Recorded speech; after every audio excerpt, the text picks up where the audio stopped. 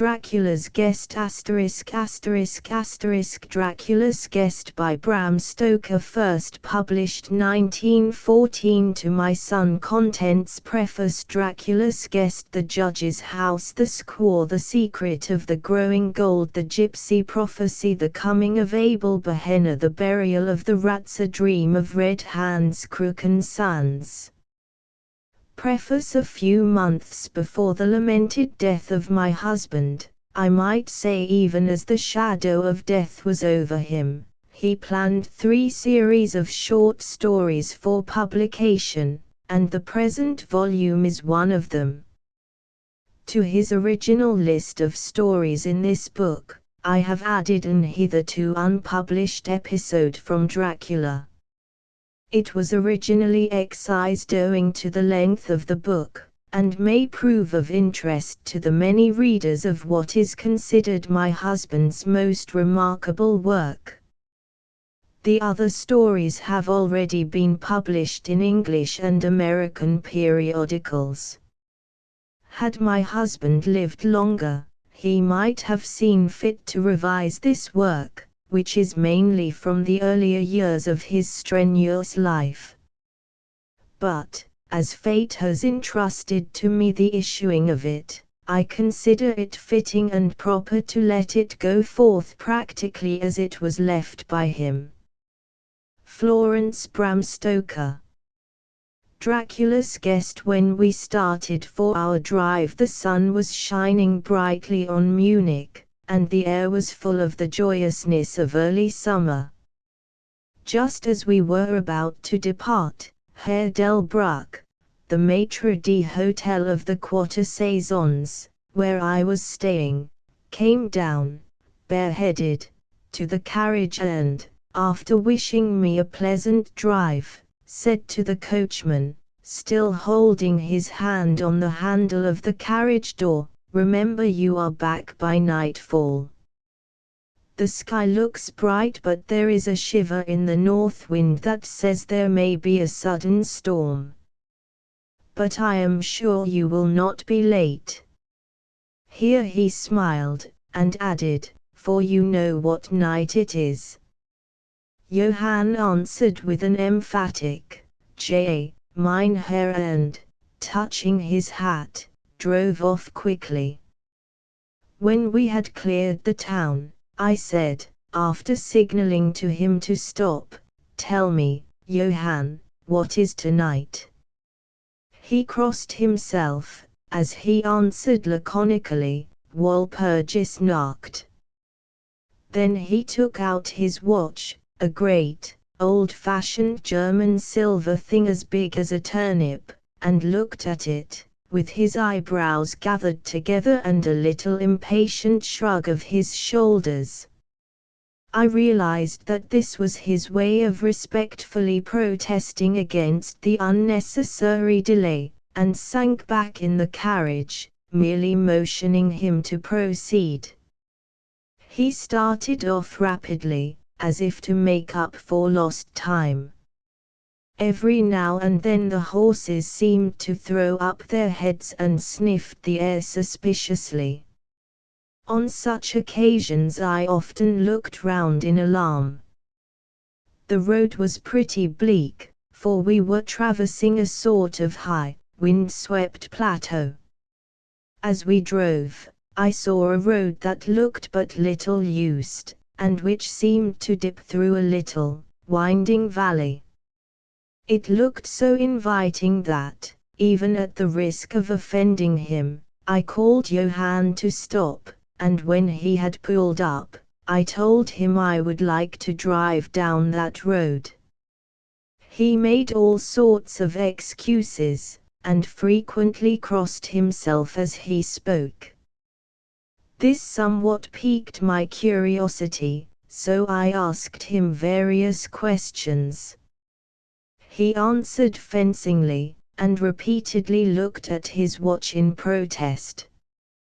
Finally I said, "Well, Johann, I want to go down this road. I shall not ask you to come unless you like, but tell me why you do not like to go, that is all I ask." For answer he seemed to throw himself off the box, so quickly did he reach the ground. Then he stretched out his hands appealingly to me, and implored me not to go. There was just enough of English mixed with the German for me to understand the drift of his talk.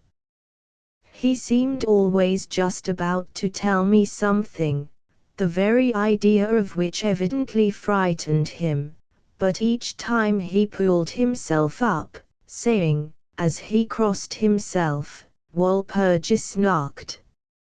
I tried to argue with him, but it was difficult to argue with a man when I did not know his language.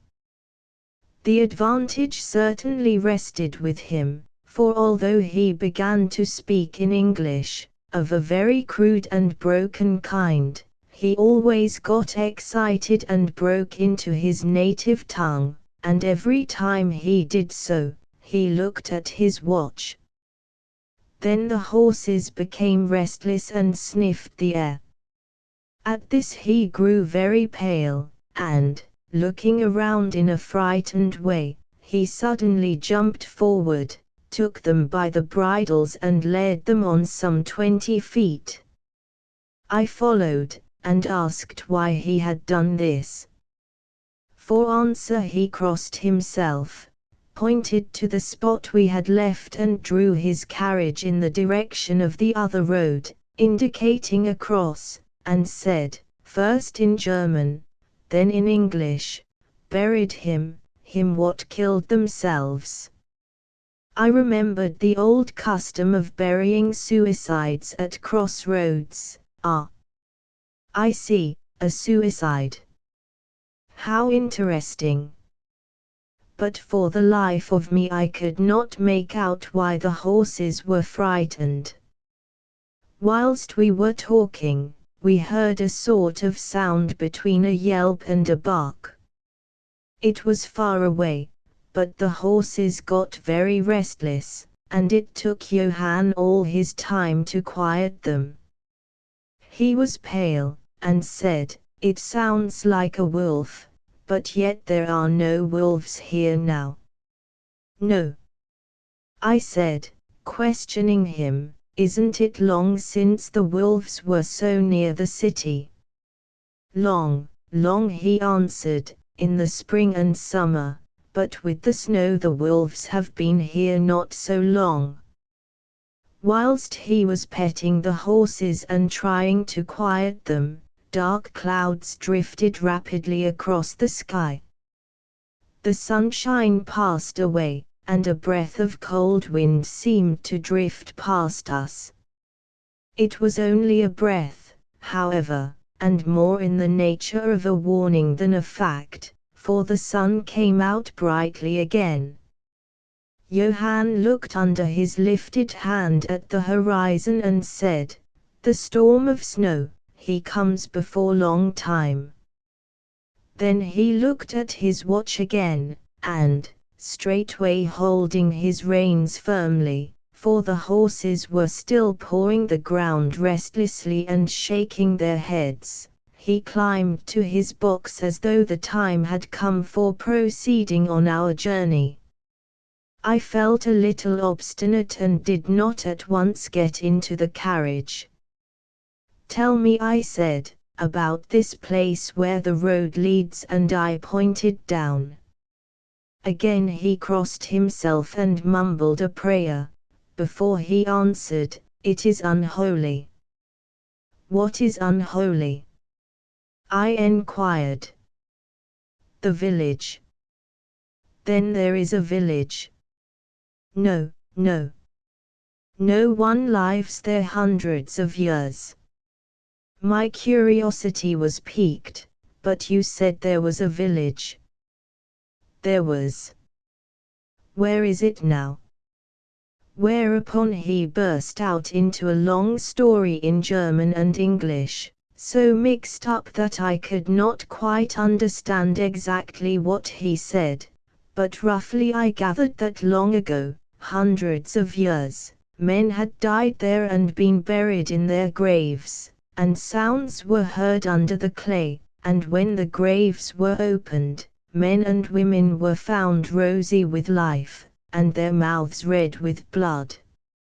And so, in haste to save their lives, and their souls, and here he crossed himself, those who were left fled away to other places, where the living lived, and the dead were dead and not something.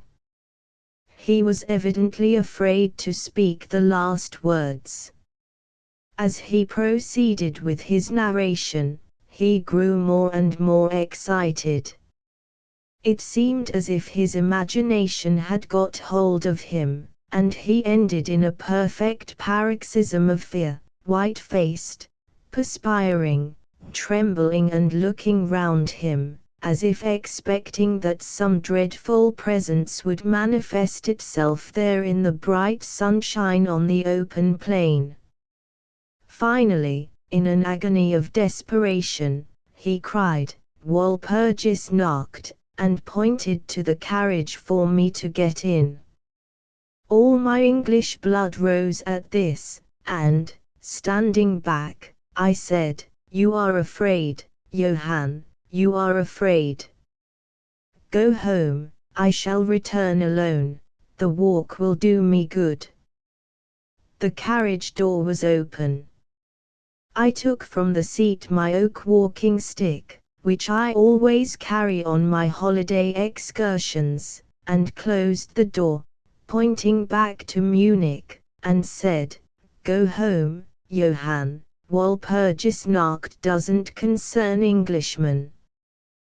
The horses were now more restive than ever, and Johann was trying to hold them in, while excitedly imploring me not to do anything so foolish.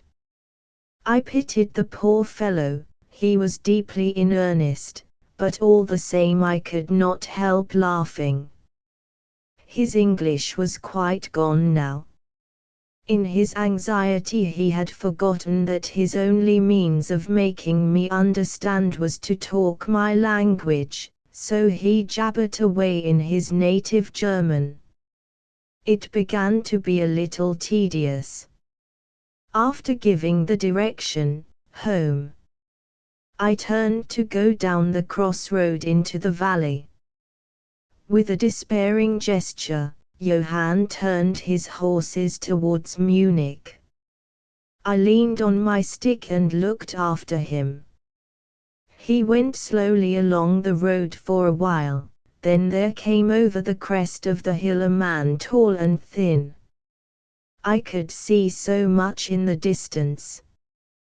When he drew near the horses, they began to jump and kick about, then to scream with terror.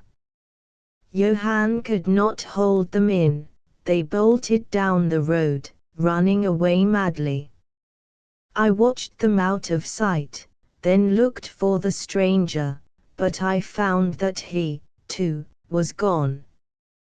With a light heart I turned down the side road through the deepening valley to which Johann had objected. There was not the slightest reason, that I could see, for his objection, and I dare say I tramped for a couple of hours without thinking of time or distance, and certainly without seeing a person or a house. So far as the place was concerned, it was desolation itself. But I did not notice this particularly till, on turning a bend in the road, I came upon a scattered fringe of wood. Then I recognized that I had been impressed unconsciously by the desolation of the region through which I had passed. I sat down to rest myself, and began to look around. It struck me that it was considerably colder than it had been at the commencement of my walk. A sort of sighing sound seemed to be around me, with, now and then, high overhead, a sort of muffled roar. Looking upwards I noticed that great thick clouds were drifting rapidly across the sky from north to south at a great height. There were signs of coming storm in some lofty stratum of the air. I was a little chilly, and, thinking that it was the sitting still after the exercise of walking, I resumed my journey. The ground I passed over was now much more picturesque. There were no striking objects that the eye might single out, but in all there was a charm of beauty. I took little heed of time, and it was only when the deepening twilight forced itself upon me that I began to think of how I should find my way home. The brightness of the day had gone. The air was cold, and the drifting of clouds high overhead was more marked.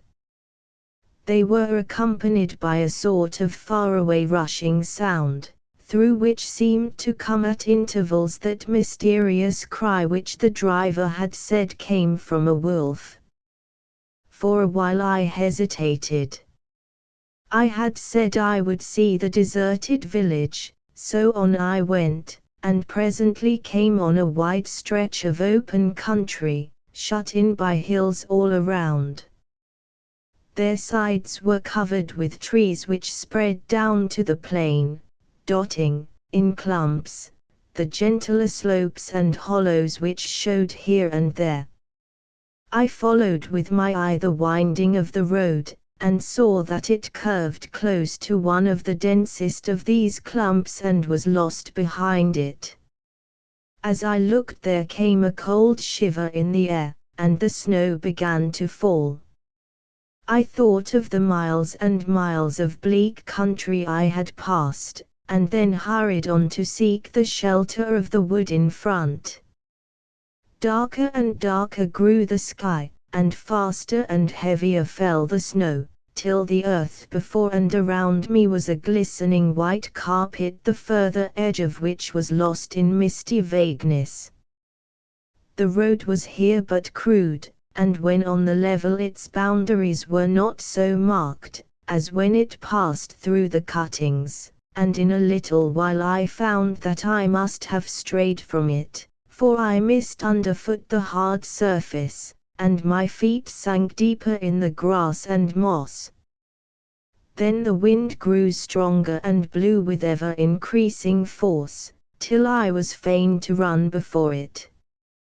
The air became icy cold, and in spite of my exercise I began to suffer. The snow was now falling so thickly and whirling around me in such rapid eddies that I could hardly keep my eyes open. Every now and then the heavens were torn asunder by vivid lightning, and in the flashes I could see ahead of me a great mass of trees, chiefly yew and cypress, all heavily coated with snow.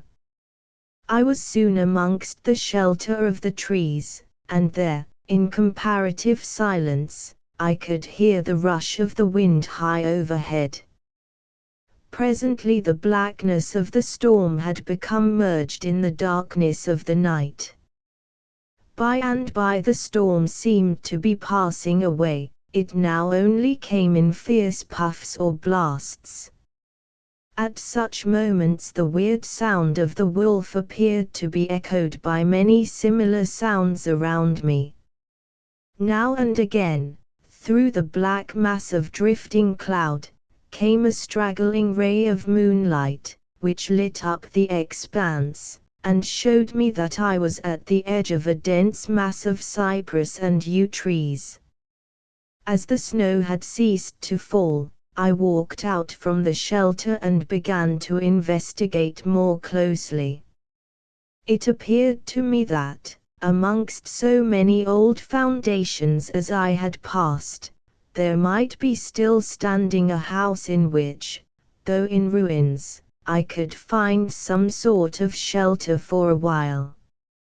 As I skirted the edge of the copse, I found that a low wall encircled it, and following this I presently found an opening.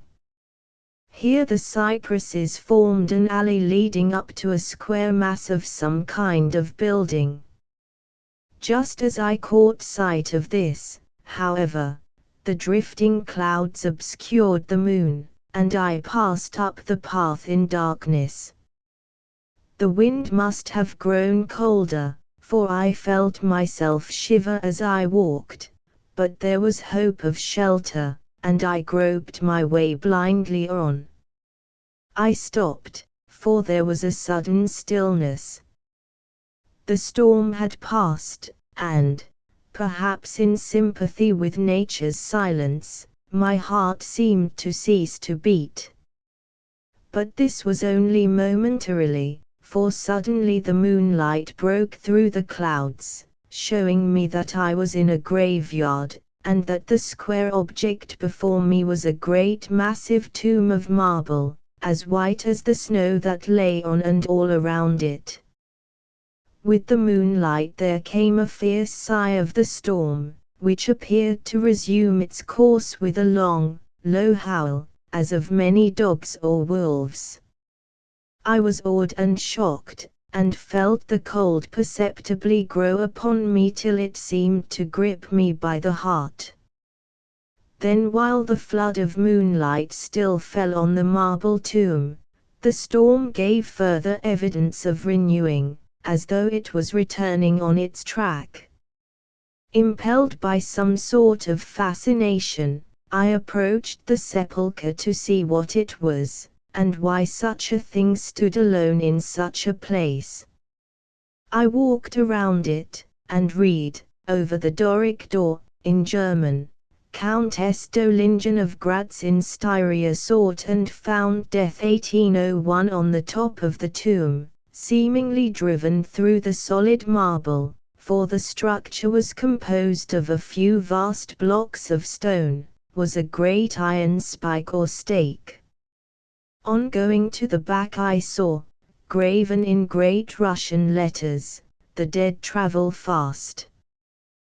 There was something so weird and uncanny about the whole thing that it gave me a turn and made me feel quite faint. I began to wish, for the first time, that I had taken Johann's advice. Here a thought struck me, which came under almost mysterious circumstances and with a terrible shock. This was Walpurgis Night.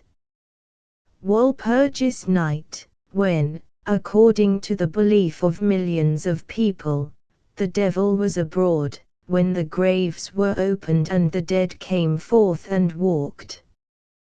When all evil things of earth and air and water held revel. This very place the driver had specially shunned. This was the depopulated village of centuries ago. This was where the suicide lay, and this was the place where I was alone, unmanned, shivering with cold in a shroud of snow with a wild storm gathering again upon me. It took all my philosophy, all the religion I had been taught, all my courage, not to collapse in a paroxysm of fright. And now a perfect tornado burst upon me. The ground shook as though thousands of horses thundered across it, and this time the storm bore on its icy wings, not snow, but great hailstones which drove with such violence that they might have come from the thongs of Balearic slingers, hailstones that beat down leaf and branch and made the shelter of the cypresses of no more avail than though their stems were standing corn. At the first I had rushed to the nearest tree, but I was soon fain to leave it and seek the only spot that seemed to afford refuge, the deep Doric doorway of the marble tomb. There, crouching against the massive bronze door, I gained a certain amount of protection from the beating of the hailstones, for now they only drove against me as they ricocheted from the ground and the side of the marble. As I leaned against the door, it moved slightly and opened inwards. The shelter of even a tomb was welcome in that pitiless tempest, and I was about to enter it when there came a flash of forked lightning that lit up the whole expanse of the heavens. In the instant, as I am a living man, I saw, as my eyes were turned into the darkness of the tomb, a beautiful woman, with rounded cheeks and red lips, seemingly sleeping on a bier. As the thunder broke overhead, I was grasped as by the hand of a giant and hurled out into the storm. The whole thing was so sudden that, before I could realize the shock, moral as well as physical, I found the hailstones beating me down. At the same time I had a strange, dominating feeling that I was not alone. I looked towards the tomb. Just then there came another blinding flash, which seemed to strike the iron stake that surmounted the tomb and to pour through to the earth, blasting and crumbling the marble, as in a burst of flame. The dead woman rose for a moment of agony, while she was lapped in the flame, and her bitter scream of pain was drowned in the thunder crash. The last thing I heard was this mingling of dreadful sound, as again I was seized in the giant grasp and dragged away, while the hailstones beat on me, and the air around seemed reverberant with the howling of wolves. The last sight that I remembered was a vague, white, moving mass, as if all the graves around me had sent out the phantoms of their sheeted dead, and that they were closing in on me through the white cloudiness of the driving hail. Gradually there came a sort of vague beginning of consciousness, then a sense of weariness that was dreadful. For a time I remembered nothing, but slowly my senses returned. My feet seemed positively racked with pain, yet I could not move them. They seemed to be numbed. There was an icy feeling at the back of my neck and all down my spine, and my ears, like my feet, were dead, yet in torment, but there was in my breast a sense of warmth which was, by comparison, delicious. It was as a nightmare, a physical nightmare, if one may use such an expression, for some heavy weight on my chest made it difficult for me to breathe. This period of semi-lethargy seemed to remain a long time, and as it faded away I must have slept or swooned. Then came a sort of loathing, like the first stage of seasickness, and a wild desire to be free from something, I knew not what. A vast stillness enveloped me, as though all the world were asleep or dead, only broken by the low panting as of some animal close to me. I felt a warm rasping at my throat, then came a consciousness of the awful truth, which chilled me to the heart and sent the blood surging up through my brain.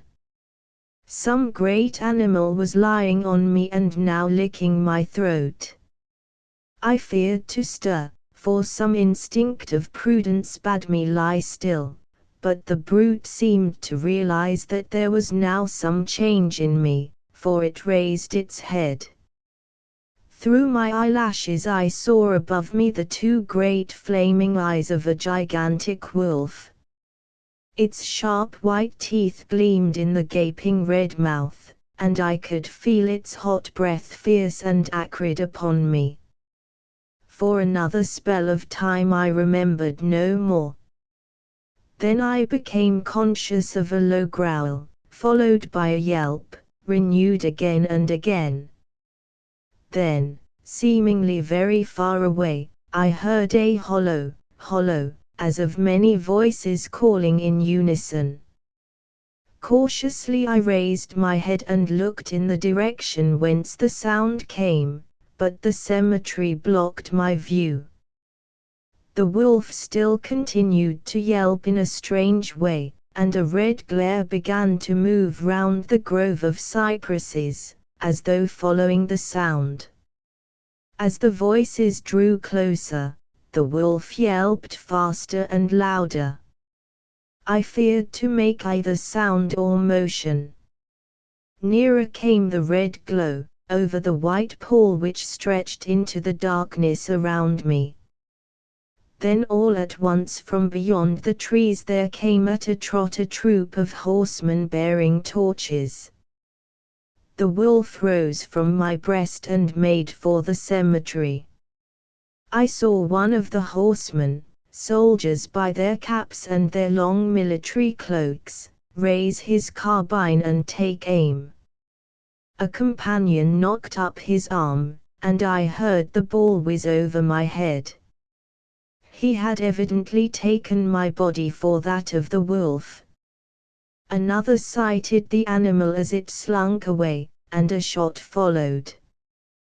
Then, at a gallop, the troop rode forward, some towards me, others following the wolf as it disappeared amongst the snow-clad cypresses. As they drew nearer I tried to move, but was powerless, although I could see and hear all that went on around me. 2 or 3 of the soldiers jumped from their horses and knelt beside me. One of them raised my head, and placed his hand over my heart. "Good news, comrades," he cried. "His heart still beats." Then some brandy was poured down my throat, it put vigor into me, and I was able to open my eyes fully and look around. Lights and shadows were moving among the trees, and I heard men call to one another. They drew together, uttering frightened exclamations, and the lights flashed as the others came pouring out of the cemetery pell-mell, like men possessed. When the further ones came close to us, those who were around me asked them eagerly, "Well, have you found him?" The reply rang out hurriedly, "No, no. Come away quick, quick. This is no place to stay, and on this of all nights." What was it, was the question, asked in all manner of keys. The answer came variously and all indefinitely as though the men were moved by some common impulse to speak, yet were restrained by some common fear from giving their thoughts. It, indeed, gibbered one, whose wits had plainly given out for the moment. "A wolf, and yet not a wolf," another put in shudderingly. "No use trying for him without the sacred bullet," a third remarked in a more ordinary manner. "Serve us right for coming out on this night. Truly we have earned our 1,000 marks," were the ejaculations of a fourth. "There was blood on the broken marble," another said after a pause, "the lightning never brought that there. And for him, is he safe? Look at his throat. See, comrades, the wolf has been lying on him and keeping his blood warm." The officer looked at my throat and replied, "He is all right, the skin is not pierced." What does it all mean? We should never have found him but for the yelping of the wolf.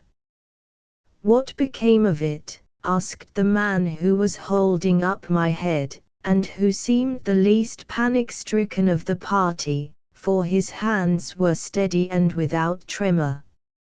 On his sleeve was the chevron of a petty officer.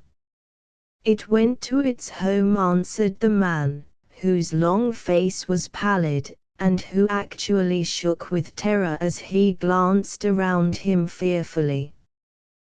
"There are graves enough there in which it may lie.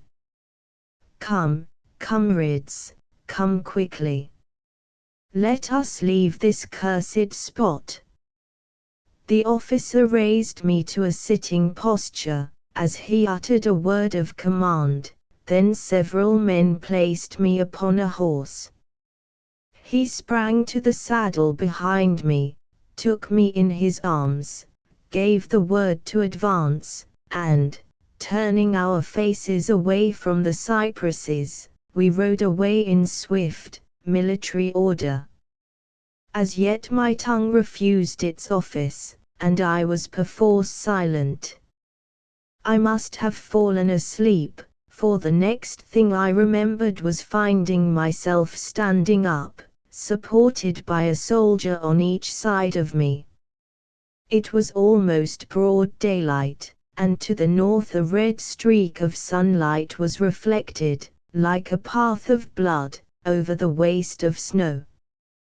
The officer was telling the men to say nothing of what they had seen, except that they found an English stranger, guarded by a large dog. Dog, that was no dog cut in the man who had exhibited such fear. I think I know a wolf when I see one. The young officer answered calmly, I said a dog. Dog, reiterated the other ironically.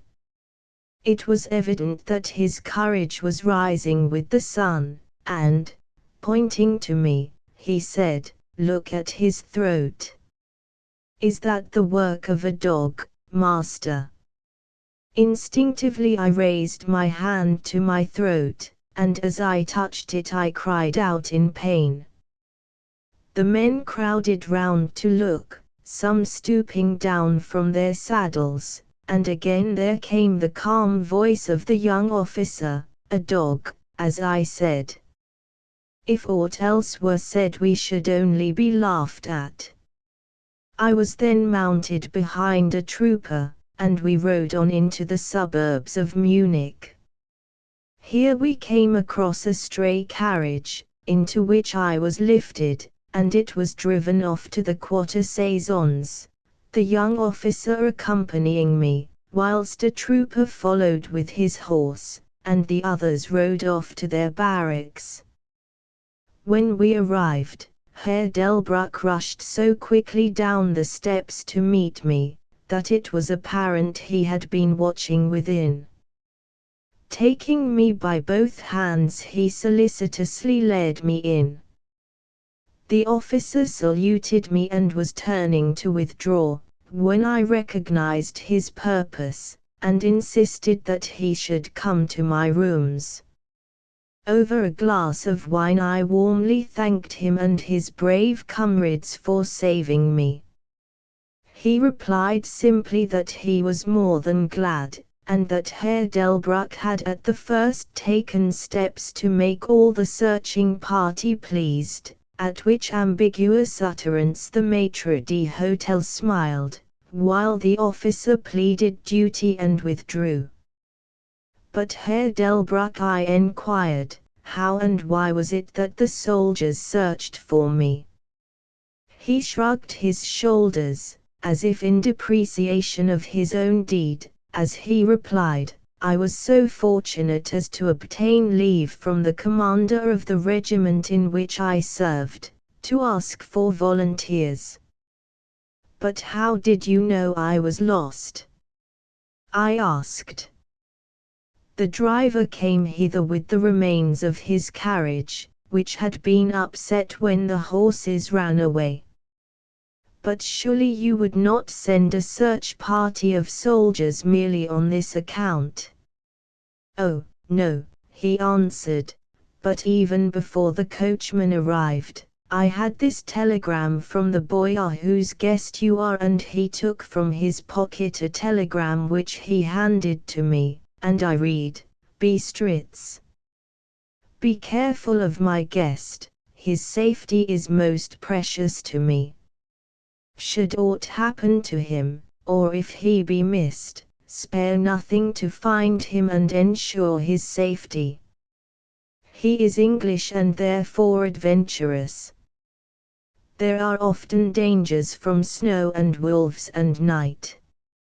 Lose not a moment if you suspect harm to him. I answer your zeal with my fortune. Dracula. As I held the telegram in my hand, the room seemed to whirl around me, and, if the attentive maitre d'hotel had not caught me, I think I should have fallen. There was something so strange in all this, something so weird and impossible to imagine, that there grew on me a sense of my being in some way the sport of opposite forces, the mere vague idea of which seemed in a way to paralyze me. I was certainly under some form of mysterious protection. From a distant country had come, in the very nick of time, a message that took me out of the danger of the snow sleep and the jaws of the wolf. The judge's house. When the time for his examination drew near, Malcolmson made up his mind to go somewhere to read by himself. He feared the attractions of the seaside, and also he feared completely rural isolation, for of old he knew its charms, and so he determined to find some unpretentious little town where there would be nothing to distract him. He refrained from asking suggestions from any of his friends, for he argued that each would recommend some place of which he had knowledge, and where he had already acquaintances.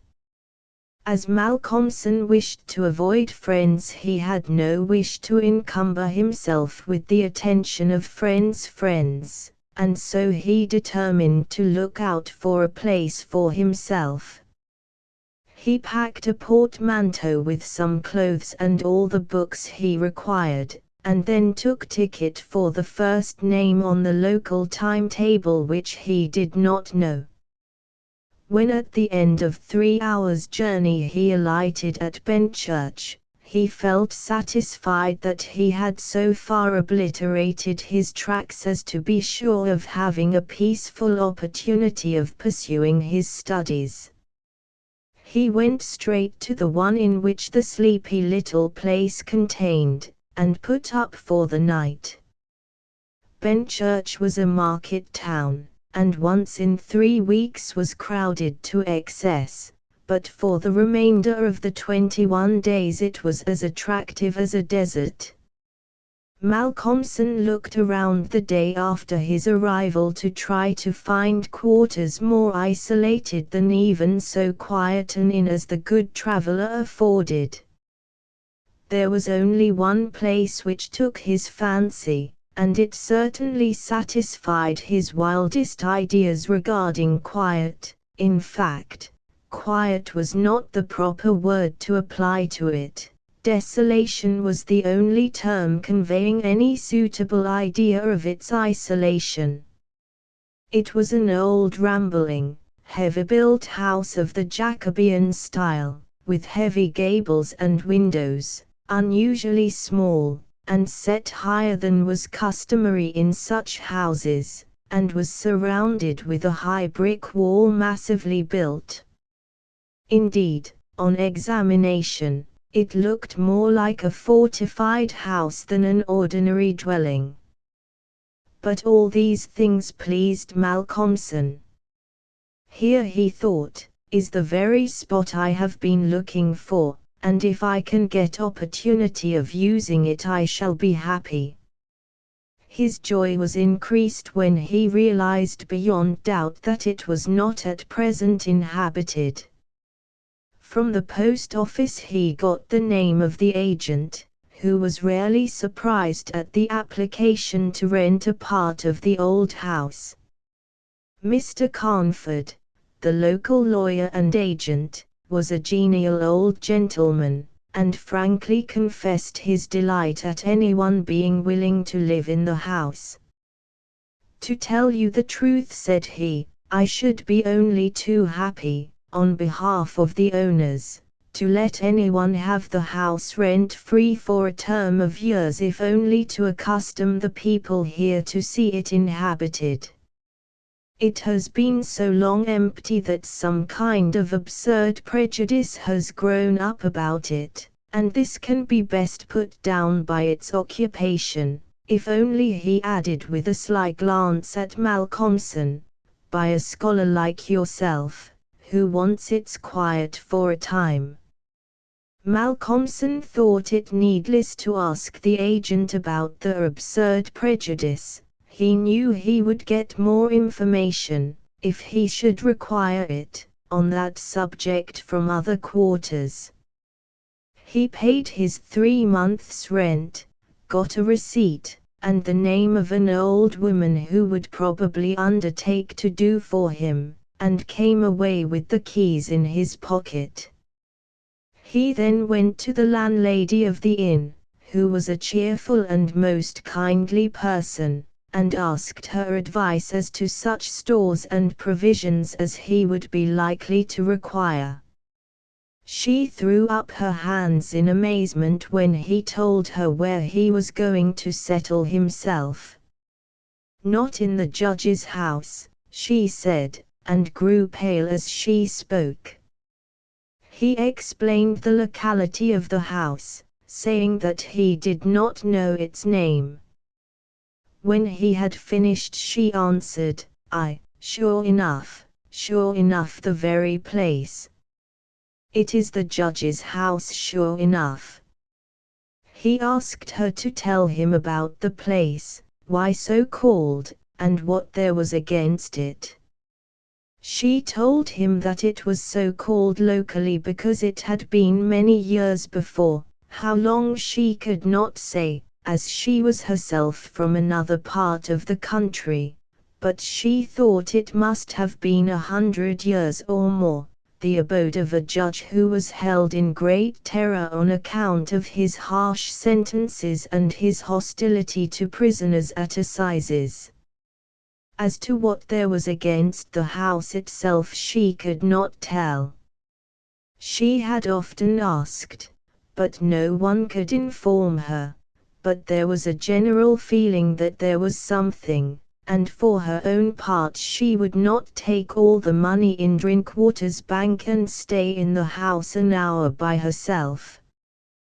Then she apologized to Malcolmson for her disturbing talk. "It is too bad of me, sir, and you, and a young gentleman, too, if you will pardon me saying it, going to live there all alone.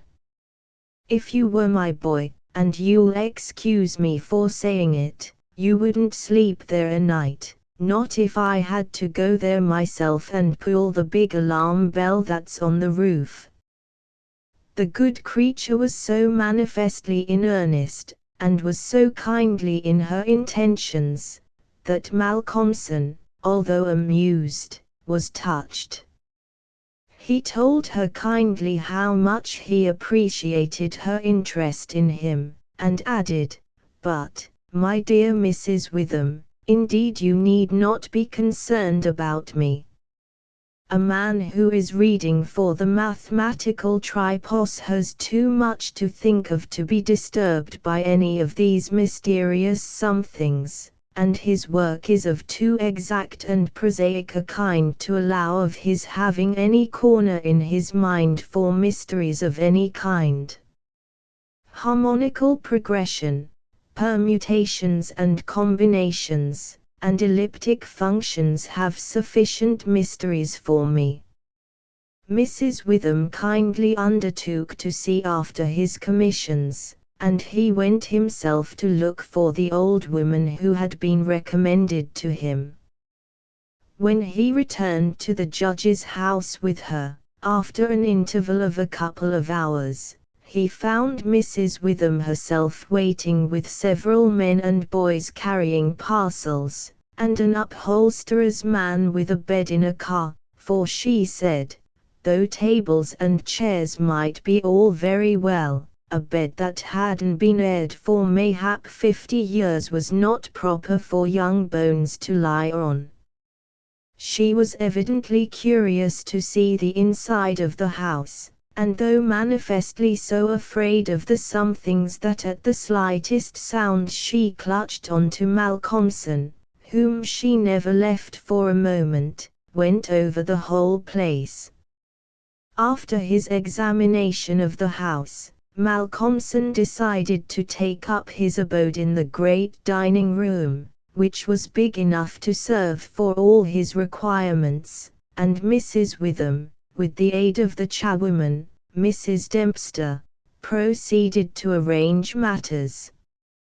When the hampers were brought in and unpacked, Malcolmson saw that with much kind forethought she had sent from her own kitchen sufficient provisions to last for a few days. Before going she expressed all sorts of kind wishes, and at the door turned and said, "And perhaps, sir, as the room is big and draughty, it might be well to have one of those big screens put round your bed at night, though, truth to tell, I would die myself if I were to be so shut in with all kinds of things, that put their heads round the sides, or over the top, and look on me." The image which she had called up was too much for her nerves, and she fled incontinently. Mrs. Dempster sniffed in a superior manner as the landlady disappeared, and remarked that for her own part she wasn't afraid of all the bogies in the kingdom. "I'll tell you what it is, sir," she said, "bogies is all kinds and sorts of things, except bogies.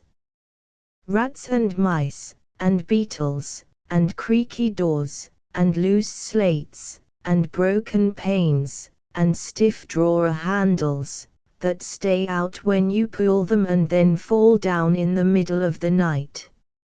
Look at the wainscot of the room. It is old, hundreds of years old. Do you think there's no rats and beetles there? And do you imagine, sir, that you won't see none of them? Rats is bogies, I tell you, and bogies is rats, and don't you get to think anything else." "Mrs. Dempster," said Malcolmson gravely, making her a polite bow, "you know more than a senior wrangler. And let me say, that, as a mark of esteem for your indubitable soundness of head and heart, I shall, when I go, give you possession of this house, and let you stay here by yourself for the last 2 months of my tenancy, for 4 weeks will serve my purpose." "Thank you kindly, sir," she answered, "but I couldn't sleep away from home a night. I am in Greenhouse Charity, and if I slept a night away from my rooms I should lose all I have got to live on. The rules is very strict, and there's too many watching for a vacancy for me to run any risks in the matter. Only for that, sir, I'd gladly come here and attend on you altogether during your stay." "My good woman," said Malcolmson hastily, "I have come here on purpose to obtain solitude, and believe me that I am grateful to the late Greenhow for having so organized his admirable charity, whatever it is, that I am perforce denied the opportunity of suffering from such a form of temptation. Saint Anthony himself could not be more rigid on the point." The old woman laughed harshly. "Ah, you young gentlemen," she said, "you don't fear for naught, and belike you'll get all the solitude you want here." She set to work with her cleaning, and by nightfall, when Malcolmson returned from his walk, he always had one of his books to study as he walked. He found the room swept and tidied, a fire burning in the old hearth, the lamp lit, and the table spread for supper with Mrs. Witham's excellent fare. "This is comfort, indeed," he said, as he rubbed his hands. When he had finished his supper, and lifted the tray to the other end of the great oak dining table, he got out his books again, put fresh wood on the fire, trimmed his lamp, and set himself down to a spell of real hard work. He went on without pause till about 11 o'clock, when he knocked off for a bit to fix his fire and lamp, and to make himself a cup of tea. He had always been a tea drinker, and during his college life had sat late at work and had taken tea late. The rest was a great luxury to him, and he enjoyed it with a sense of delicious, voluptuous ease. The renewed fire leaped and sparkled, and threw quaint shadows through the great old room, and as he sipped his hot tea he revelled in the sense of isolation from his kind. Then it was that he began to notice for the first time what a noise the rats were making. Surely, he thought, they cannot have been at it all the time I was reading. Had they been, I must have noticed it. Presently, when the noise increased, he satisfied himself that it was really new. It was evident that at first the rats had been frightened at the presence of a stranger, and the light of fire and lamp, but that as the time went on they had grown bolder and were now disporting themselves as was their wont. How busy they were! And hark to the strange noises! Up and down behind the old wainscot, over the ceiling and under the floor they raced, and gnawed, and scratched. Malcolmson smiled to himself as he recalled to mind the saying of Mrs. Dempster, "Bogies is rats, and rats is bogies." The tea began to have its effect of intellectual and nervous stimulus. He saw with joy another long spell of work to be done before the night was past, and in the sense of security which it gave him, he allowed himself the luxury of a good look round the room. He took his lamp in one hand, and went all around, wondering that so quaint and beautiful an old house had been so long neglected. The carving of the oak on the panels of the wainscot was fine, and on and round the doors and windows it was beautiful and of rare merit.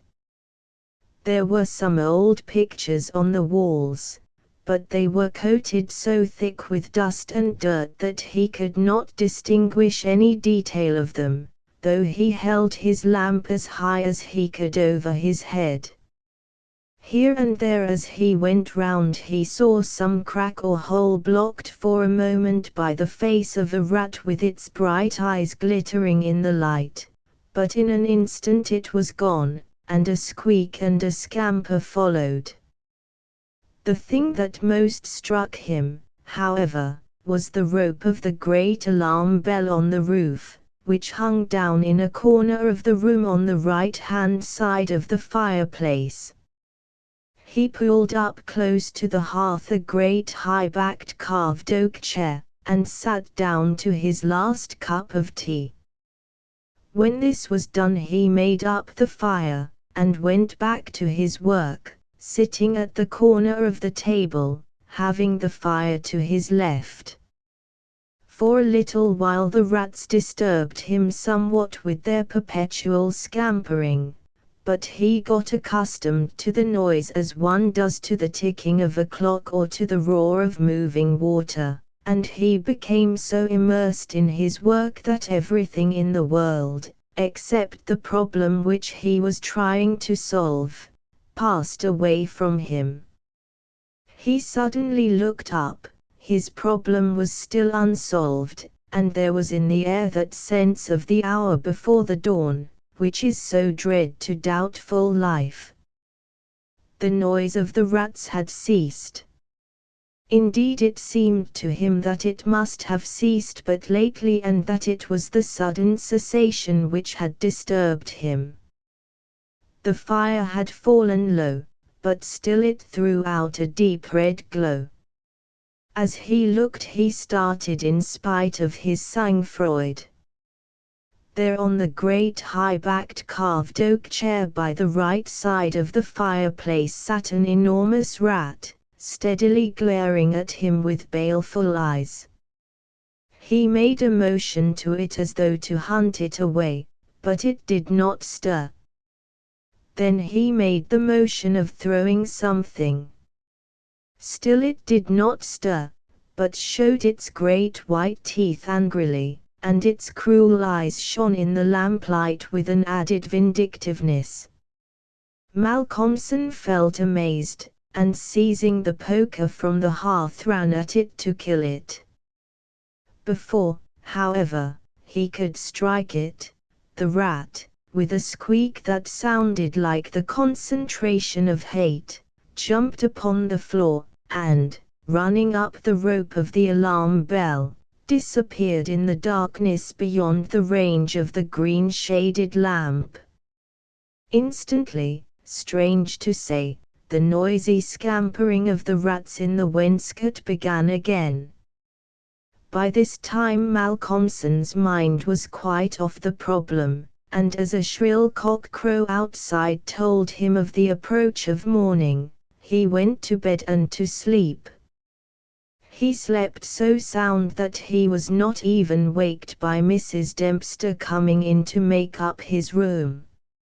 It was only when she had tidied up the place and got his breakfast ready and tapped on the screen which closed in his bed that he woke. He was a little tired still after his night's hard work, but a strong cup of tea soon freshened him up and, taking his book, he went out for his morning walk, bringing with him a few sandwiches lest he should not care to return till dinner time. He found a quiet walk between high elms some way outside the town, and here he spent the greater part of the day studying his Laplace. On his return he looked in to see Mrs. Witham and to thank her for her kindness. When she saw him coming through the diamond-paned bay window of her sanctum she came out to meet him and asked him in. She looked at him searchingly and shook her head as she said, "You must not overdo it, sir. You are paler this morning than you should be. 2 late hours and 2 hard work on the brain isn't good for any man. But tell me, sir, how did you pass the night?" "Well, I hope. But my heart. Sir, I was glad when Mrs. Dempster told me this morning that you were all right and sleeping sound when she went in." "Oh, I was all right," he answered smiling. "The somethings didn't worry me, as yet. Only the rats, and they had a circus, I tell you, all over the place. There was one wicked-looking old devil that sat up on my own chair by the fire, and wouldn't go till I took the poker to him, and then he ran up the rope of the alarm bell and got to somewhere up the wall or the ceiling, I couldn't see where, it was so dark." "Mercy on us," said Mrs. Witham, "an old devil, and sitting on a chair by the fireside. Take care, sir. Take care. There's many a true word spoken in jest." "How do you mean?" "'Pon my word I don't understand." "An old devil. The old devil, perhaps. There. Sir, you needn't laugh," for Malcolmson had broken into a hearty peal. "You young folks thinks it easy to laugh at things that makes older ones shudder. Never mind, sir. Never mind. Please God, you'll laugh all the time. It's what I wish you myself," and the good lady beamed all over in sympathy with his enjoyment, her fears gone for a moment. "Oh, forgive me," said Malcolmson presently. "Don't think me rude, but the idea was too much for me, that the old devil himself was on the chair last night. And at the thought he laughed again. Then he went home to dinner. This evening the scampering of the rats began earlier. Indeed it had been going on before his arrival, and only ceased whilst his presence by its freshness disturbed them. After dinner he sat by the fire for a while and had a smoke, and then, having cleared his table, began to work as before. Tonight the rats disturbed him more than they had done on the previous night. How they scampered up and down and under and over. How they squeaked, and scratched, and gnawed. How they, getting bolder by degrees, came to the mouths of their holes and to the chinks and cracks and crannies in the wainscoting till their eyes shone like tiny lamps as the firelight rose and fell. But to him, now doubtless accustomed to them, their eyes were not wicked, only their playfulness touched him. Sometimes the boldest of them made sallies out on the floor or along the mouldings of the wainscot. Now and again as they disturbed him Malcolmson made a sound to frighten them, smiting the table with his hand or giving a fierce HSH, HSH so that they fled straightway to their holes. And so the early part of the night wore on, and despite the noise Malcolmson got more and more immersed in his work. All at once he stopped, as on the previous night, being overcome by a sudden sense of silence. There was not the faintest sound of gnaw, or scratch, or squeak. The silence was as of the grave. He remembered the odd occurrence of the previous night, and instinctively he looked at the chair standing close by the fireside. And then a very odd sensation thrilled through him. There, on the great old high-backed carved oak chair beside the fireplace sat the same enormous rat, steadily glaring at him with baleful eyes. Instinctively he took the nearest thing to his hand, a book of logarithms, and flung it at it. The book was badly aimed and the rat did not stir, so again the poker performance of the previous night was repeated, and again the rat, being closely pursued, fled up the rope of the alarm bell. Strangely too, the departure of this rat was instantly followed by the renewal of the noise made by the general rat community. On this occasion, as on the previous one, Malcolmson could not see at what part of the room the rat disappeared, for the green shade of his lamp left the upper part of the room in darkness, and the fire had burned low. On looking at his watch he found it was close on midnight, and, not sorry for the divertisement, he made up his fire and made himself his nightly pot of tea. He had got through a good spell of work, and thought himself entitled to a cigarette, and so he sat on the great oak chair before the fire and enjoyed it. Whilst smoking he began to think that he would like to know where the rat disappeared to, for he had certain ideas for the morrow not entirely disconnected with a rat trap.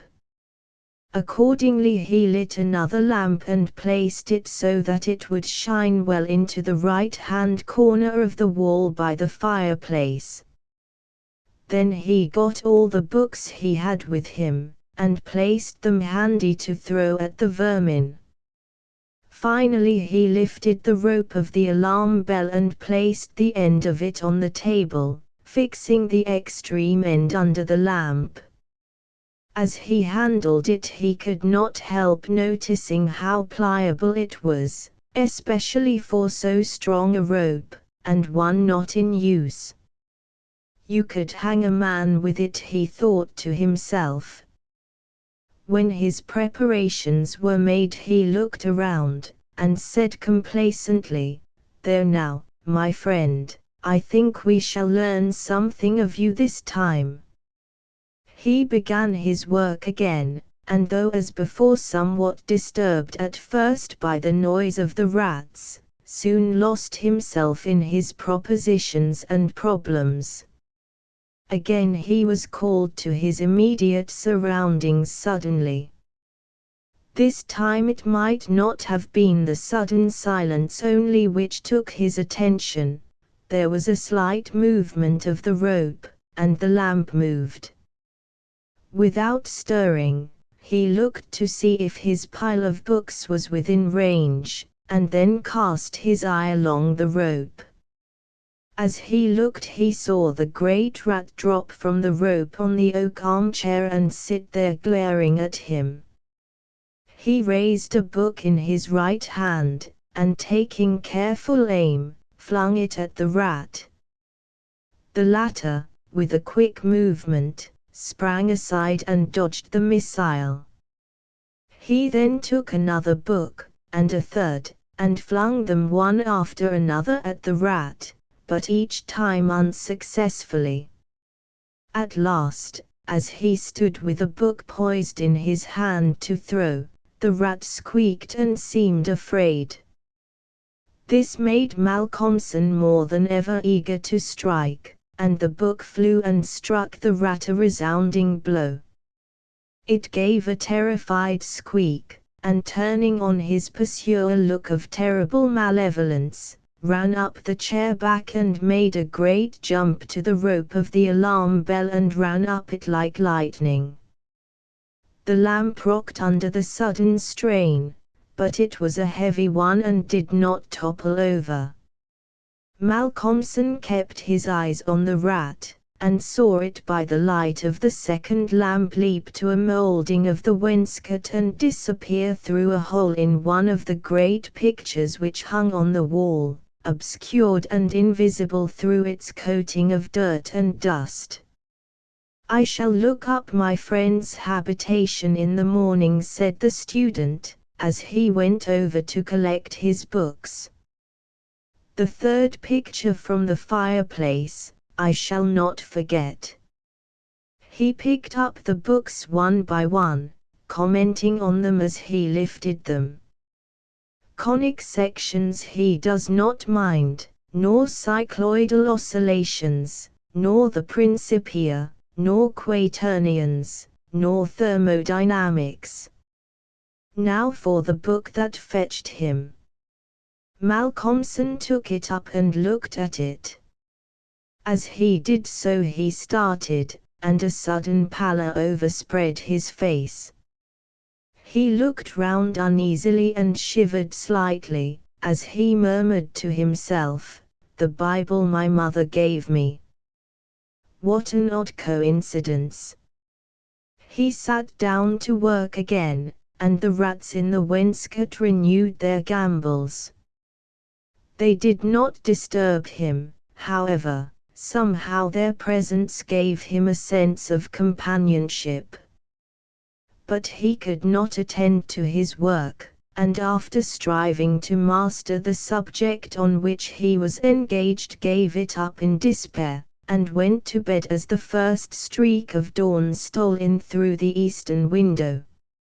He slept heavily but uneasily, and dreamed much. And when Mrs. Dempster woke him late in the morning he seemed ill at ease, and for a few minutes did not seem to realize exactly where he was. His first request rather surprised the servant. "Mrs. Dempster, when I am out today I wish you would get the steps and dust or wash those pictures, specially that one, the third from the fireplace. I want to see what they are." Late in the afternoon Malcolmson worked at his books in the shaded walk, and the cheerfulness of the previous day came back to him as the day wore on, and he found that his reading was progressing well.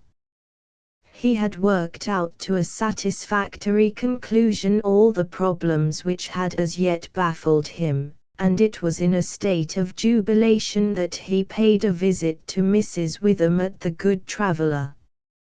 He found a stranger in the cosy sitting-room with the landlady, who was introduced to him as Dr. Thornhill. She was not quite at ease, and this, combined with the doctor's plunging at once into a series of questions, made Malcolmson come to the conclusion that his presence was not an accident, so without preliminary he said, "Dr. Thornhill, I shall with pleasure answer you any question you may choose to ask me if you will answer me one question first." The doctor seemed surprised, but he smiled and answered at once, "Done." "What is it?" "Did Mrs. Witham ask you to come here and see me and advise me?" Dr. Thornhill for a moment was taken aback, and Mrs. Witham got fiery red and turned away, but the doctor was a frank and ready man, and he answered at once and openly. "She did, but she didn't intend you to know it. I suppose it was my clumsy haste that made you suspect.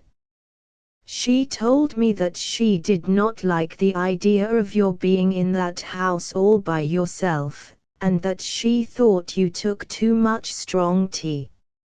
In fact, she wants me to advise you if possible to give up the tea and the very late hours. I was a keen student in my time, so I suppose I may take the liberty of a college man, and without offense, advise you not quite as a stranger." Malcolmson with a bright smile held out his hand. "Shake, as they say in America," he said. "I must thank you for your kindness and Mrs. Witham too, and your kindness deserves a return on my part. I promise to take no more strong tea, no tea at all till you let me, and I shall go to bed tonight at 1 o'clock at latest. Will that do?" "Capital," said the doctor. "Now tell us all that you noticed in the old house." And so Malcolmson then and there told in minute detail all that had happened in the last 2 nights. He was interrupted every now and then by some exclamation from Mrs. Witham, till finally when he told of the episode of the Bible the landlady's pent-up emotions found vent in a shriek, and it was not till a stiff glass of brandy and water had been administered that she grew composed again. Dr. Thornhill listened with a face of growing gravity, and when the narrative was complete and Mrs. Witham had been restored he asked, "The rat always went up the rope of the alarm bell?" "Always." "I suppose you know," said the doctor after a pause, "what the rope is?" "No." "It is," said the doctor slowly, "the very rope which the hangman used for all the victims of the judge's judicial rancor." Here he was interrupted by another scream from Mrs. Witham, and steps had to be taken for her recovery. Malcolmson, having looked at his watch, and found that it was close to his dinner hour, had gone home before her complete recovery. When Mrs. Witham was herself again she almost assailed the doctor with angry questions as to what he meant by putting such horrible ideas into the poor young man's mind. "He has quite enough there already to upset him," she added. Dr. Thornhill replied, "My dear madam, I had a distinct purpose in it. I wanted to draw his attention to the bell rope, and to fix it there. It may be that he is in a highly overwrought state, and has been studying too much, although I am bound to say that he seems as sound and healthy a young man, mentally and bodily, as ever I saw, but then the rats, and that suggestion of the devil." The doctor shook his head and went on. I would have offered to go and stay the first night with him, but that I felt sure it would have been a cause of offense. He may get in the night some strange fright or hallucination, and if he does I want him to pull that rope. All alone as he is, it will give us warning, and we may reach him in time to be of service. I shall be sitting up pretty late tonight and shall keep my ears open. Do not be alarmed if Benchurch gets a surprise before morning. Oh, Doctor, what do you mean? What do you mean? I mean this, that possibly, nay, more probably, we shall hear the great alarm bell from the judge's house tonight, and the doctor made about as effective an exit as could be thought of. When Malcolmson arrived home he found that it was a little after his usual time, and Mrs. Dempster had gone away. The rules of greenhouse charity were not to be neglected. He was glad to see that the place was bright and tidy, with a cheerful fire and a well-trimmed lamp.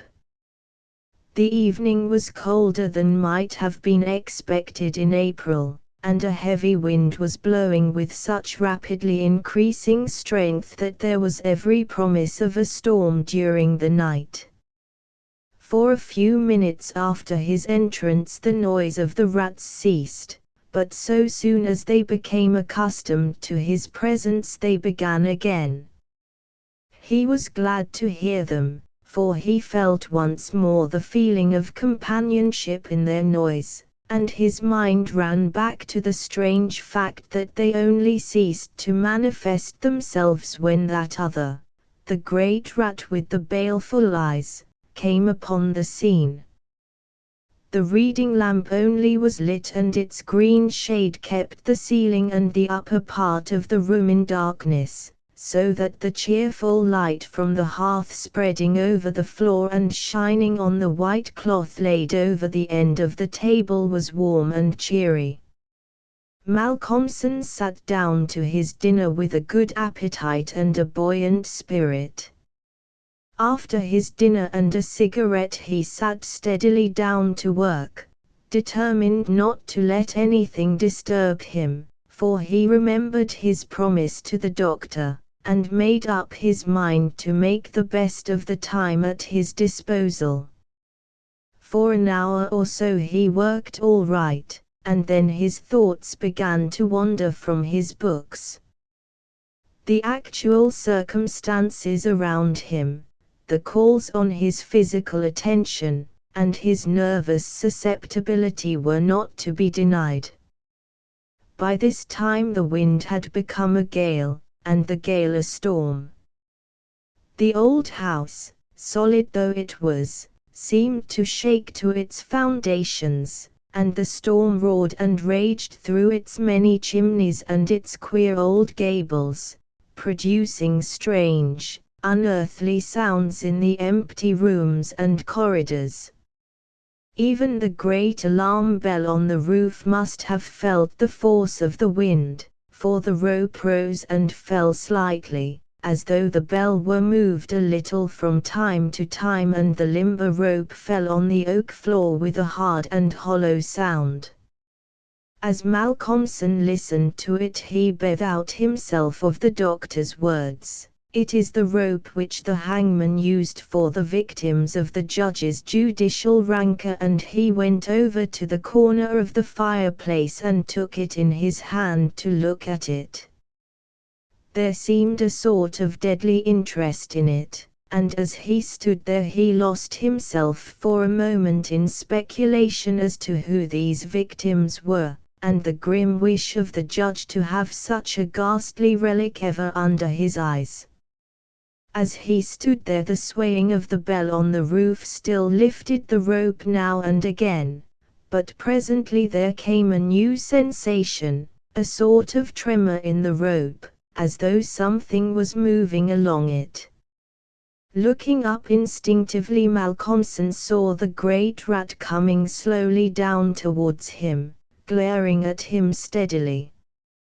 He dropped the rope and started back with a muttered curse, and the rat turning ran up the rope again and disappeared, and at the same instant Malcolmson became conscious that the noise of the rats, which had ceased for a while, began again.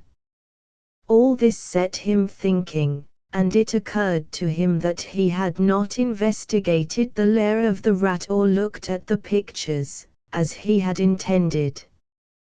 He lit the other lamp without the shade, and, holding it up, went and stood opposite the third picture from the fireplace on the right-hand side where he had seen the rat disappear on the previous night. At the first glance he started back so suddenly that he almost dropped the lamp, and a deadly pallor overspread his face. His knees shook, and heavy drops of sweat came on his forehead, and he trembled like an aspen. But he was young and plucky, and pulled himself together, and after the pause of a few seconds stepped forward again, raised the lamp, and examined the picture which had been dusted and washed, and now stood out clearly. It was of a judge dressed in his robes of scarlet and ermine. His face was strong and merciless, evil, crafty, and vindictive, with a sensual mouth, hooked nose of ruddy color, and shaped like the beak of a bird of prey. The rest of the face was of a cadaverous color. The eyes were of peculiar brilliance and with a terribly malignant expression. As he looked at them, Malcolmson grew cold, for he saw there the very counterpart of the eyes of the great rat. The lamp almost fell from his hand. He saw the rat with its baleful eyes peering out through the hole in the corner of the picture, and noted the sudden cessation of the noise of the other rats. However, he pulled himself together, and went on with his examination of the picture. The judge was seated in a great high-backed carved oak chair, on the right-hand side of a great stone fireplace where, in the corner, a rope hung down from the ceiling, its end lying coiled on the floor. With a feeling of something like horror, Malcolmson recognized the scene of the room as it stood, and gazed around him in an awestruck manner as though he expected to find some strange presence behind him. Then he looked over to the corner of the fireplace, and with a loud cry he let the lamp fall from his hand. There, in the judge's armchair, with the rope hanging behind, sat the rat with the judge's baleful eyes, now intensified and with a fiendish leer. Save for the howling of the storm without, there was silence. The fallen lamp recalled Malcolmson to himself. Fortunately it was of metal, and so the oil was not spilt. However, the practical need of attending to it settled at once his nervous apprehensions. When he had turned it out, he wiped his brow and thought for a moment. "This will not do," he said to himself. "If I go on like this I shall become a crazy fool. This must stop. I promised the doctor I would not take tea. Faith, he was pretty right. My nerves must have been getting into a queer state. Funny I did not notice it. I never felt better in my life. However, it is all right now, and I shall not be such a fool again." Then he mixed himself a good stiff glass of brandy and water and resolutely sat down to his work. It was nearly an hour when he looked up from his book, disturbed by the sudden stillness. Without, the wind howled and roared louder than ever, and the rain drove in sheets against the windows, beating like hail on the glass, but within there was no sound whatever save the echo of the wind as it roared in the great chimney, and now and then a hiss as a few raindrops found their way down the chimney in a lull of the storm. The fire had fallen low and had ceased to flame, though it threw out a red glow. Malcolmson listened attentively, and presently heard a thin, squeaking noise, very faint. It came from the corner of the room where the rope hung down, and he thought it was the creaking of the rope on the floor as the swaying of the bell raised and lowered it. Looking up, however, he saw in the dim light the great rat clinging to the rope and gnawing it. The rope was already nearly gnawed through, he could see the lighter color where the strands were laid bare. As he looked, the job was completed, and the severed end of the rope fell clattering on the oaken floor, whilst for an instant the great rat remained like a knot or tassel at the end of the rope, which now began to sway to and fro. Malcolmson felt for a moment another pang of terror as he thought that now the possibility of calling the outer world to his assistance was cut off, but an intense anger took its place, and seizing the book he was reading he hurled it at the rat. The blow was well aimed, but before the missile could reach him the rat dropped off and struck the floor with a soft thud. Malcolmson instantly rushed over towards him, but it darted away and disappeared in the darkness of the shadows of the room. Malcolmson felt that his work was over for the night, and determined then and there to vary the monotony of the proceedings by a hunt for the rat, and took off the green shade of the lamp so as to ensure a wider spreading light. As he did so the gloom of the upper part of the room was relieved, and in the new flood of light, great by comparison with the previous darkness, the pictures on the walls stood out boldly. From where he stood, Malcolmson saw right opposite to him the third picture on the wall from the right of the fireplace. He rubbed his eyes in surprise, and then a great fear began to come upon him. In the center of the picture was a great irregular patch of brown canvas, as fresh as when it was stretched on the frame. The background was as before, with chair and chimney corner and rope, but the figure of the judge had disappeared. Malcolmson, almost in a chill of horror, turned slowly round, and then he began to shake and tremble like a man in a palsy. His strength seemed to have left him, and he was incapable of action or movement, hardly even of thought. He could only see and hear. There, on the great high-backed carved oak chair sat the judge in his robes of scarlet and ermine, with his baleful eyes glaring vindictively, and a smile of triumph on the resolute, cruel mouth, as he lifted with his hands a black cap. Malcolmson felt as if the blood was running from his heart, as one does in moments of prolonged suspense. There was a singing in his ears. Without, he could hear the roar and howl of the tempest, and through it, swept on the storm, came the striking of midnight by the great chimes in the market-place. He stood for a space of time that seemed to him endless still as a statue, and with wide-open, horror-struck eyes, breathless. As the clock struck, so the smile of triumph on the judge's face intensified, and at the last stroke of midnight he placed the black cap on his head. Slowly and deliberately the judge rose from his chair and picked up the piece of the rope of the alarm bell which lay on the floor, drew it through his hands as if he enjoyed its touch, and then deliberately began to knot one end of it, fashioning it into a noose. This he tightened and tested with his foot, pulling hard at it till he was satisfied and then making a running noose of it, which he held in his hand.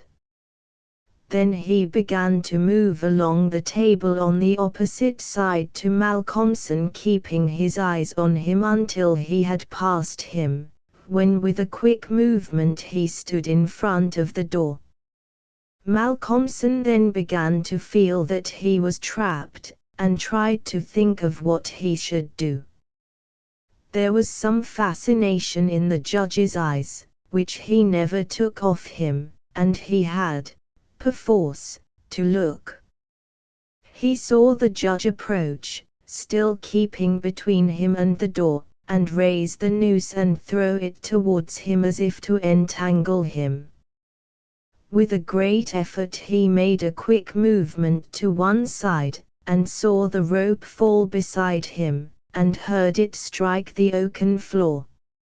Again the judge raised the noose and tried to ensnare him, ever keeping his baleful eyes fixed on him, and each time by a mighty effort the student just managed to evade it. So this went on for many times, the judge seeming never discouraged nor discomposed at failure, but playing as a cat does with a mouse. At last, in despair, which had reached its climax, Malcolmson cast a quick glance round him. The lamp seemed to have blazed up, and there was a fairly good light in the room. At the many rat holes and in the chinks and crannies of the wainscot he saw the rat's eyes, and this aspect, that was purely physical, gave him a gleam of comfort. He looked around and saw that the rope of the great alarm bell was laden with rats. Every inch of it was covered with them, and more were pouring through the small circular hole in the ceiling whence it emerged, so that with their weight the bell was beginning to sway. Hark! It had swayed till the clapper had touched the bell. The sound was but a tiny one, but the bell was only beginning to sway, and it would increase.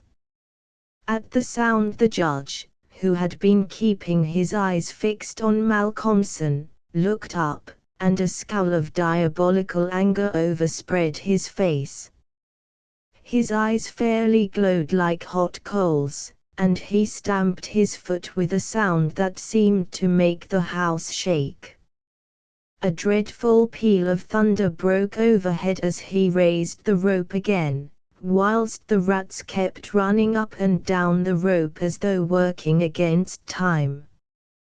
This time, instead of throwing it, he drew close to his victim, and held open the noose as he approached.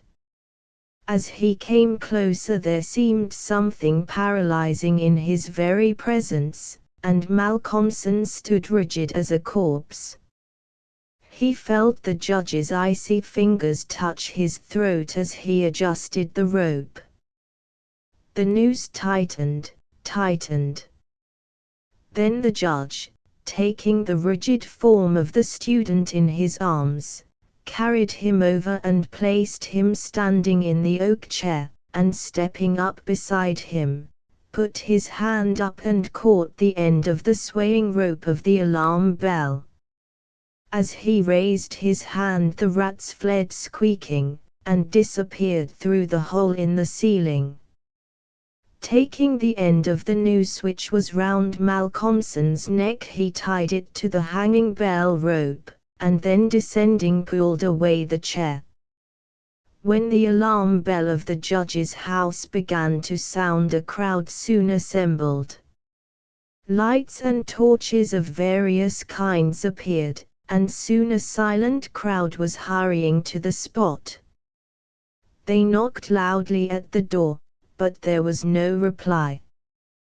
Then they burst in the door, and poured into the great dining room, the doctor at the head. There at the end of the rope of the great alarm bell hung the body of the student, and on the face of the judge in the picture was a malignant smile.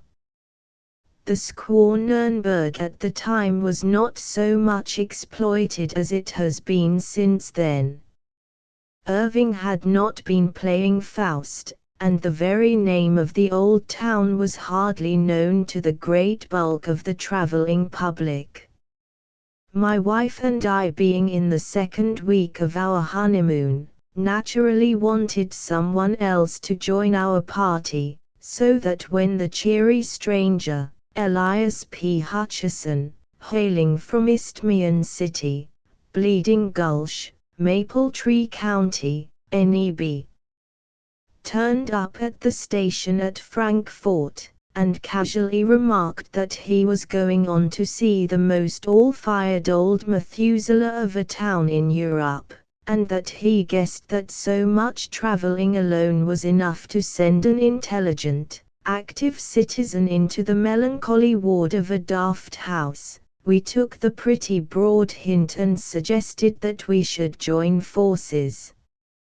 We found, on comparing notes afterwards, that we had each intended to speak with some diffidence or hesitation so as not to appear too eager, such not being a good compliment to the success of our married life, but the effect was entirely marred by our both beginning to speak at the same instant, stopping simultaneously and then going on together again. Anyhow, no matter how, it was done, and Elias P. Hutcheson became one of our party. Straightway Amelia and I found the pleasant benefit. Instead of quarreling, as we had been doing, we found that the restraining influence of a third party was such that we now took every opportunity of spooning in odd corners. Amelia declares that ever since she has, as the result of that experience, advised all her friends to take a friend on the honeymoon. Well, we did Nuremberg together, and much enjoyed the racy remarks of our transatlantic friend, who, from his quaint speech and his wonderful stock of adventures, might have stepped out of a novel. We kept for the last object of interest in the city to be visited the Burg, and on the day appointed for the visit strolled round the outer wall of the city by the eastern side.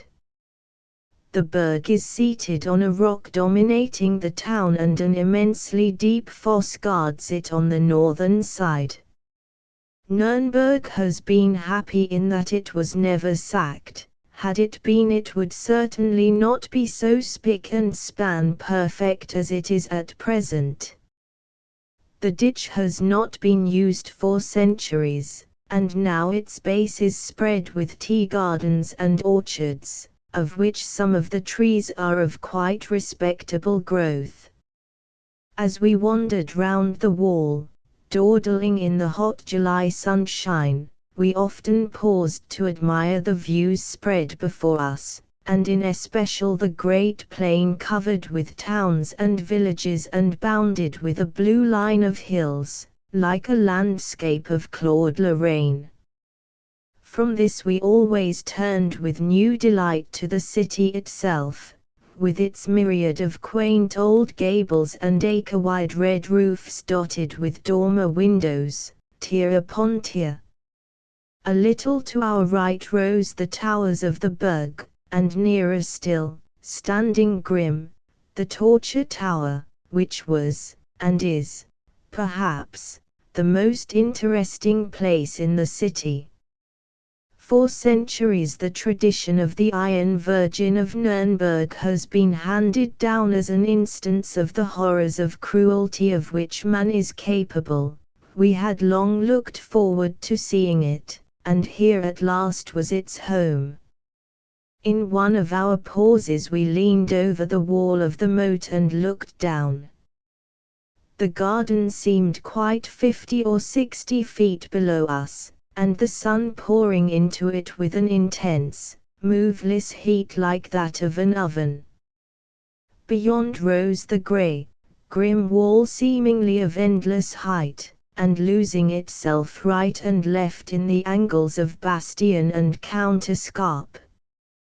Trees and bushes crowned the wall, and above again towered the lofty houses on whose massive beauty time has only set the hand of approval. The sun was hot and we were lazy, time was our own, and we lingered, leaning on the wall. Just below us was a pretty sight, a great black cat lying stretched in the sun, whilst round her gambolled prettily a tiny black kitten. The mother would wave her tail for the kitten to play with, or would raise her feet and push away the little one as an encouragement to further play. They were just at the foot of the wall, and Elias P. Hutcheson, in order to help the play, stooped and took from the walk a moderate-sized pebble. "See," he said, "I will drop it near the kitten, and they will both wonder where it came from." "Oh, be careful," said my wife, "you might hit the dear little thing." "Not me," said Elias P.Y., "I'm as tender as a Maine cherry tree. Law, bless ye! I wouldn't hurt the poor putty little critter more'n I'd scalp a baby. And you may bet your variegated socks on that. See, I'll drop it fur away on the outside so's not to go near her." Thus saying, he leaned over and held his arm out at full length and dropped the stone. It may be that there is some attractive force which draws lesser matters to greater, or more probably that the wall was not plump but sloped to its base, we not noticing the inclination from above, but the stone fell with a sickening thud that came up to us through the hot air, right on the kitten's head, and shattered out its little brains then and there. The black cat cast a swift upward glance, and we saw her eyes like green fire fixed an instant on Elias P. Hutcheson, and then her attention was given to the kitten, which lay still with just a quiver of her tiny limbs, whilst a thin red stream trickled from a gaping wound. With a muffled cry, such as a human being might give, she bent over the kitten licking its wounds and moaning. Suddenly she seemed to realize that it was dead, and again threw her eyes up at us. I shall never forget the sight, for she looked the perfect incarnation of hate. Her green eyes blazed with lurid fire, and the white, sharp teeth seemed to almost shine through the blood which dabbled her mouth and whiskers. She gnashed her teeth, and her claws stood out stark and at full length on every paw. Then she made a wild rush up the wall as if to reach us, but when the momentum ended fell back, and further added to her horrible appearance, for she fell on the kitten, and rose with her black fur smeared with its brains and blood. Amelia turned quite faint, and I had to lift her back from the wall. There was a seat close by in shade of a spreading plane tree, and here I placed her whilst she composed herself. Then I went back to Hutcheson, who stood without moving, looking down on the angry cat below.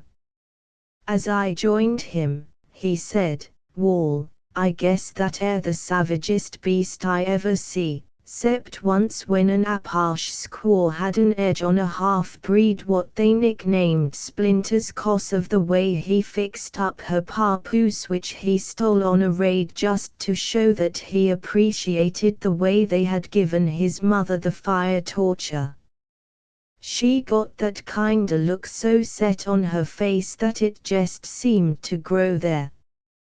She followed Splinters more 3 year till at last the braves got him and handed him over to her.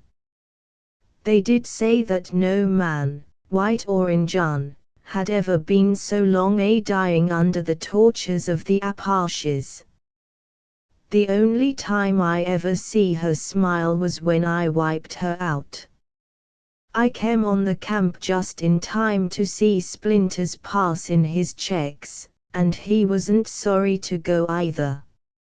He was a hard citizen, and though I never could shake with him after that papoose business, for it was bitter bad, and he should have been a white man, for he looked like one, I see he had got paid out in full. Darn me, but I took a piece of his hide from one of his skinning posts and had it made into a pocketbook. It's here now, and he slapped the breast pocket of his coat. Whilst he was speaking, the cat was continuing her frantic efforts to get up the wall. She would take a run back and then charge up, sometimes reaching an incredible height. She did not seem to mind the heavy fall which she got each time, but started with renewed vigor, and at every tumble her appearance became more horrible. Hutcheson was a kind-hearted man. My wife and I had both noticed little acts of kindness to animals as well as to persons, and he seemed concerned at the state of fury to which the cat had wrought herself. "Wall, now," he said, "I do declare that poor critter seems quite desperate. There. Poor thing, it was all an accident, though that won't bring back your little one to you. Say, I wouldn't have had such a thing happen for 1,000. Just shows what a clumsy fool of a man can do when he tries to play. Seems I'm too darned slipper-handed to even play with a cat. Say, Colonel, it was a pleasant way he had to bestow titles freely. I hope your wife don't hold no grudge against me on account of this unpleasantness." "Why, I wouldn't have had it occur on no account." He came over to Amelia and apologized profusely, and she with her usual kindness of heart hastened to assure him that she quite understood that it was an accident. Then we all went again to the wall and looked over. The cat, missing Hutcheson's face, had drawn back across the moat, and was sitting on her haunches as though ready to spring. Indeed, the very instant she saw him she did spring, and with a blind unreasoning fury, which would have been grotesque, only that it was so frightfully real. She did not try to run up the wall, but simply launched herself at him as though hate and fury could lend her wings to pass straight through the great distance between them.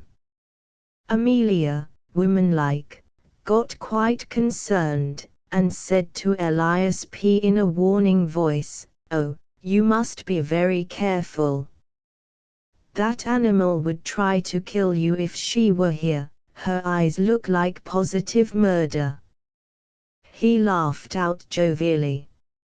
"Excuse me," he said, "but I can't help laughing. Fancy a man that has fought grizzlies and Injuns being careful of being murdered by a cat." When the cat heard him laugh, her whole demeanor seemed to change. She no longer tried to jump or run up the wall, but went quietly over, and sitting again beside the dead kitten began to lick and fondle it as though it were alive. "See," said I, "the effect of a really strong man. Even that animal in the midst of her fury recognizes the voice of a master, and bows to him. Like a squaw, was the only comment of Elias P. Hutcheson, as we moved on our way round the city fosse.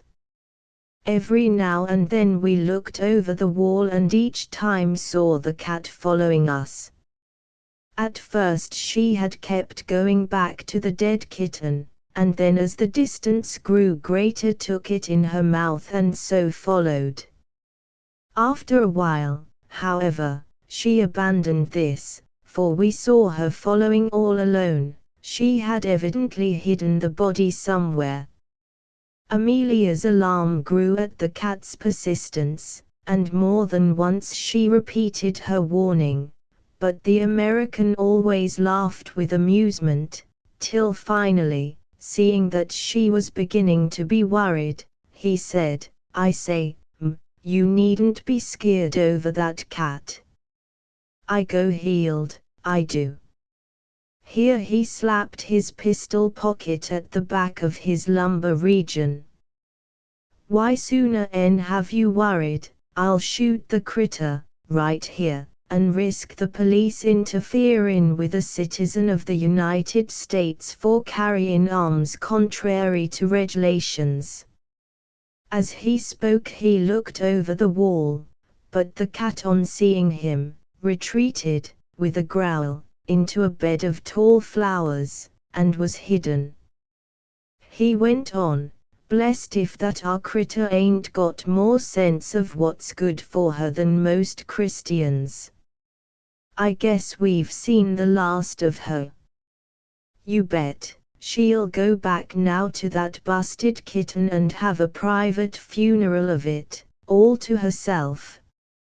Amelia did not like to say more, lest he might, in mistaken kindness to her, fulfill his threat of shooting the cat, and so we went on and crossed the little wooden bridge leading to the gateway whence ran the steep paved roadway between the burg and the pentagonal torture tower.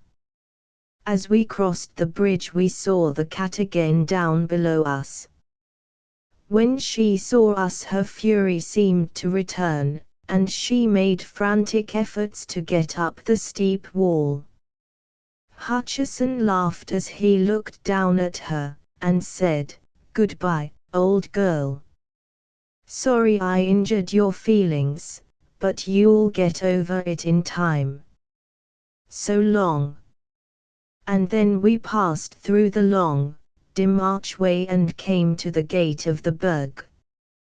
When we came out again after our survey of this most beautiful old place which not even the well-intentioned efforts of the Gothic restorers of 40 years ago have been able to spoil, though their restoration was then glaring white, we seemed to have quite forgotten the unpleasant episode of the morning.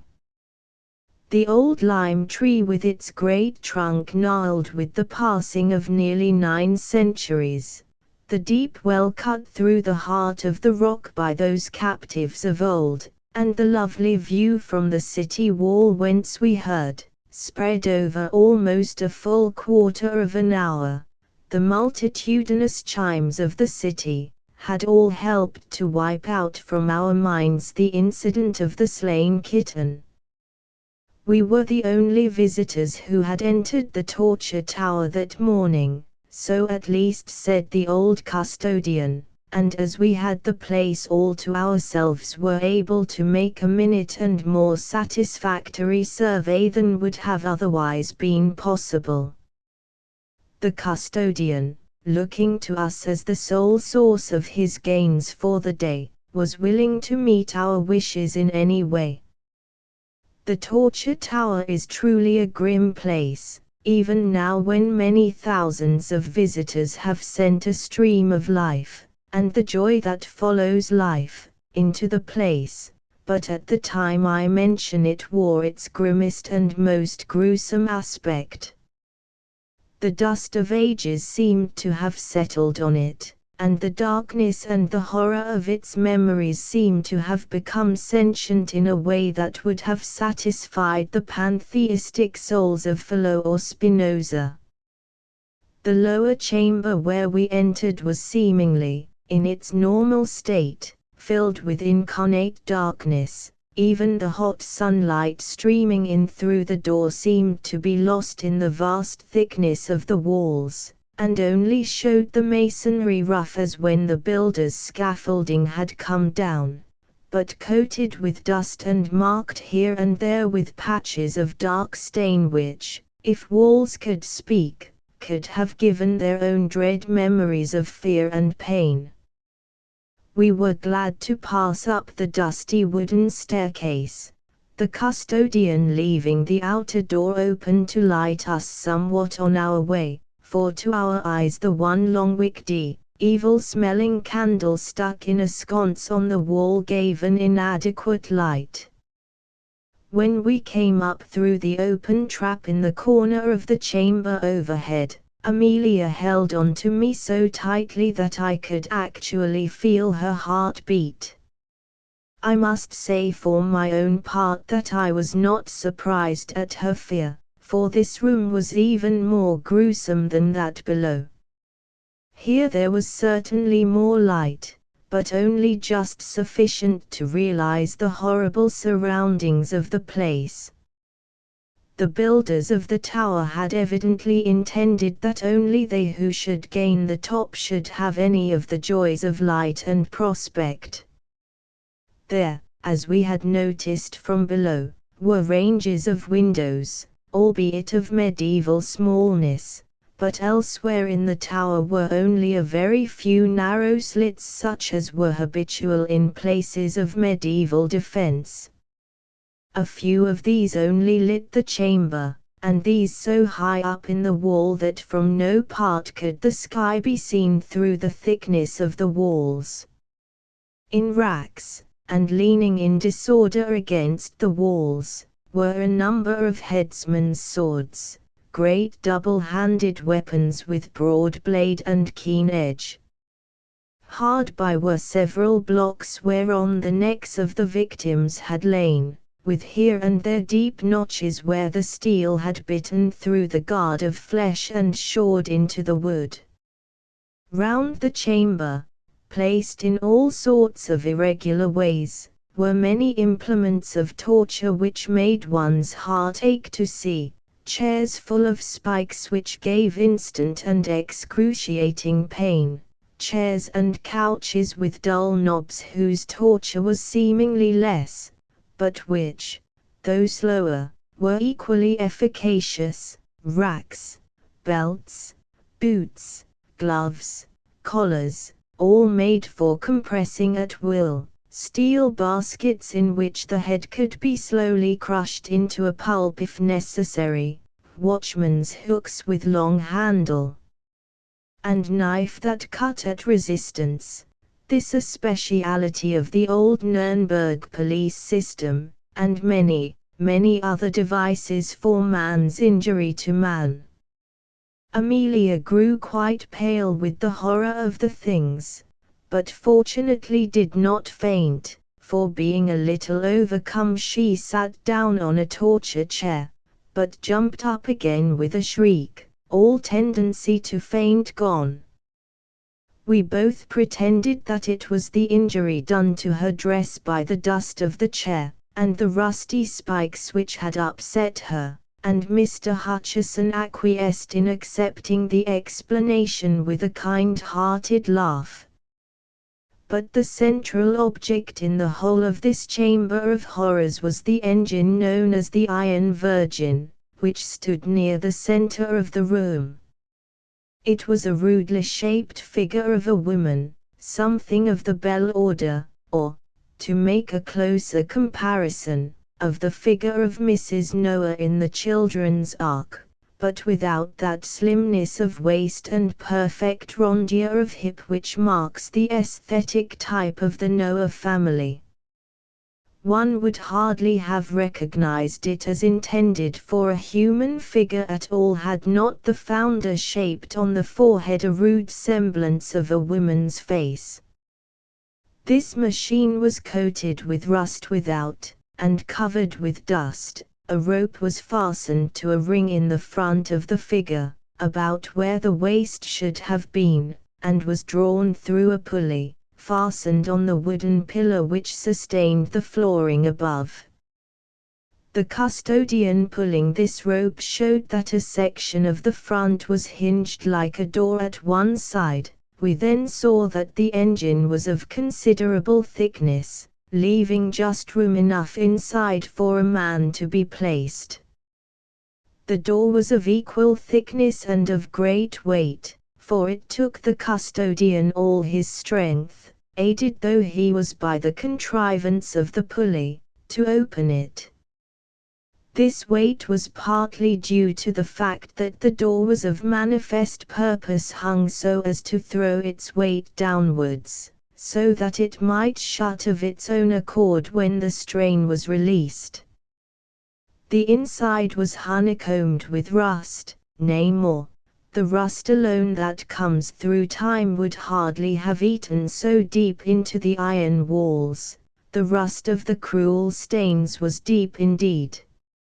It was only, however, when we came to look at the inside of the door that the diabolical intention was manifest to the full.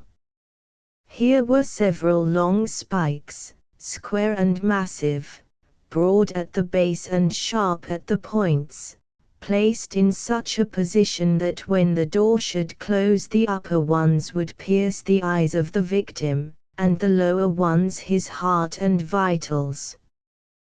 The sight was too much for poor Amelia, and this time she fainted dead off, and I had to carry her down the stairs, and place her on a bench outside till she recovered.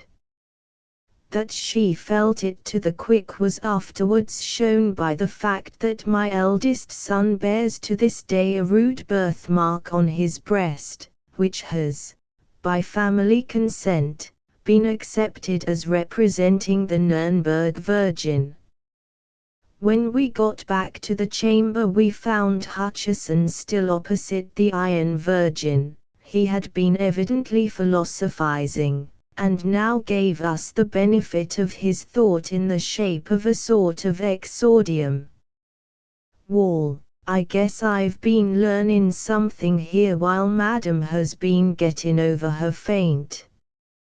'Pears to me that we're a long way behind the times on our side of the big drink.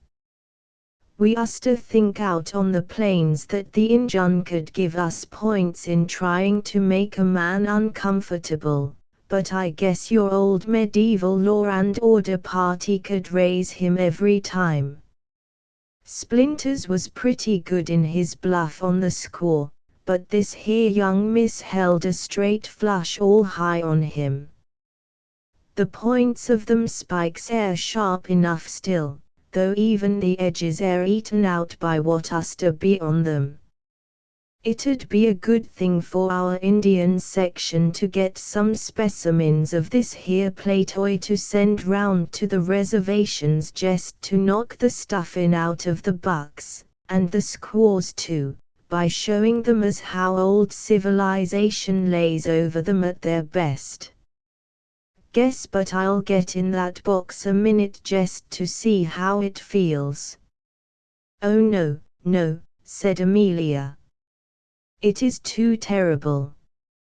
"Guess, nothing's too terrible to the explorin' mind.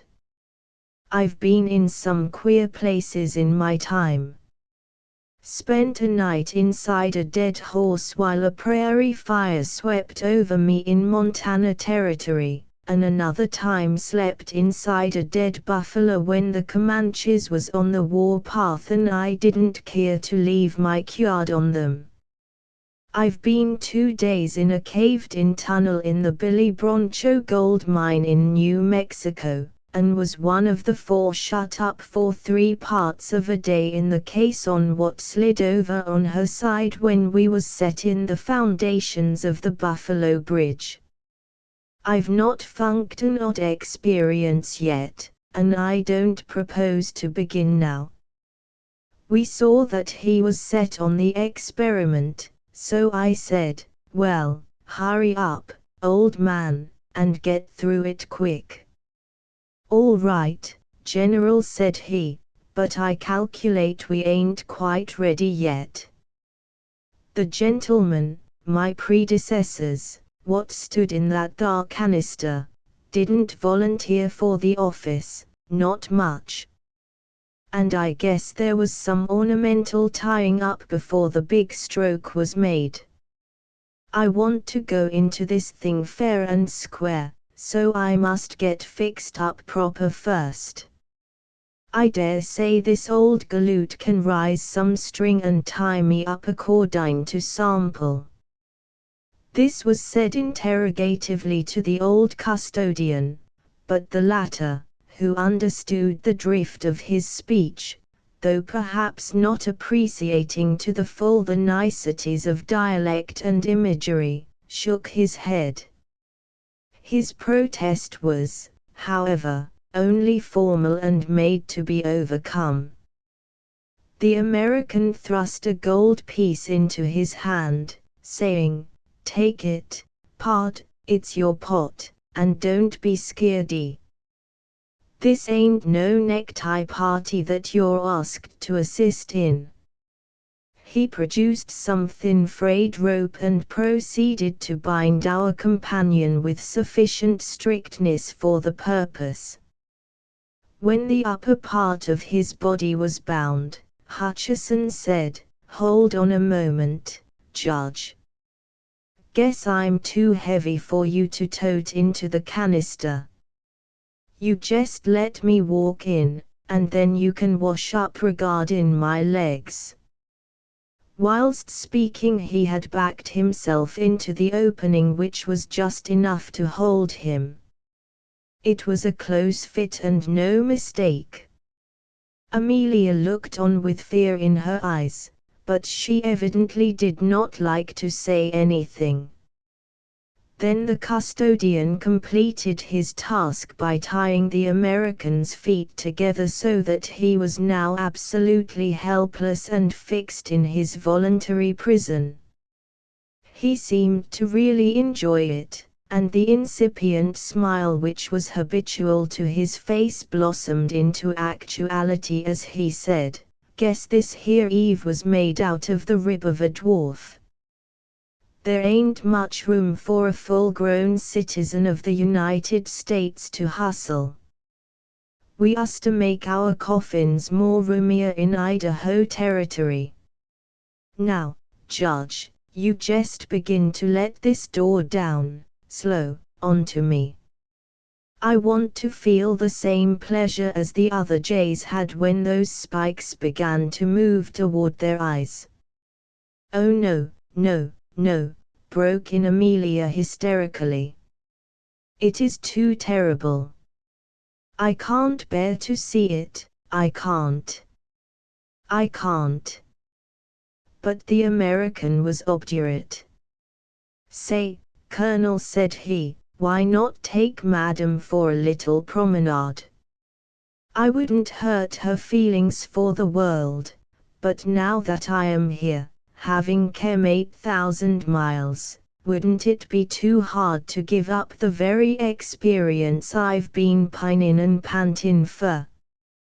A man can't get to feel like canned goods every time. Me and the judge he'll fix up this thing in no time, and then you'll come back, and we'll all laugh together."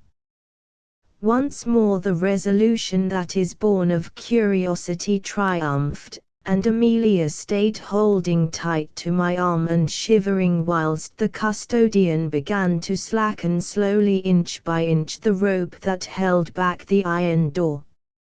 Hutcheson's face was positively radiant as his eyes followed the first movement of the spikes. "Wall," he said, "I guess I've not had enjoyment like this since I left New York.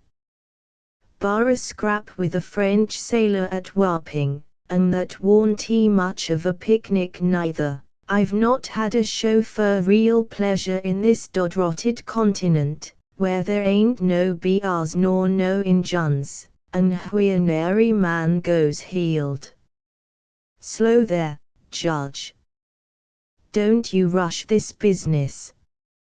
I want a show for my money this game, I do. The custodian must have had in him some of the blood of his predecessors in that ghastly tower, for he worked the engine with a deliberate and excruciating slowness which after 5 minutes, in which the outer edge of the door had not moved half as many inches, began to overcome Amelia. I saw her lips whiten, and felt her hold upon my arm relax. I looked around an instant for a place whereon to lay her, and when I looked at her again found that her eye had become fixed on the side of the Virgin. Following its direction I saw the black cat crouching out of sight.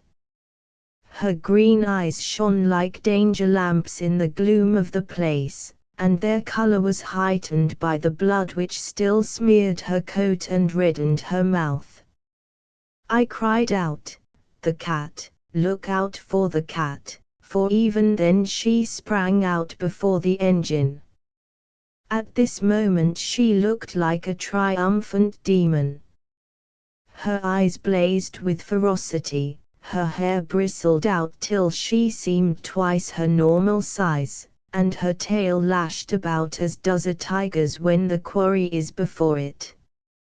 Elias P. Hutcheson when he saw her was amused, and his eyes positively sparkled with fun as he said, "Darned if the squaw hain't he got on all her war paint.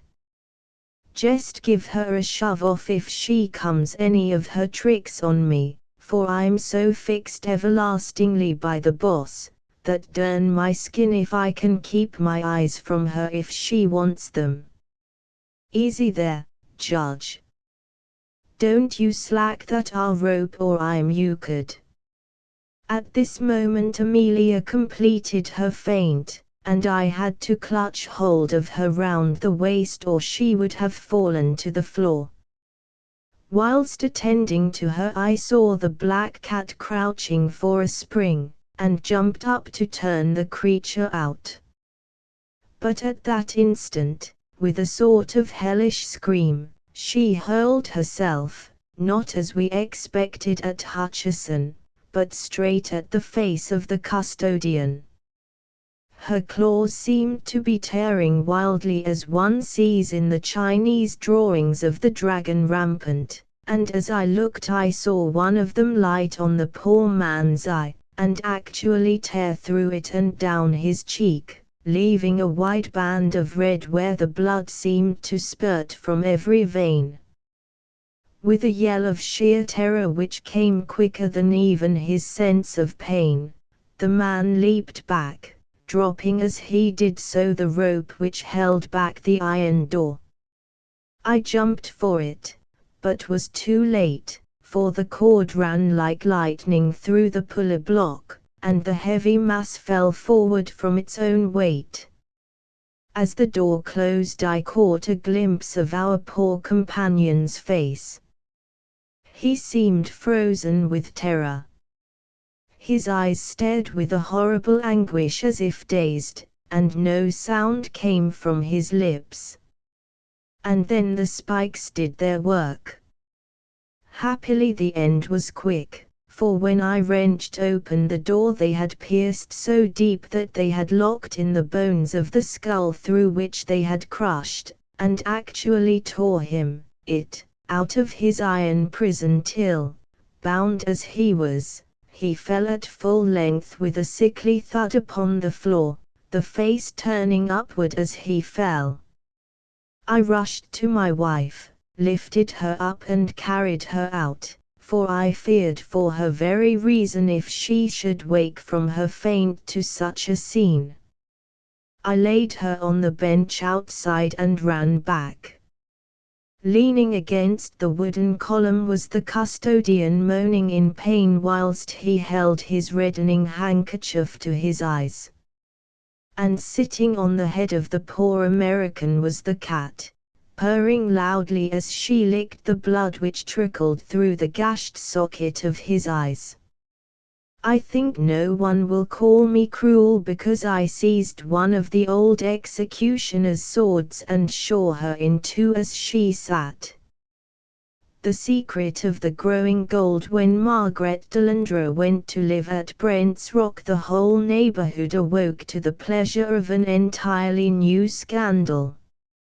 Scandals in connection with either the Delandre family or the Brents of Brent's Rock were not few, and if the secret history of the county had been written in full, both names would have been found well represented.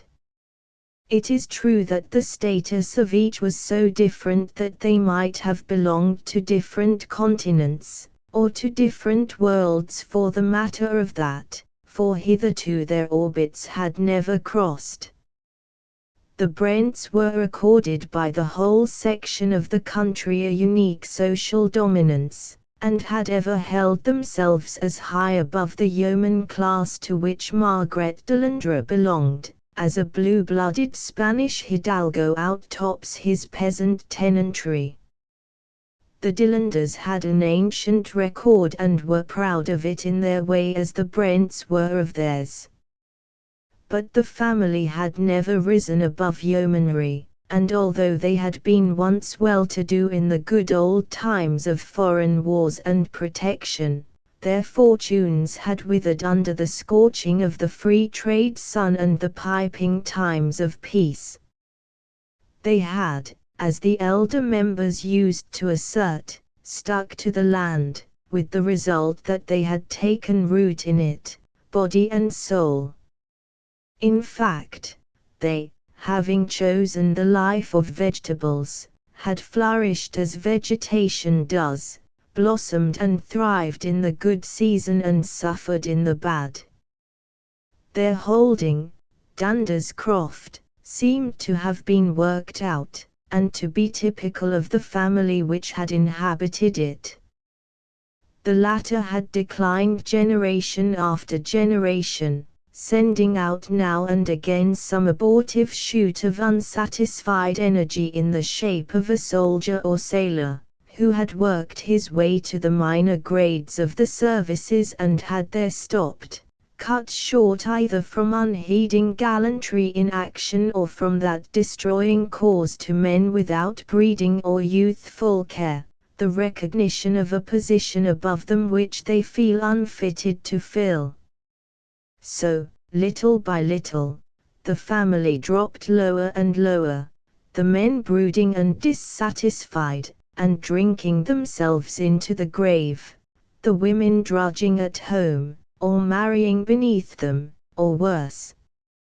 In process of time all disappeared, leaving only two in the croft, Wykham Delandre and his sister Margaret.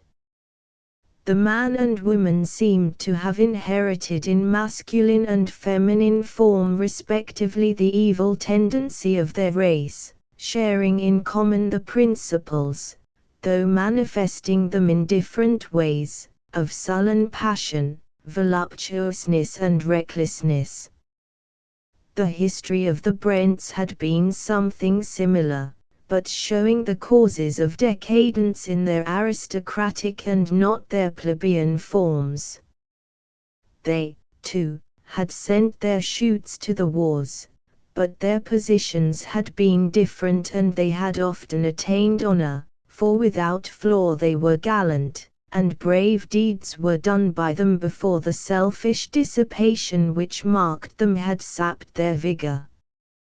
The present head of the family, if family it could now be called when one remained of the direct line, was Geoffrey Brent. He was almost a type of worn-out race, manifesting in some ways its most brilliant qualities, and in others its utter degradation.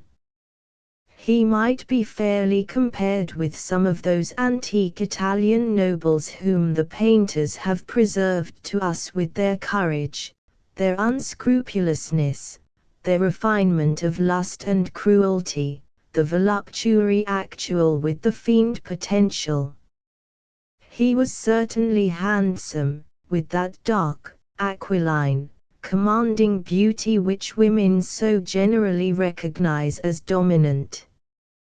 With men he was distant and cold, but such a bearing never deters womankind.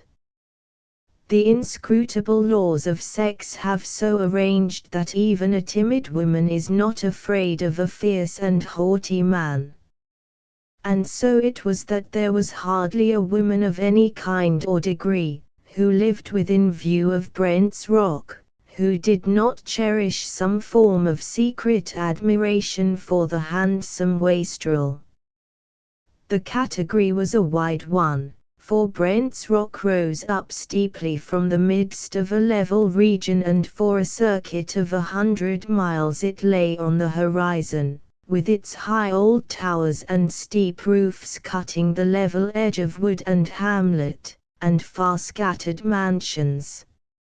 So long as Geoffrey Brent confined his dissipations to London and Paris and Vienna, anywhere out of sight and sound of his home, opinion was silent. It is easy to listen to far-off echoes unmoved, and we can treat them with disbelief, or scorn, or disdain, or whatever attitude of coldness may suit our purpose. But when the scandal came close home it was another matter, and the feelings of independence and integrity which is in people of every community which is not utterly spoiled, asserted itself and demanded that condemnation should be expressed. Still there was a certain reticence in all, and no more notice was taken of the existing facts than was absolutely necessary. Margaret Delandre bore herself so fearlessly and so openly, she accepted her position as the justified companion of Geoffrey Brent so naturally that people came to believe that she was secretly married to him, and therefore thought it wiser to hold their tongues lest time should justify her and also make her an active enemy. The one person who, by his interference, could have settled all doubts was debarred by circumstances from interfering in the matter. Wickham Delandre had quarrelled with his sister, or perhaps it was that she had quarrelled with him, and they were on terms not merely of armed neutrality but of bitter hatred. The quarrel had been antecedent to Margaret going to Brent's Rock. She and Wickham had almost come to blows. There had certainly been threats on one side and on the other, and in the end Wickham, overcome with passion, had ordered his sister to leave his house. She had risen straightway, and, without waiting to pack up even her own personal belongings, had walked out of the house. On the threshold she had paused for a moment to hurl a bitter threat at Wickham that he would rue in shame and despair to the last hour of his life his act of that day. Some weeks had since passed, and it was understood in the neighbourhood that Margaret had gone to London, when she suddenly appeared driving out with Geoffrey Brent, and the entire neighbourhood knew before nightfall that she had taken up her abode at the Rock. It was no subject of surprise that Brent had come back unexpectedly, for such was his usual custom.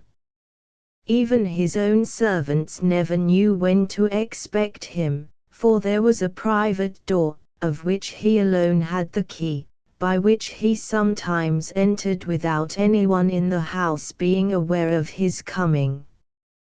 This was his usual method of appearing after a long absence.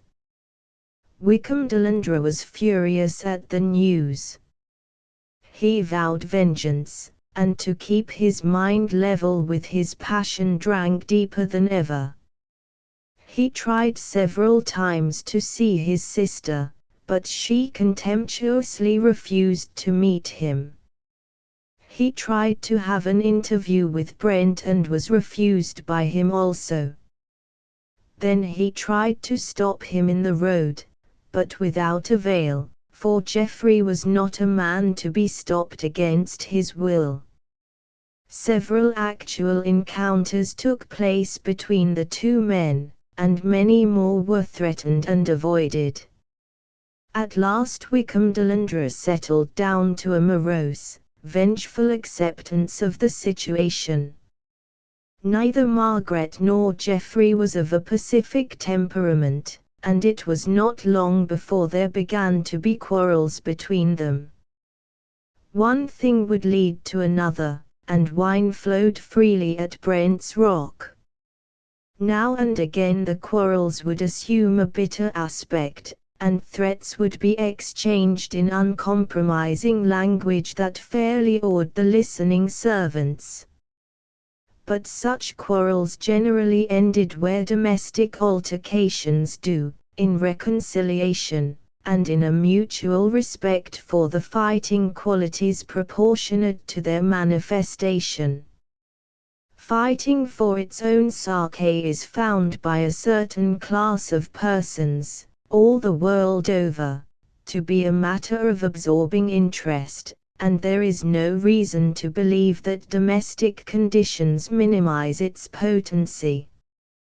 Geoffrey and Margaret made occasional absences from Brent's Rock, and on each of these occasions Wykham Delandre also absented himself, but as he generally heard of the absence too late to be of any service, he returned home each time in a more bitter and discontented frame of mind than before.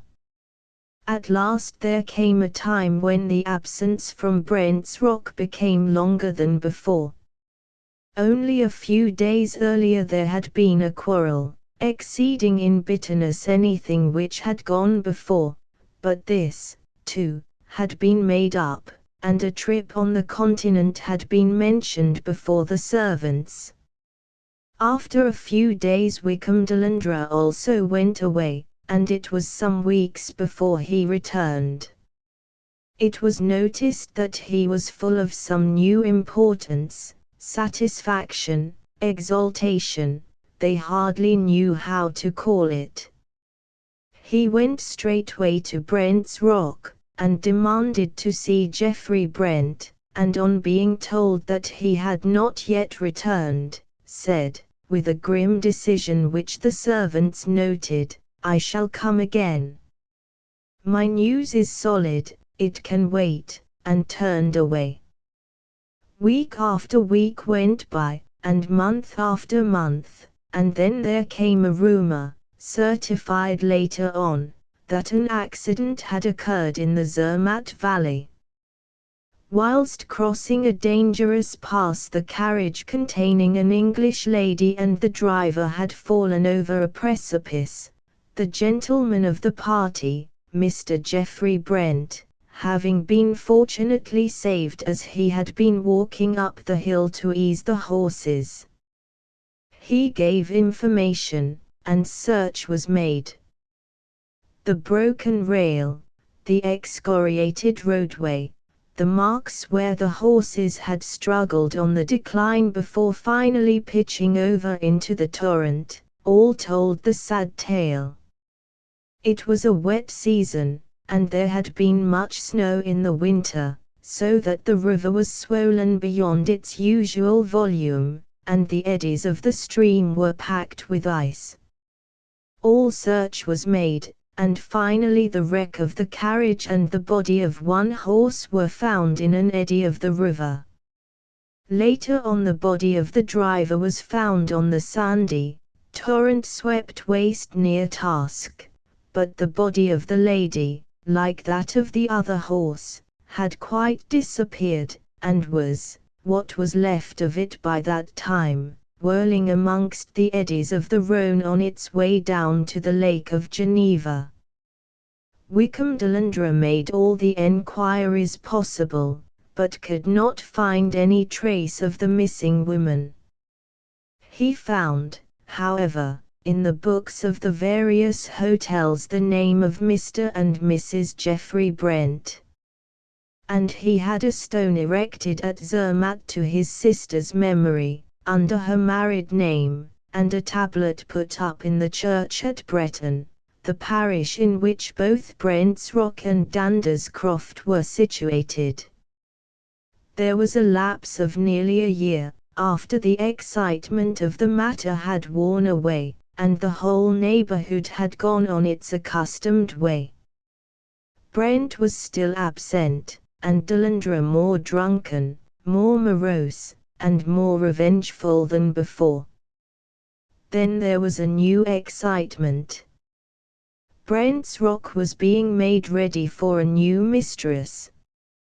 It was officially announced by Geoffrey himself in a letter to the vicar, that he had been married some months before to an Italian lady, and that they were then on their way home.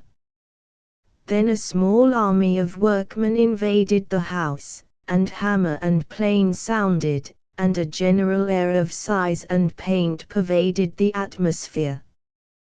One wing of the old house, the south, was entirely redone, and then the great body of the workmen departed, leaving only materials for the doing of the old hall when Geoffrey Brent should have returned, for he had directed that the decoration was only to be done under his own eyes. He had brought with him accurate drawings of a hall in the house of his bride's father, for he wished to reproduce for her the place to which she had been accustomed. As the moulding had all to be redone, some scaffolding poles and boards were brought in and laid on one side of the great hall, and also a great wooden tank or box for mixing the lime, which was laid in bags beside it. When the new mistress of Brent's Rock arrived, the bells of the church rang out, and there was a general jubilation. She was a beautiful creature, full of the poetry and fire and passion of the South, and the few English words which she had learned were spoken in such a sweet and pretty broken way that she won the hearts of the people almost as much by the music of her voice as by the melting beauty of her dark eyes. Geoffrey Brent seemed more happy than he had ever before appeared, but there was a dark, anxious look on his face that was new to those who knew him of old, and he started at times as though at some noise that was unheard by others. And so months passed, and the whisper grew that at last Brent's Rock was to have an heir. Geoffrey was very tender to his wife, and the new bond between them seemed to soften him. He took more interest in his tenants and their needs than he had ever done, and works of charity on his part as well as on his sweet young wife's were not lacking. He seemed to have set all his hopes on the child that was coming, and as he looked deeper into the future the dark shadow that had come over his face seemed to die gradually away. All the time Wykham Delandre nursed his revenge. Deep in his heart had grown up a purpose of vengeance which only waited an opportunity to crystallize and take a definite shape. His vague idea was somehow centered in the wife of Brent, for he knew that he could strike him best through those he loved, and the coming time seemed to hold in its womb the opportunity for which he longed. One night he sat alone in the living room of his house.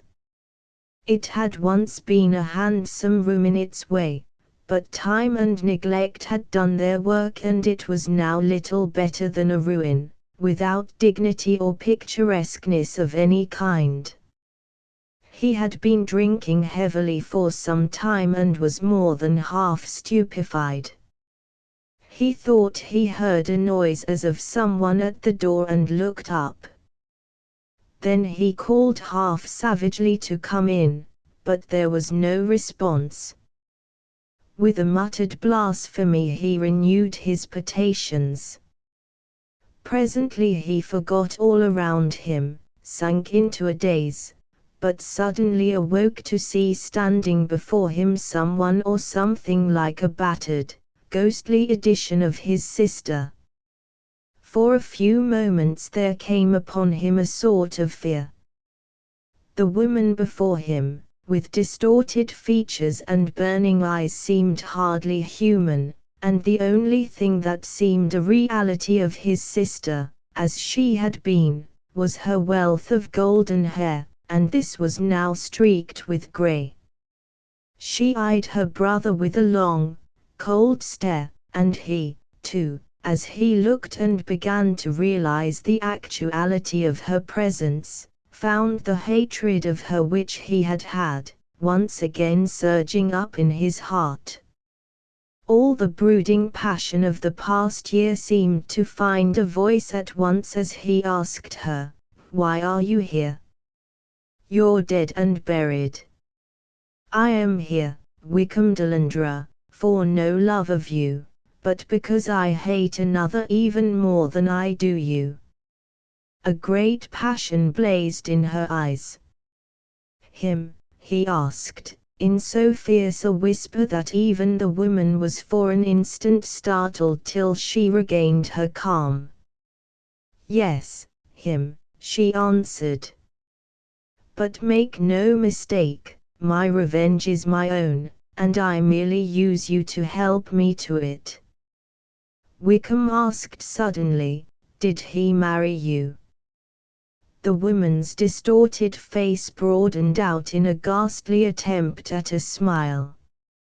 It was a hideous mockery, for the broken features and seamed scars took strange shapes and strange colors, and queer lines of white showed out as the straining muscles pressed on the old cicatrices.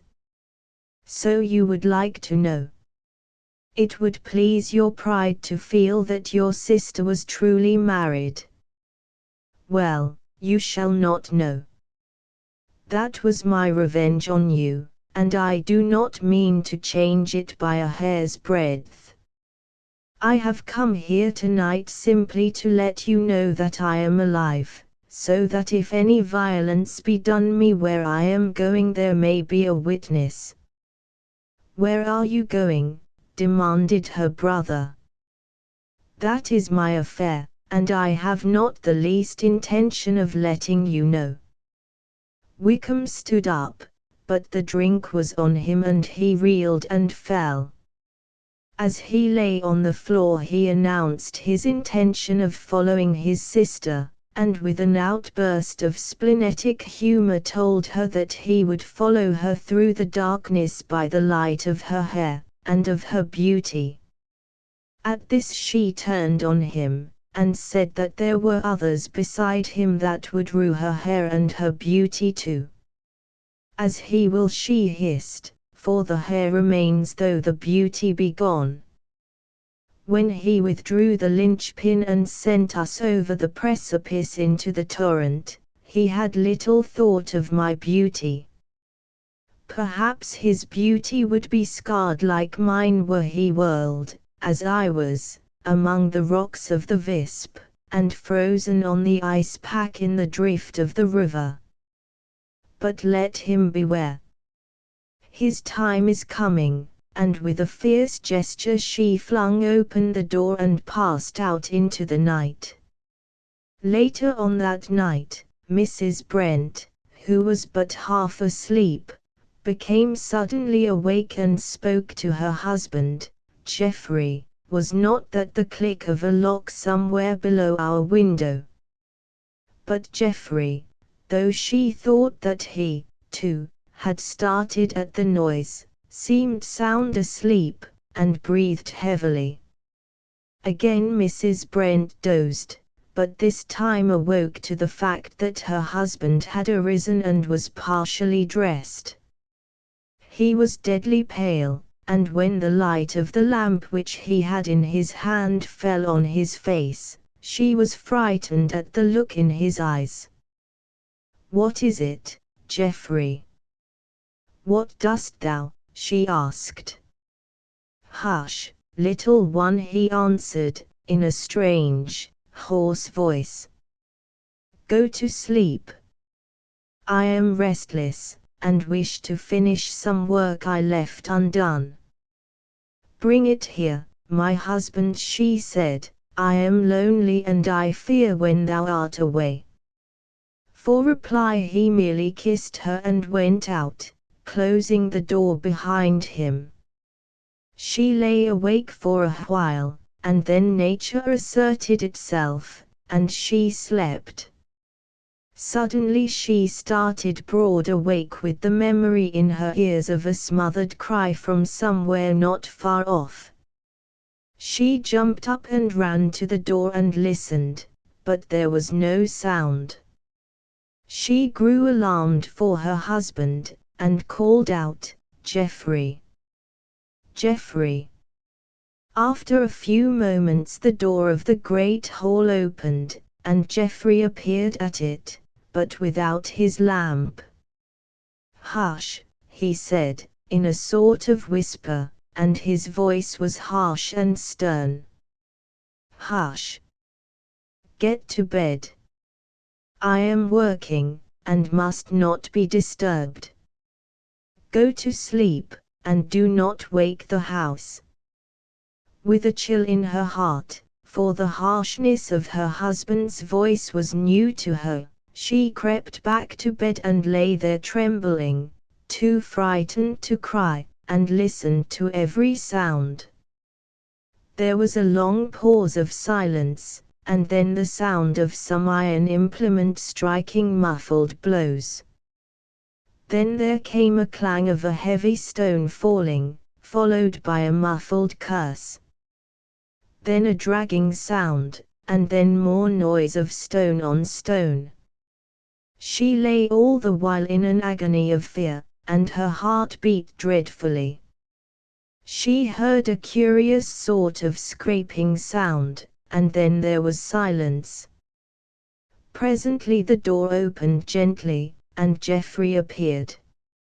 His wife pretended to be asleep, but through her eyelashes she saw him wash from his hands something white that looked like lime. In the morning he made no allusion to the previous night, and she was afraid to ask any question. From that day there seemed some shadow over Geoffrey Brent. He neither ate nor slept as he had been accustomed, and his former habit of turning suddenly as though someone were speaking from behind him revived. The old hall seemed to have some kind of fascination for him. He used to go there many times in the day, but grew impatient if anyone, even his wife, entered it. When the builder's foreman came to inquire about continuing his work, Geoffrey was out driving. The man went into the hall, and when Geoffrey returned the servant told him of his arrival and where he was. With a frightful oath he pushed the servant aside and hurried up to the old hall. The workman met him almost at the door, and as Geoffrey burst into the room he ran against him. The man apologized. "Beg pardon, sir, but I was just going out to make some enquiries. I directed 12 sacks of lime to be sent here, but I see there are only 10. Damn the 10 sacks and the 12 too," was the ungracious and incomprehensible rejoinder. The workman looked surprised, and tried to turn the conversation. "I see, sir, there is a little matter which our people must have done, but the governor will of course see it set right at his own cost." "What do you mean?" "That hearthstone, sir, some idiot must have put a scaffold pole on it and cracked it right down the middle, and it's thick enough you'd think to stand anything." Geoffrey was silent for quite a minute, and then said in a constrained voice and with much gentler manner, "Tell your people that I am not going on with the work in the hall at present. I want to leave it as it is for a while longer." "All right, sir." I'll send up a few of our chaps to take away these poles and lime bags and tidy the place up a bit." "No. No," said Geoffrey, "leave them where they are. I shall send and tell you when you are to get on with the work." So the foreman went away, and his comment to his master was, "I'd send in the bill, sir, for the work already done. 'Pears to me that money's a little shaky in that quarter." Once or twice Delandra tried to stop Brent on the road, and, at last, finding that he could not attain his object, rode after the carriage, calling out, "What has become of my sister, your wife?" Geoffrey lashed his horses into a gallop, and the other, seeing from his white face and from his wife's collapse almost into a faint that his object was attained, rode away with a scowl and a laugh. That night when Geoffrey went into the hall he passed over to the great fireplace, and all at once started back with a smothered cry. Then with an effort he pulled himself together and went away, returning with a light.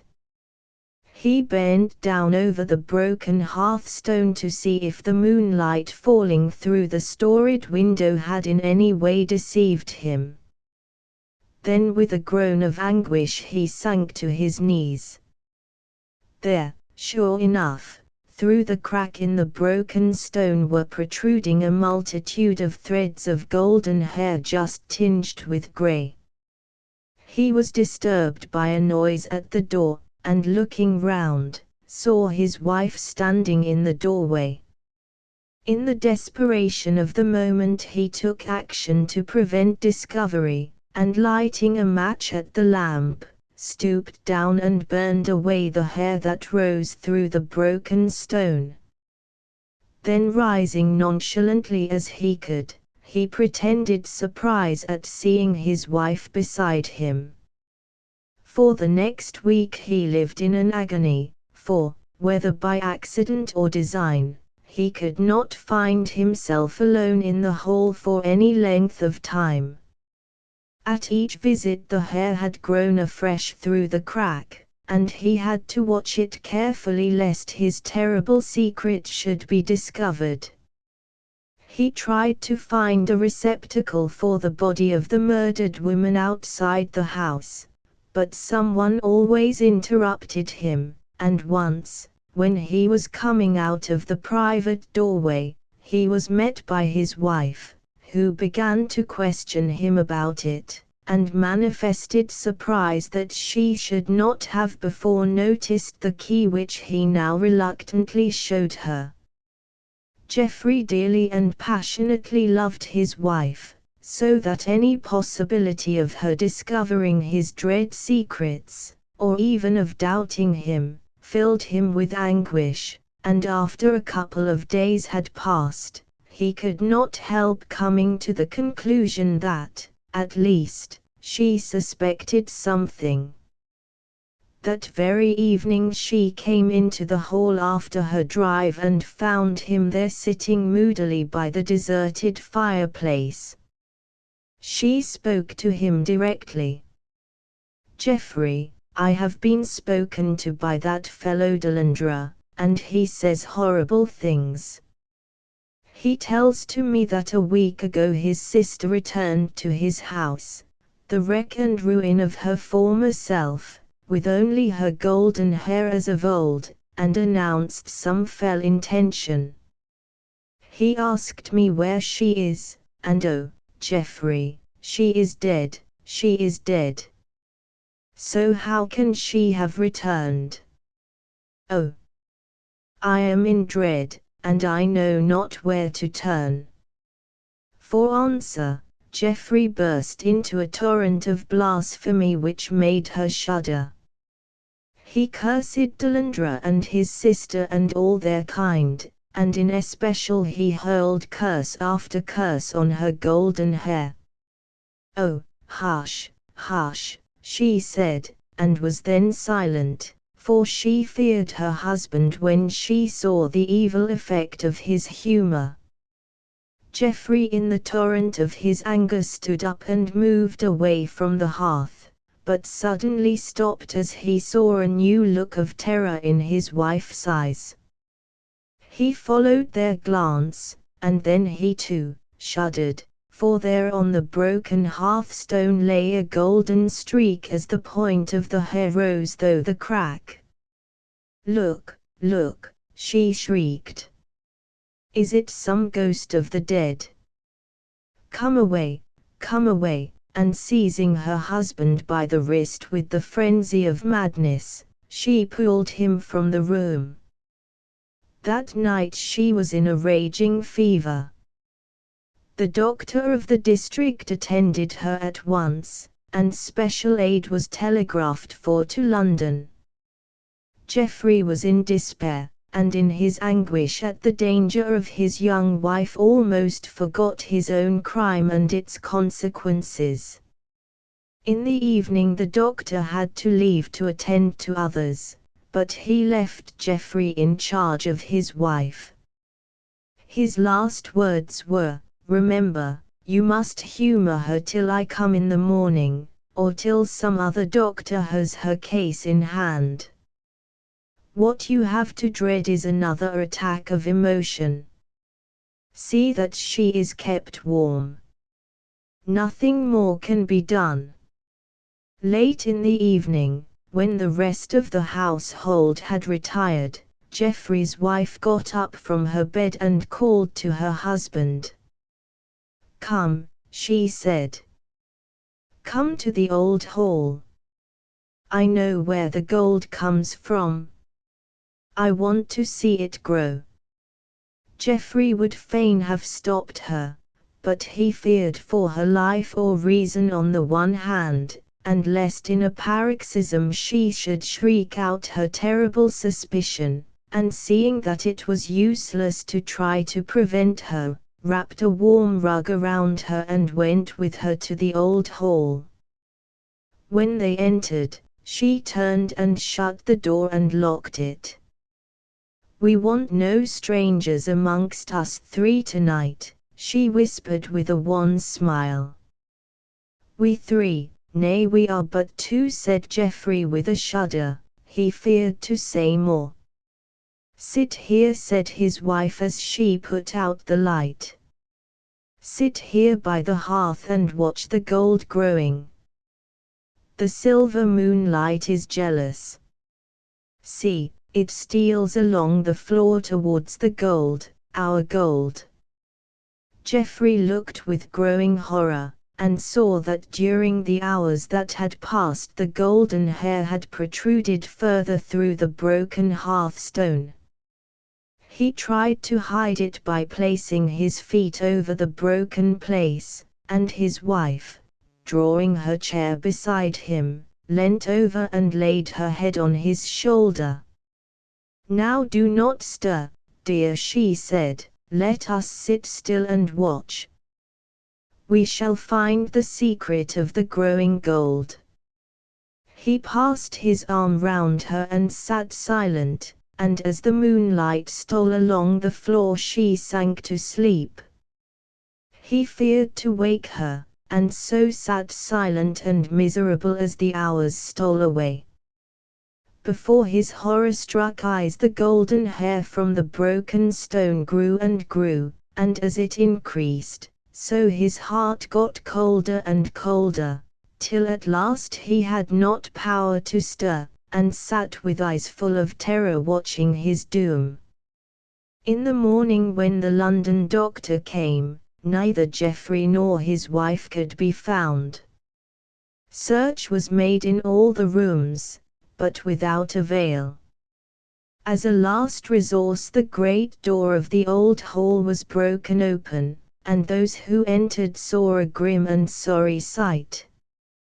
There by the deserted hearth Geoffrey Brent and his young wife sat cold and white and dead. Her face was peaceful, and her eyes were closed in sleep, but his face was a sight that made all who saw it shudder, for there was on it a look of unutterable horror. The eyes were open and stared glassily at his feet, which were twined with tresses of golden hair, streaked with grey, which came through the broken hearthstone. "The gypsy prophecy, I really think," said the doctor, "that, at any rate, one of us should go and try whether or not the thing is an imposture." "Good," said Considine. "After dinner we will take our cigars and stroll over to the camp." Accordingly, when the dinner was over, and the la tour finished, Joshua Considine and his friend, Dr. Burley, went over to the east side of the moor, where the gypsy encampment lay. As they were leaving, Mary Considine, who had walked as far as the end of the garden where it opened into the laneway, called after her husband, "Mind, Joshua, you are to give them a fair chance, but don't give them any clue to a fortune, and don't you get flirting with any of the gypsy maidens, and take care to keep Gerald out of harm." For answer Considine held up his hand, as if taking a stage oath, and whistled the air of the old song, "The Gypsy Countess." Gerald joined in the strain, and then, breaking into merry laughter, the two men passed along the laneway to the common, turning now and then to wave their hands to Mary, who leaned over the gate, in the twilight, looking after them. It was a lovely evening in the summer.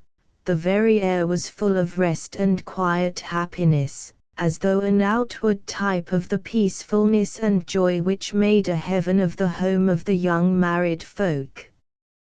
Considine's life had not been an eventful one. The only disturbing element which he had ever known was in his wooing of Mary Winston, and the long-continued objection of her ambitious parents, who expected a brilliant match for their only daughter.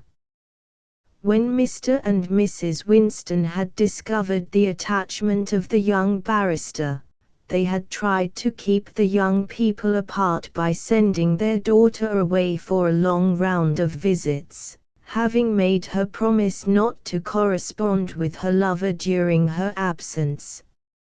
Love, however, had stood the test. Neither absence nor neglect seemed to cool the passion of the young man, and jealousy seemed a thing unknown to his sanguine nature, so, after a long period of waiting, the parents had given in, and the young folk were married. They had been living in the cottage a few months, and were just beginning to feel at home. Gerald Burley, Joshua's old college chum, and himself a sometime victim of Mary's beauty, had arrived a week before, to stay with them for as long a time as he could tear himself away from his work in London. When her husband had quite disappeared, Mary went into the house, and, sitting down at the piano, gave an hour to Mendelssohn. It was but a short walk across the common, and before the cigars required renewing the two men had reached the gypsy camp. The place was as picturesque as gypsy camps, when in villages and when business is good, usually are.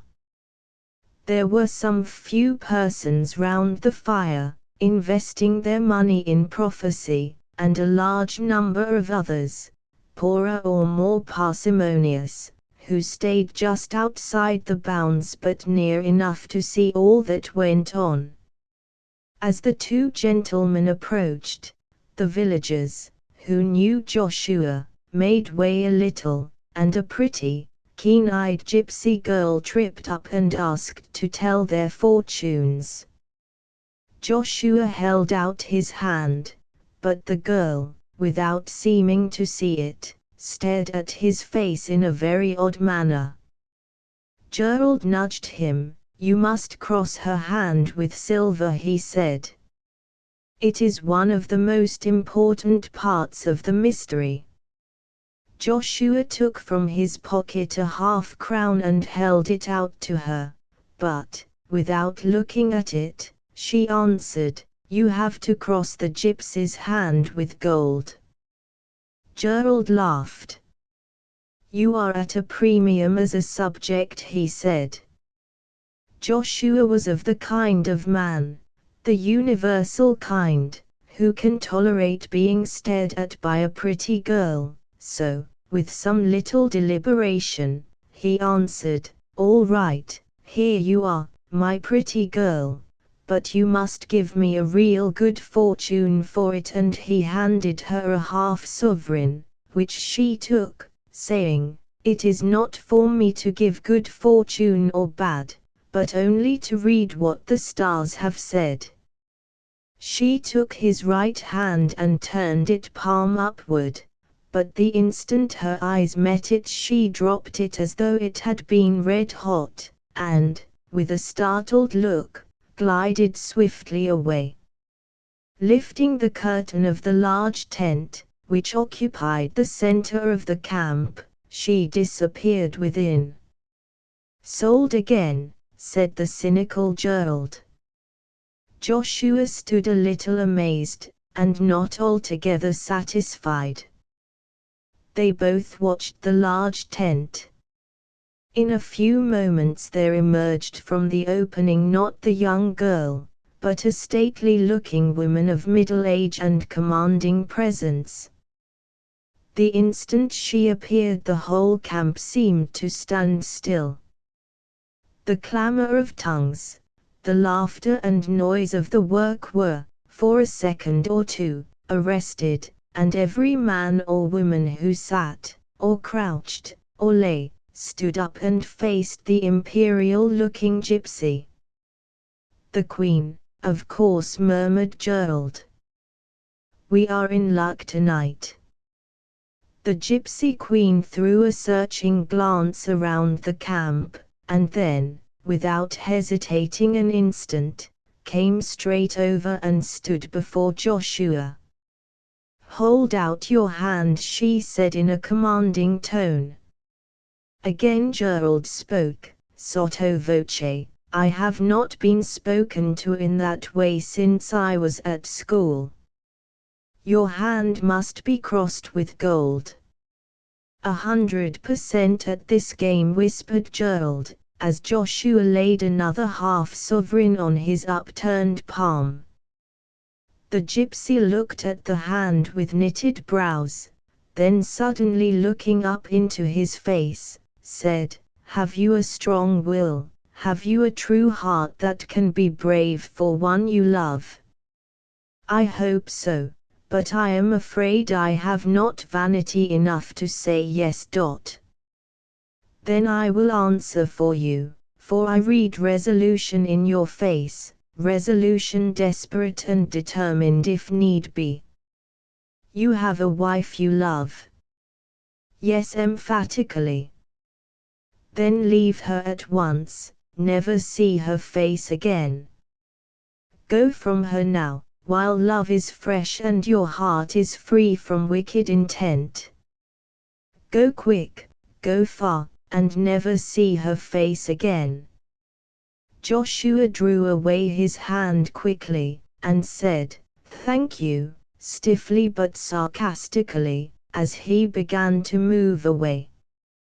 "I say," said Gerald, "you're not going like that, old man. No use in being indignant with the stars or their prophet, and, moreover, your sovereign, what of it?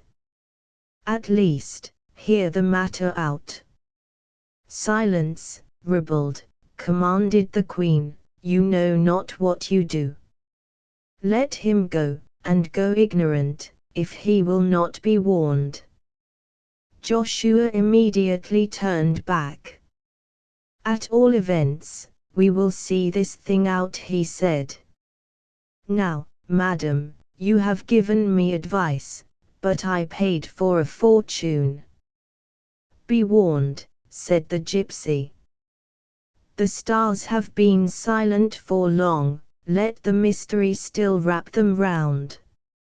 My dear madam, I do not get within touch of a mystery every day, and I prefer for my money knowledge rather than ignorance.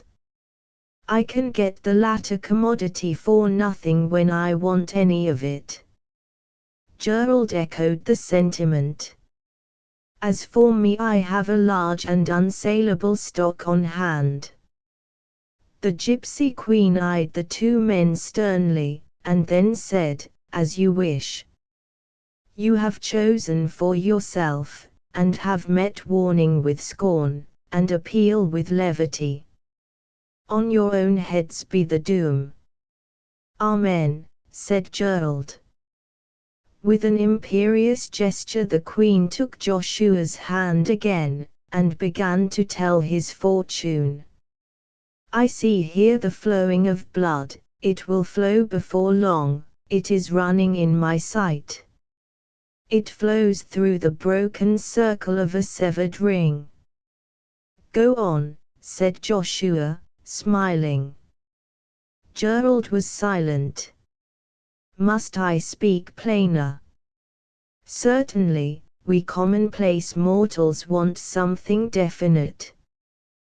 The stars are a long way off, and their words get somewhat dulled in the message. The gypsy shuddered, and then spoke impressively. This is the hand of a murderer, the murderer of his wife. She dropped the hand and turned away. Joshua laughed.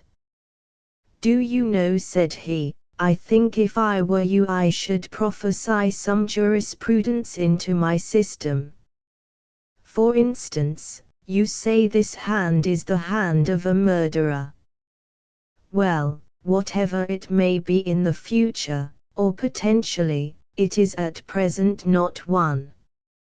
You ought to give your prophecy in such terms as the hand which will be a murderer's, or, rather, the hand of one who will be the murderer of his wife. The stars are really not good on technical questions. The gypsy made no reply of any kind, but, with drooping head and despondent mien, walked slowly to her tent, and, lifting the curtain, disappeared. Without speaking the two men turned homewards, and walked across the moor. Presently, after some little hesitation, Gerald spoke. Of course, old man, this is all a joke, a ghastly one, but still a joke. But would it not be well to keep it to ourselves? How do you mean? Well, not tell your wife. It might alarm her. Alarm her? My dear Gerald, what are you thinking of? Why, she would not be alarmed or afraid of me if all the gypsies that ever didn't come from Bohemia agreed that I was to murder her, or even to have a hard thought of her, whilst so long as she was saying Jack Robinson. Gerald remonstrated. Old fellow, women are superstitious, far more than we men are, and, also they are blessed, or cursed, with a nervous system to which we are strangers. I see too much of it in my work not to realize it. Take my advice and do not let her know, or you will frighten her. Joshua's lips unconsciously hardened as he answered, My dear fellow, I would not have a secret from my wife. Why, it would be the beginning of a new order of things between us. We have no secrets from each other. If we ever have, then you may begin to look out for something odd between us. Still, said Gerald, at the risk of unwelcome interference, I say again, be warned in time. The gypsy's very words, said Joshua. You and she seem quite of one accord. Tell me, Old man, is this a put-up thing?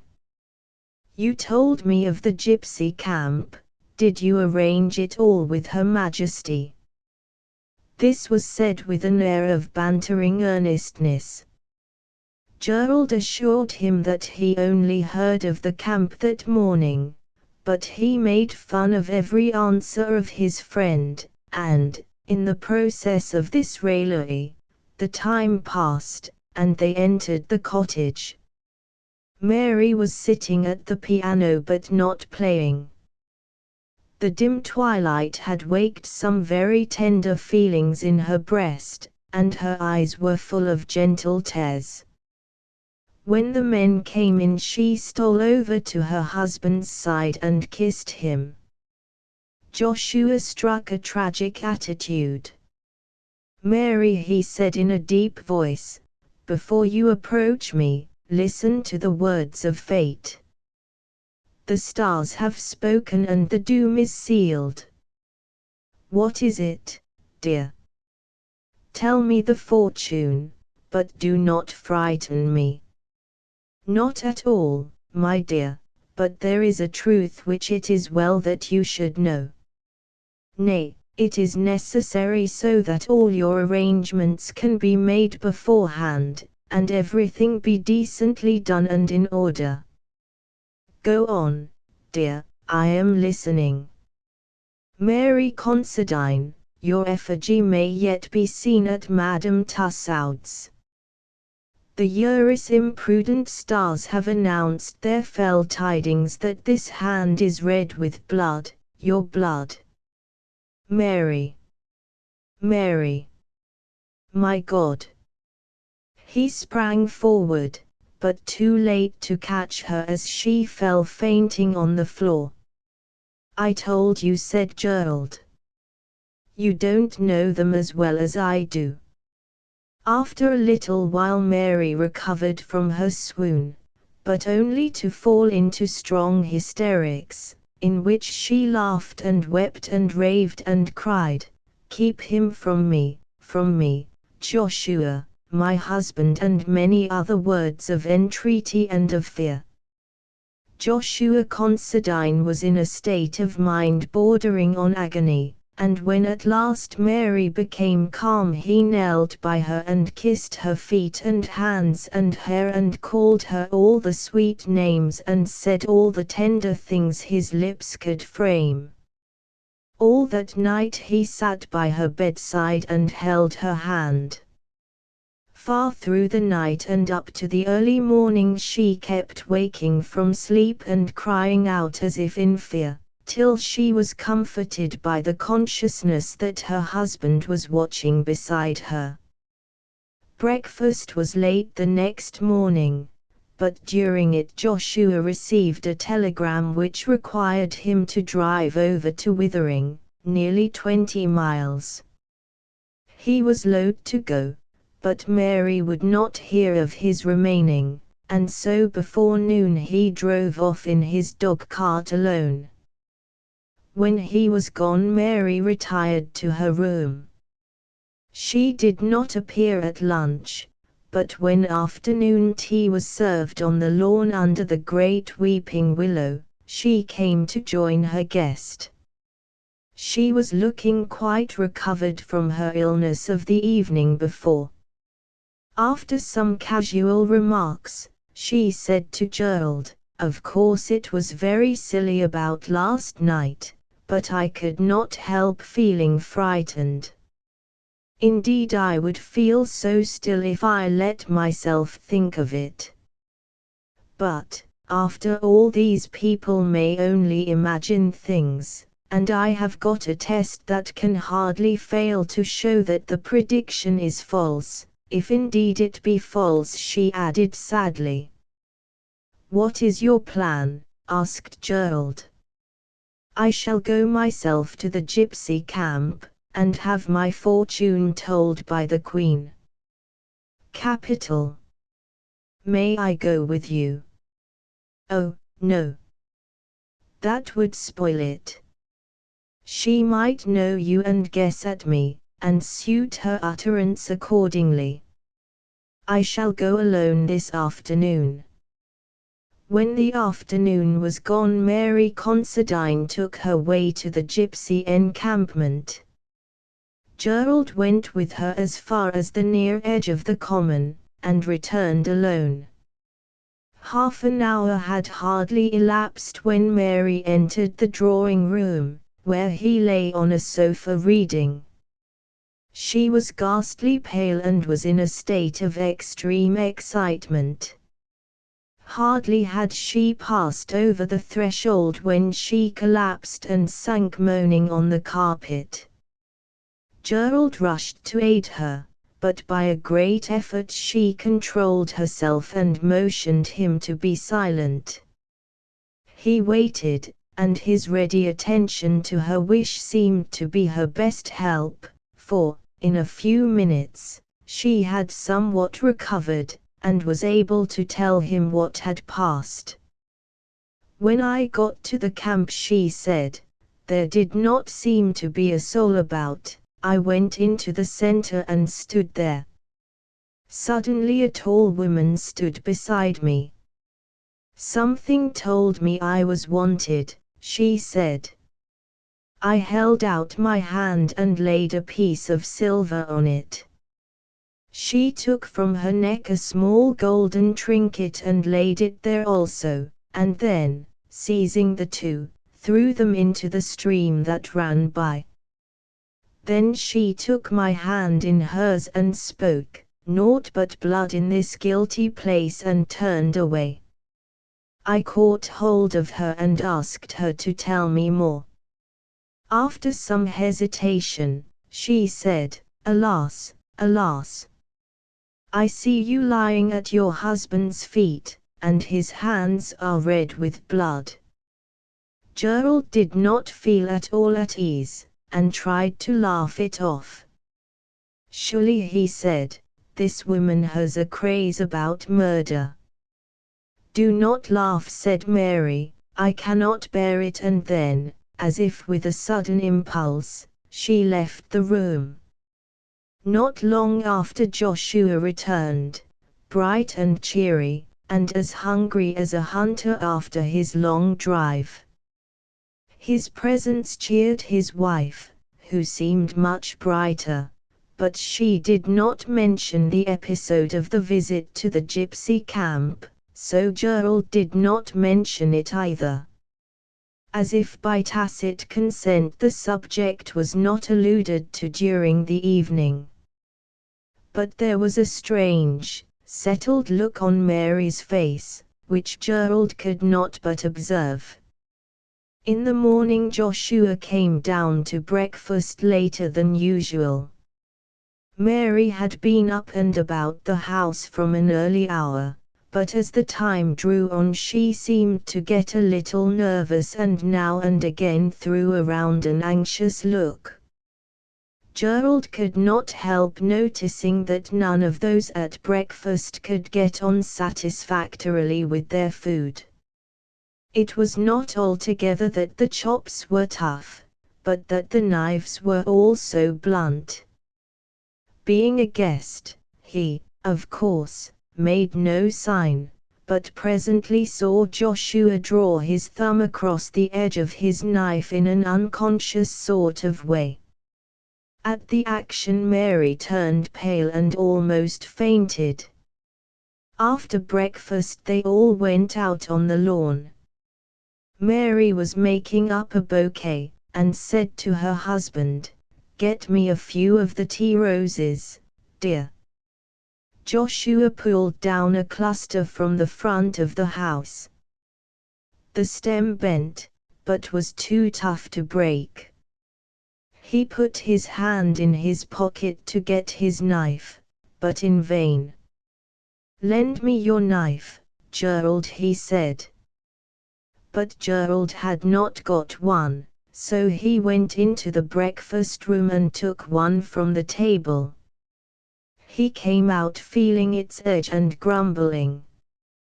"What on earth has happened to all the knives? The edges seem all ground off." Mary turned away hurriedly and entered the house. Joshua tried to sever the stalk with the blunt knife as country cooks sever the necks of fowl, as schoolboys cut twine. With a little effort he finished the task. The cluster of roses grew thick, so he determined to gather a great bunch. He could not find a single sharp knife in the sideboard where the cutlery was kept, so he called Mary, and when she came, told her the state of things. She looked so agitated and so miserable that he could not help knowing the truth, and, as if astounded and hurt, asked her, "Do you mean to say that you have done it?" She broke in, "Oh, Joshua, I was so afraid." He paused, and a set, white look came over his face. "Mary," said he, "is this all the trust you have in me? I would not have believed it." "Oh, Joshua! Joshua," she cried entreatingly, "forgive me," and wept bitterly. Joshua thought a moment and then said, "I see how it is. We shall better end this or we shall all go mad." He ran into the drawing room. "Where are you going?" almost screamed Mary. Gerald saw what he meant, that he would not be tied to blunt instruments by the force of a superstition, and was not surprised when he saw him come out through the French window, bearing in his hand a large gurkha knife, which usually lay on the center table, and which his brother had sent him from northern India. It was one of those great hunting knives which worked such havoc, at close quarters with the enemies of the loyal Gurkhas during the mutiny, of great weight but so evenly balanced in the hand as to seem light, and with an edge like a razor. With one of these knives a Gurkha can cut a sheep in two. When Mary saw him come out of the room with the weapon in his hand, she screamed in an agony of fright, and the hysterics of last night were promptly renewed. Joshua ran toward her, and, seeing her falling, threw down the knife and tried to catch her. However, he was just a second too late, and the two men cried out in horror simultaneously as they saw her fall upon the naked blade.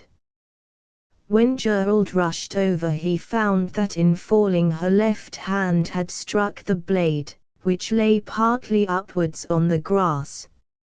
Some of the small veins were cut through, and the blood gushed freely from the wound.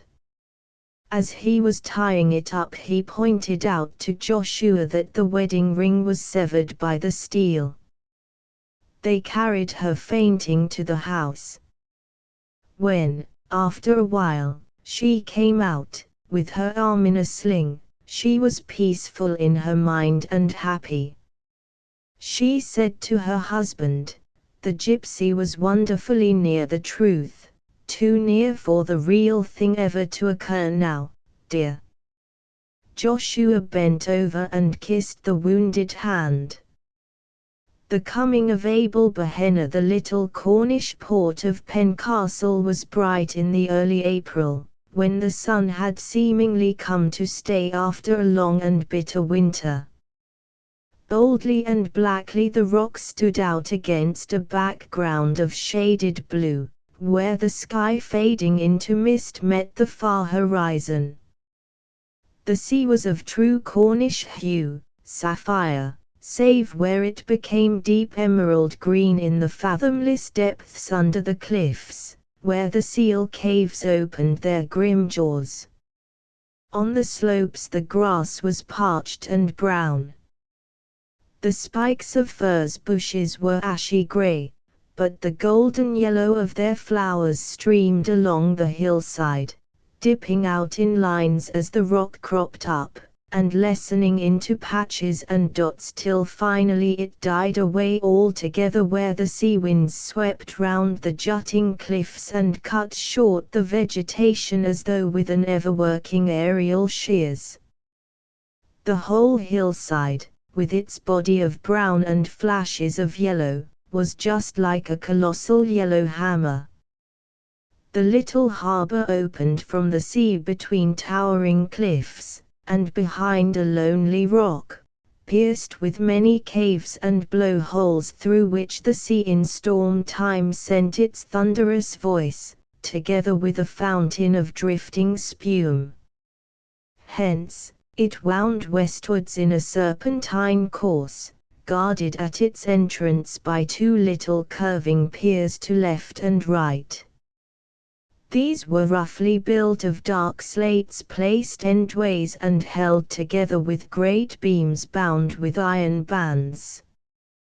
Thence, it flowed up the rocky bed of the stream whose winter torrents had of old cut out its way amongst the hills.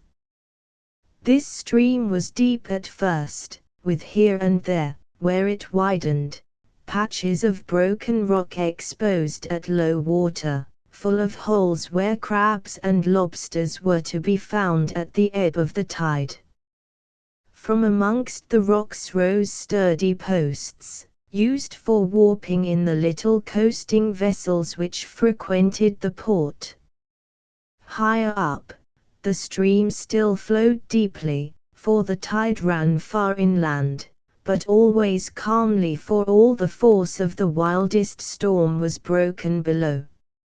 Some quarter-mile inland the stream was deep at high water, but at low tide there were at each side patches of the same broken rock as lower down, through the chinks of which the sweet water of the natural stream trickled and murmured after the tide had ebbed away. Here, too, rose mooring posts for the fishermen's boats. At either side of the river was a row of cottages down almost on the level of high tide. They were pretty cottages, strongly and snugly built, with trim narrow gardens in front, full of old-fashioned plants, flowering currants, coloured primroses, wallflower, and stone crop. Over the fronts of many of them climbed clematis and wisteria. The window sides and door-posts of all were as white as snow, and the little pathway to each was paved with light-coloured stones. At some of the doors were tiny porches, whilst at others were rustic seats cut from tree trunks or from old barrels. In nearly every case the window ledges were filled with boxes or pots of flowers or foliage plants. 2 men lived in cottages exactly opposite each other across the stream. 2 men, both young, both good-looking, both prosperous, and who had been companions and rivals from their boyhood. Abel Behenna was dark with the gypsy darkness which the Phoenician mining wanderers left in their track. Eric Songson, which the local antiquarian said was a corruption of Sargamonson, was fair, with the ruddy hue which marked the path of the wild Norseman.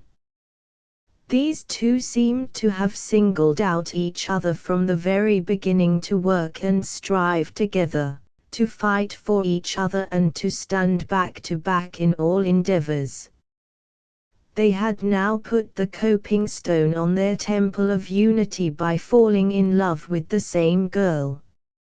Sarah Trefusey was certainly the prettiest girl in Pencastle, and there was many a young man who would gladly have tried his fortune with her, but that there were 2 to contend against, and each of these the strongest and most resolute man in the port, except the other. The average young man thought that this was very hard, and on account of it bore no goodwill to either of the 3 principals, whilst the average young woman who had, lest worse should befall, to put up with the grumbling of her sweetheart, and the sense of being only second best which it implied, did not either, be sure, regard Sarah with friendly eye. Thus it came, in the course of a year or so, for rustic courtship is a slow process, that the two men and women found themselves thrown much together. They were all satisfied, so it did not matter, and Sarah, who was vain and something frivolous, took care to have her revenge on both men and women in a quiet way. When a young woman in her walking out can only boast one not quite satisfied young man, it is no particular pleasure to her to see her escort cast sheep's eyes at a better-looking girl supported by two devoted swains. At length there came a time which Sarah dreaded, and which she had tried to keep distant, the time when she had to make her choice between the two men. She liked them both, and, indeed, either of them might have satisfied the ideas of even a more exacting girl. But her mind was so constituted that she thought more of what she might lose, than of what she might gain, and whenever she thought she had made up her mind she became instantly assailed with doubts as to the wisdom of her choice. Always the man whom she had presumably lost became endowed afresh with a newer and more bountiful crop of advantages than had ever arisen from the possibility of his acceptance. She promised each man that on her birthday she would give him his answer, and that day, the 11th of April, had now arrived. The promises had been given singly and confidentially, but each was given to a man who was not likely to forget. Early in the morning she found both men hovering round her door. Neither had taken the other into his confidence, and each was simply seeking an early opportunity of getting his answer, and advancing his suit if necessary. Damon, as a rule, does not take Pythias with him when making a proposal, and in the heart of each man his own affairs had a claim far above any requirements of friendship. So, throughout the day, they kept seeing each other out. The position was doubtless somewhat embarrassing to Sarah, and though the satisfaction of her vanity that she should be thus adored was very pleasing, yet there were moments when she was annoyed with both men for being so persistent. Her only consolation at such moments was that she saw, through the elaborate smiles of the other girls when in passing they noticed her door thus doubly guarded, the jealousy which filled their hearts. Sarah's mother was a person of commonplace and sordid ideas, and, seeing all along the state of affairs, her one intention, persistently expressed to her daughter in the plainest words, was to so arrange matters that Sarah should get all that was possible out of both men. With this purpose she had cunningly kept herself as far as possible in the background in the matter of her daughter's wooings, and watched in silence. At first Sarah had been indignant with her for her sordid views, but, as usual, her weak nature gave way before persistence, and she had now got to the stage of acceptance. She was not surprised when her mother whispered to her in the little yard behind the house, "Go up the hillside for a while, I want to talk to these two. They're both red hot for ye, and now's the time to get things fixed." Sarah began a feeble remonstrance, but her mother cut her short. "I tell ye, girl, that my mind is made up. Both these men want ye, and only one can have ye, but before ye choose it'll be so arranged that ye'll have all that both have got. Don't argy, child. Go up the hillside, and when ye come back I'll have it fixed. I see a way quite easy. So Sarah went up the hillside through the narrow paths between the golden firs, and Mrs. Trefusis joined the two men in the living room of the little house. She opened the attack with the desperate courage which is in all mothers when they think for their children, howsoever mean the thoughts may be. Ye two men, ye re both in love with my Sarah. Their bashful silence gave consent to the barefaced proposition. She went on. Neither of ye has much. Again they tacitly acquiesced in the soft impeachment. I don't know that either of ye could keep a wife. Though neither said a word, their looks and bearing expressed distinct dissent. Mrs. Trefusis went on, but if ye de put what ye both have together ye de make a comfortable home for one of ye, and Sarah. She eyed the men keenly, with her cunning eyes half shut, as she spoke, then satisfied from her scrutiny that the idea was accepted she went on quickly, as if to prevent argument, the girl likes ye both, and mayhap it's hard for her to choose. Why don't ye toss up for her? First put your money together, ye've each got a bit put by, I know. Let the lucky man take the lot and trade with it a bit, and then come home and marry her. Neither of ye's afraid, I suppose. And neither of ye'll say that he won't do that much for the girl that ye both say ye love. Abel broke the silence. It don't seem the square thing to toss for the girl. She wouldn't like it herself, and it doesn't seem respectful like to her, Eric interrupted. He was conscious that his chance was not so good as Abel's in case Sarah should wish to choose between them. Are ye afraid of the hazard? Not me, said Abel, boldly.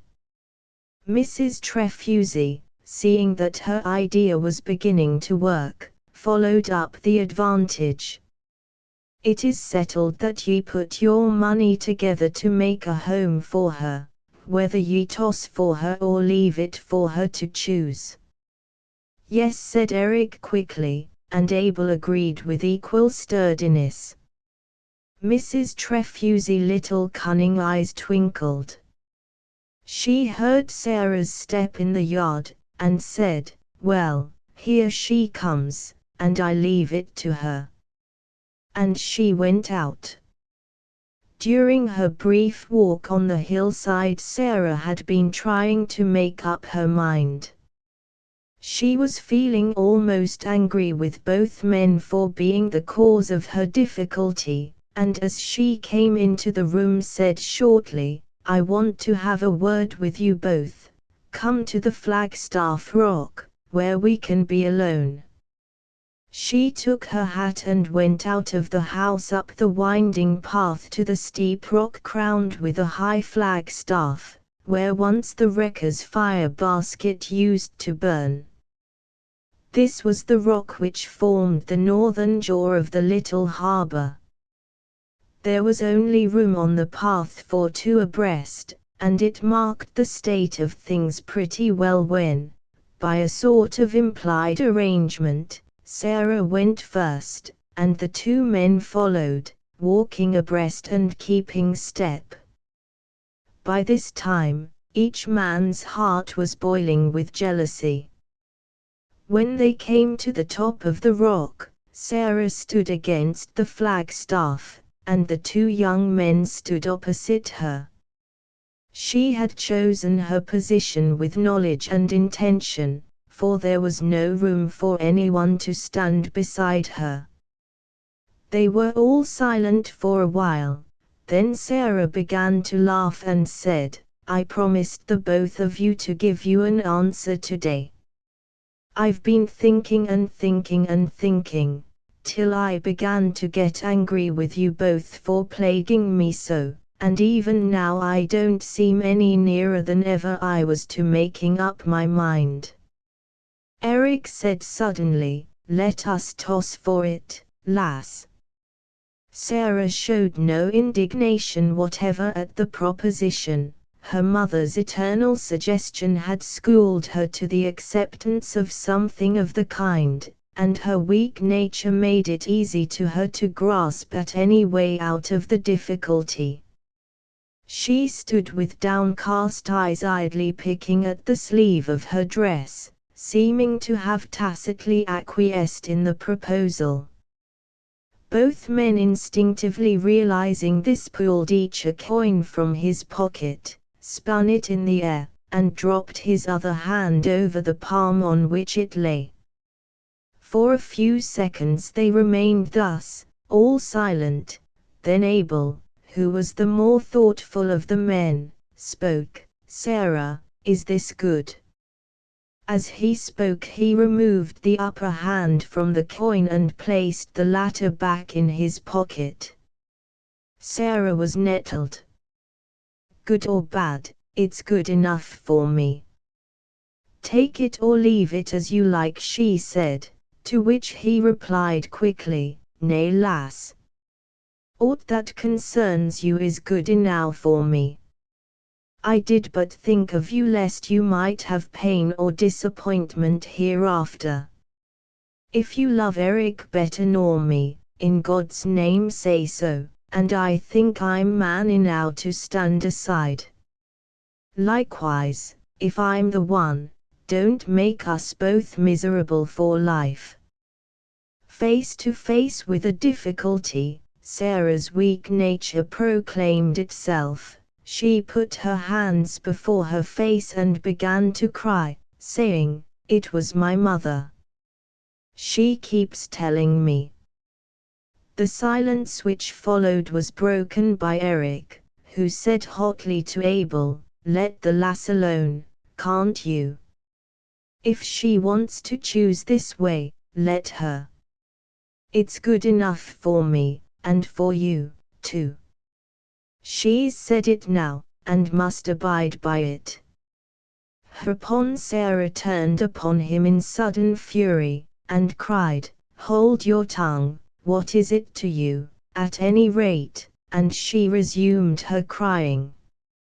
Eric was so flabbergasted that he had not a word to say, but stood looking particularly foolish, with his mouth open and his hands held out with the coin still between them. All were silent till Sarah, taking her hands from her face, laughed hysterically and said, as you two can't make up your minds, I'm going home, and she turned to go. Stop, said Abel, in an authoritative voice. Eric, you hold the coin, and I'll cry. Now, before we settle it, let us clearly understand, the man who wins takes all the money that we both have got, brings it to Bristol and ships on a voyage and trades with it. Then he comes back and marries Sarah, and they two keep all, whatever there may be, as the result of the trading. Is this what we understand? Yes, said Eric. I'll marry him on my next birthday, said Sarah. Having said it, the intolerably mercenary spirit of her action seemed to strike her, and impulsively she turned away with a bright blush. Fire seemed to sparkle in the eyes of both men. Said Eric, a year so be. The man that wins is to have 1 year. Toss, cried Abel, and the coin spun in the air. Eric caught it, and again held it between his outstretched hands.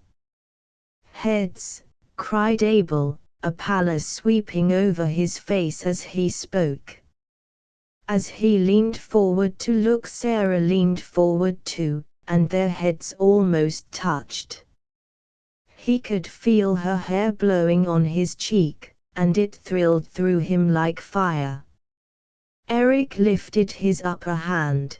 The coin lay with its head up. Abel stepped forward and took Sarah in his arms. With a curse, Eric hurled the coin far into the sea. Then he leaned against the flagstaff and scowled at the others with his hands thrust deep into his pockets. Abel whispered wild words of passion and delight into Sarah's ears, and as she listened she began to believe that Fortune had rightly interpreted the wishes of her secret heart, and that she loved Abel best. Presently Abel looked up and caught sight of Eric's face as the last ray of sunset struck it. The red light intensified the natural ruddiness of his complexion, and he looked as though he were steeped in blood. Abel did not mind his scowl, for now that his own heart was at rest he could feel unalloyed pity for his friend. He stepped over, meaning to comfort him, and held out his hand, saying, "It was my chance, old lad. Don't grudge it me. I'll try to make Sarah a happy woman, and you shall be a brother to us both." "Brother be damned," was all the answer Eric made, as he turned away. When he had gone a few steps down the rocky path he turned and came back. Standing before Abel and Sarah, who had their arms round each other, he said, "You have a year. Make the most of it. And be sure you're in time to claim your wife. Be back to have your banns up in time to be married on the 11th of April. If you're not, I tell you I shall have my banns up, and you may get back too late." "What do you mean, Eric? You are mad." "No more mad than you are, Abel Behenna. You go, that's your chance. I stay, that's mine. I don't mean to let the grass grow under my feet. Sarah cared no more for you than for me 5 minutes ago, and she may come back to that 5 minutes after you're gone. You won by a point only, the game may change." "The game won't change," said Abel shortly. "Sarah, you'll be true to me. You won't marry till I return."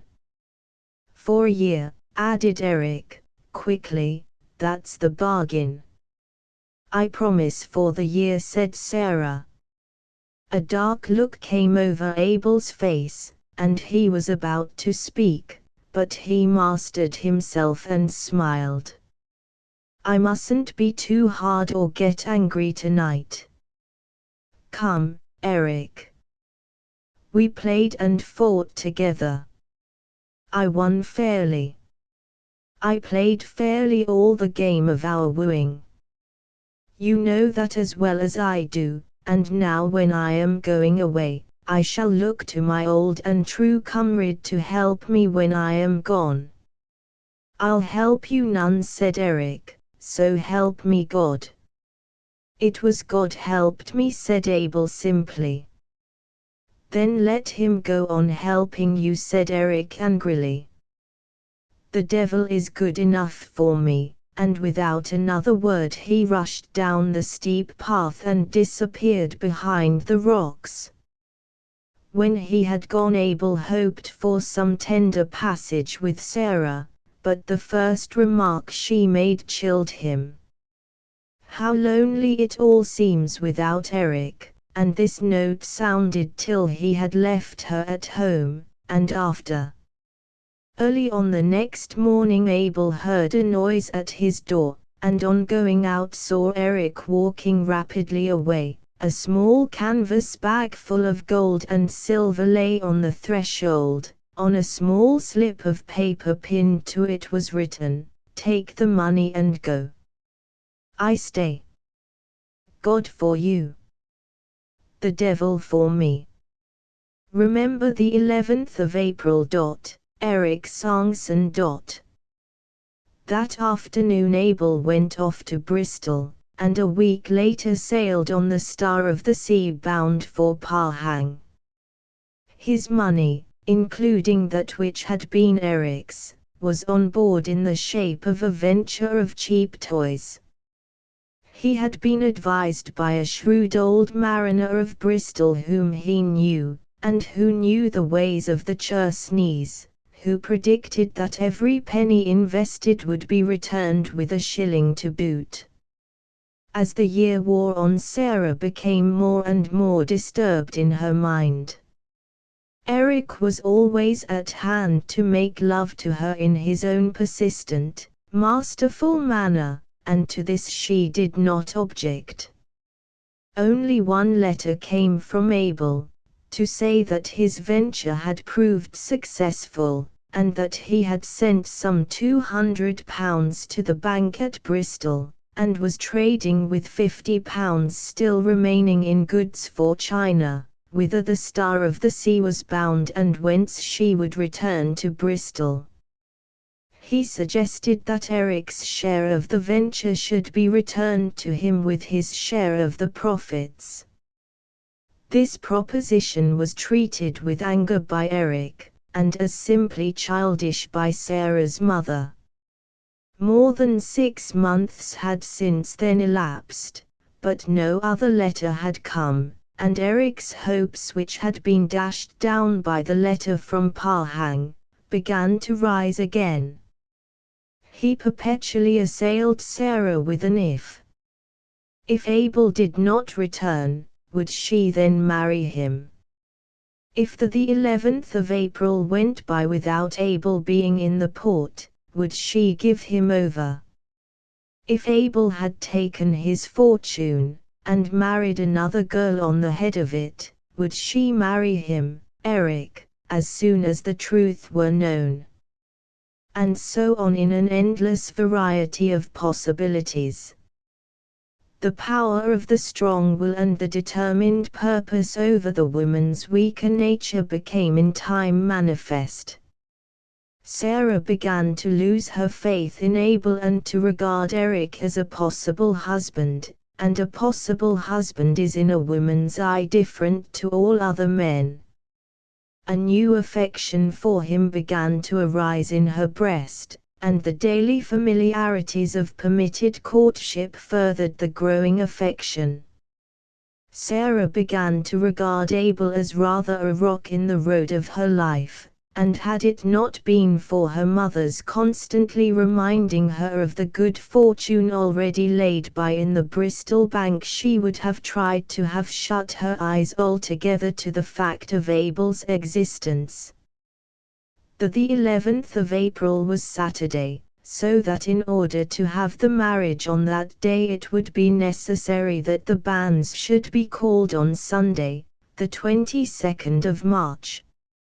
From the beginning of that month Eric kept perpetually on the subject of Abel's absence, and his outspoken opinion that the latter was either dead or married began to become a reality to the woman's mind. As the first half of the month wore on, Eric became more jubilant, and after church on the 15th he took Sarah for a walk to the Flagstaff Rock. There he asserted himself strongly. "I told Abel, and you too, that if he was not here to put up his banns in time for the 11th, I would put up mine for the 12th. Now the time has come when I mean to do it." He hasn't kept his word. Here Sarah struck in out of her weakness and indecision. He hasn't broken it yet. Eric ground his teeth with anger. "If you mean to stick up for him," he said, as he smote his hands savagely on the flagstaff, which sent forth a shivering murmur, "well and good. I'll keep my part of the bargain. On Sunday I shall give notice of the banns, and you can deny them in the church if you will. If Abel is in Pencastle on the 11th, he can have them cancelled, and his own put up, but till then, I take my course, and woe to anyone who stands in my way. With that he flung himself down the rocky pathway, and Sarah could not but admire his Viking strength and spirit, as, crossing the hill, he strode away along the cliffs towards Bude. During the week no news was heard of Abel, and on Saturday Eric gave notice of the banns of marriage between himself and Sarah Trefusey. The clergyman would have remonstrated with him, for although nothing formal had been told to the neighbors, it had been understood since Abel's departure that on his return he was to marry Sarah, but Eric would not discuss the question. "It is a painful subject, sir," he said with a firmness which the parson, who was a very young man, could not but be swayed by. "Surely there is nothing against Sarah or me. Why should there be any bones made about the matter?" The parson said no more, and on the next day he read out the banns for the first time amidst an audible buzz from the congregation. Sarah was present, contrary to custom, and though she blushed furiously enjoyed her triumph over the other girls whose banns had not yet come. Before the week was over she began to make her wedding dress. Eric used to come and look at her at work and the sight thrilled through him. He used to say all sorts of pretty things to her at such times, and there were to both delicious moments of love-making. The banns were read a second time on the 29th, and Eric's hope grew more and more fixed, though there were to him moments of acute despair when he realized that the cup of happiness might be dashed from his lips at any moment, right up to the last. At such times he was full of passion, desperate and remorseless, and he ground his teeth and clenched his hands in a wild way as though some taint of the old berserker fury of his ancestors still lingered in his blood. On the Thursday of that week he looked in on Sarah and found her, amid a flood of sunshine, putting finishing touches to her white wedding gown. His own heart was full of gaiety, and the sight of the woman who was so soon to be his own so occupied, filled him with a joy unspeakable, and he felt faint with languorous ecstasy. Bending over he kissed Sarah on the mouth, and then whispered in her rose ear, "Your wedding dress, Sarah. And for me." As he drew back to admire her she looked up saucily, and said to him, "Perhaps not for you. There is more than a week yet for Abel," and then cried out in dismay, for with a wild gesture and a fierce oath Eric dashed out of the house, banging the door behind him. The incident disturbed Sarah more than she could have thought possible, for it awoke all her fears and doubts and indecision afresh. She cried a little, and put by her dress, and to soothe herself went out to sit for a while on the summit of the Flagstaff Rock. When she arrived she found there a little group anxiously discussing the weather. The sea was calm and the sun bright, but across the sea were strange lines of darkness and light, and close in to shore the rocks were fringed with foam, which spread out in great white curves and circles as the currents drifted. The wind had backed, and came in sharp, cold puffs. The blow-hole, which ran under the Flagstaff Rock, from the rocky bay without to the harbor within, was booming at intervals, and the seagulls were screaming ceaselessly as they wheeled about the entrance of the port. "It looks bad," she heard an old fisherman say to the Coast Guard. "I seen it just like this once before, when the East Indiaman Coromandel went to pieces in Dizzard Bay." Sarah did not wait to hear more. She was of a timid nature where danger was concerned, and could not bear to hear of wrecks and disasters.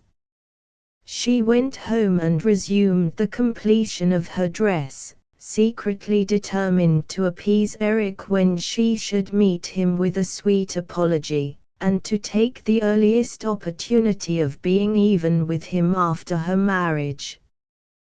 The old fisherman's weather prophecy was justified. That night at dusk a wild storm came on. The sea rose and lashed the western coasts from Skye to Scilly and left a tale of disaster everywhere. The sailors and fishermen of Pencastle all turned out on the rocks and cliffs and watched eagerly. Presently, by a flash of lightning, a ketch was seen drifting under only a jib about half a mile outside the port.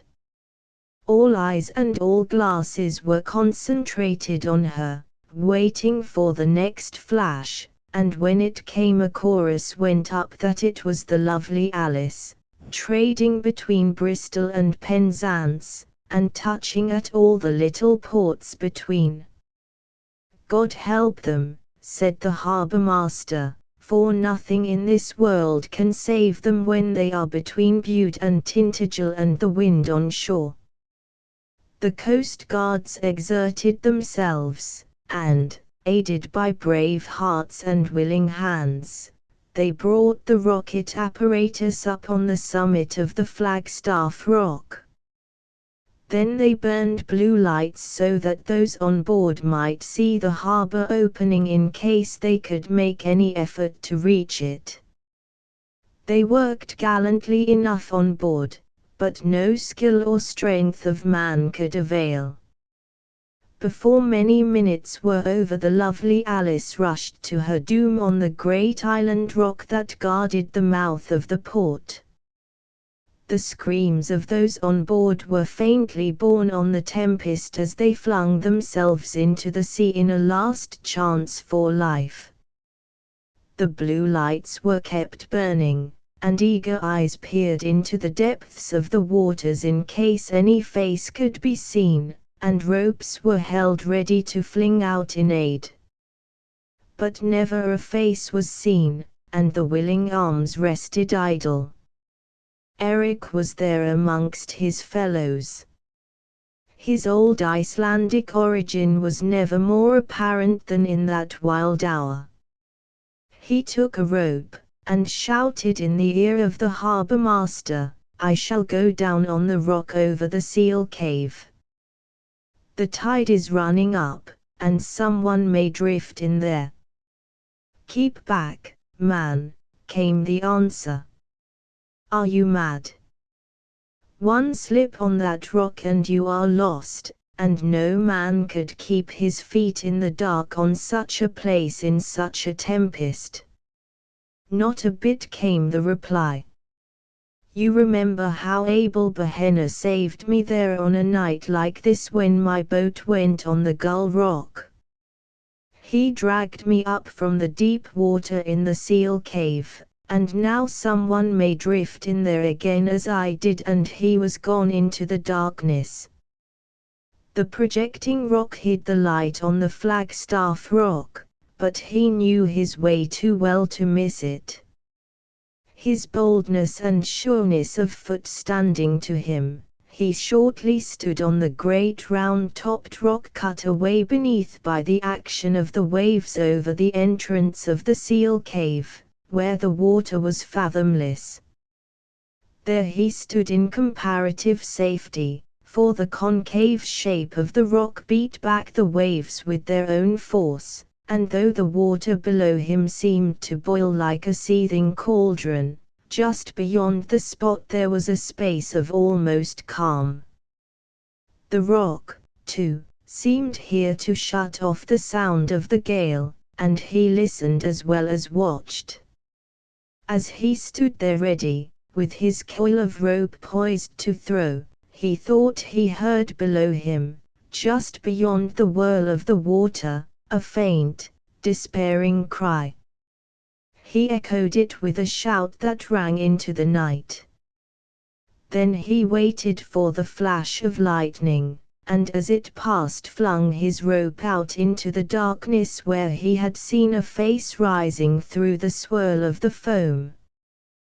The rope was caught, for he felt a pull on it, and he shouted again in his mighty voice, "Tie it round your waist, and I shall pull you up." Then when he felt that it was fast he moved along the rock to the far side of the sea cave, where the deep water was something stiller, and where he could get foothold secure enough to drag the rescued man on the overhanging rock. He began to pull, and shortly he knew from the rope taken in that the man he was now rescuing must soon be close to the top of the rock. He steadied himself for a moment, and drew a long breath, that he might at the next effort complete the rescue. He had just bent his back to the work when a flash of lightning revealed to each other the two men, the rescuer and the rescued. Eric Songson and Abel Behenna were face to face, and none knew of the meeting save themselves, and God. On the instant a wave of passion swept through Eric's heart. All his hopes were shattered, and with the hatred of Cain his eyes looked out. He saw in the instant of recognition the joy in Abel's face that his was the hand to succor him, and this intensified his hate.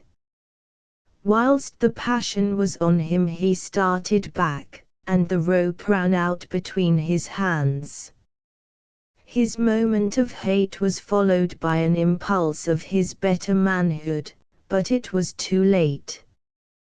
Before he could recover himself, Abel, encumbered with the rope that should have aided him, was plunged with a despairing cry back into the darkness of the devouring sea. Then, feeling all the madness and the doom of Cain upon him, Eric rushed back over the rocks, heedless of the danger and eager only for one thing, to be amongst other people whose living noises would shut out that last cry which seemed to ring still in his ears. When he regained the Flagstaff Rock the men surrounded him, and through the fury of the storm he heard the harbour master say, "We feared you were lost when we heard a cry. How white you are! Where is your rope? Was there anyone drifted in?"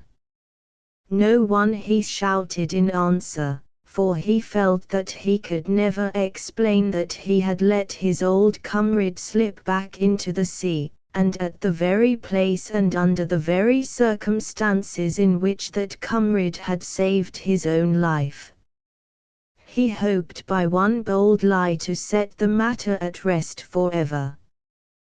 There was no one to bear witness, and if he should have to carry that still white face in his eyes and that despairing cry in his ears forevermore, at least none should know of it. "No one," he cried, more loudly still. "I slipped on the rock, and the rope fell into the sea." So saying he left them, and, rushing down the steep path, gained his own cottage and locked himself within.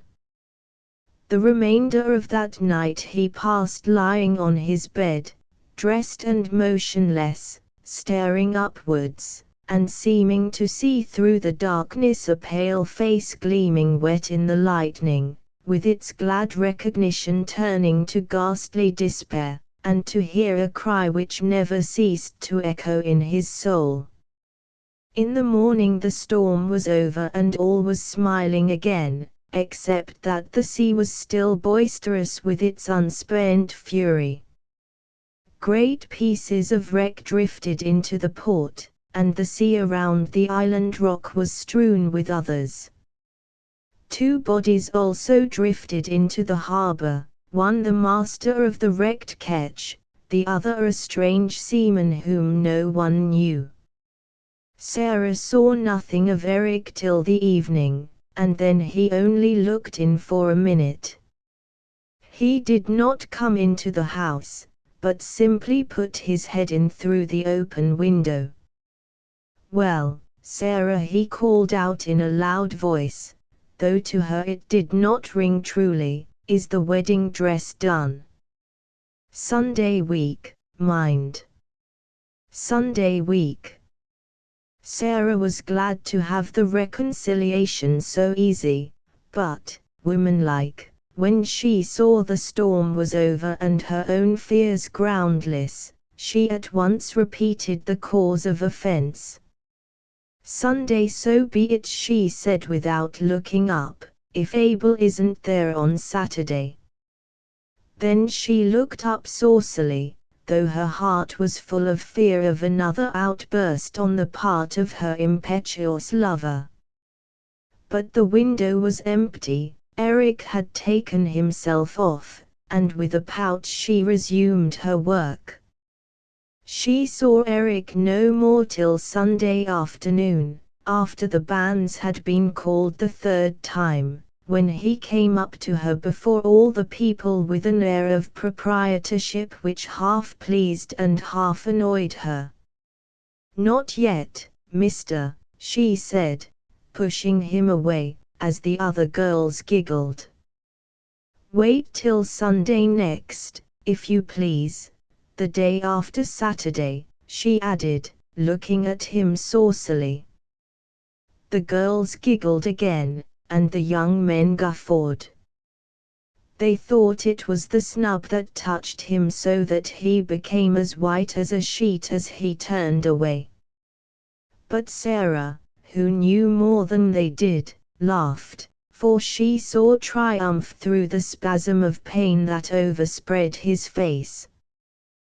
The week passed uneventfully, however. As Saturday drew nigh, Sarah had occasional moments of anxiety, and as to Eric, he went about at night time like a man possessed. He restrained himself when others were by, but now and again he went down amongst the rocks and caves and shouted aloud. This seemed to relieve him somewhat, and he was better able to restrain himself for some time after. All Saturday he stayed in his own house and never left it. As he was to be married on the morrow, the neighbors thought it was shyness on his part, and did not trouble or notice him. Only once was he disturbed, and that was when the chief boatman came to him and sat down, and after a pause said, "Eric, I was over in Bristol yesterday. I was in the ropemaker's getting a coil to replace the one you lost the night of the storm, and there I saw Michael Heavens of this place, who is a salesman there. He told me that Abel Behenna had come home the week ere last on the Star of the Sea from Canton, and that he had lodged a sight of money in the Bristol Bank in the name of Sarah Behenna. He told Michael so himself, and that he had taken passage on the Lovely Alice to Pencastle. Bear up, man," for Eric had with a groan dropped his head on his knees, with his face between his hands. "He was your old comrade, I know, but you couldn't help him. He must have gone down with the rest that awful night.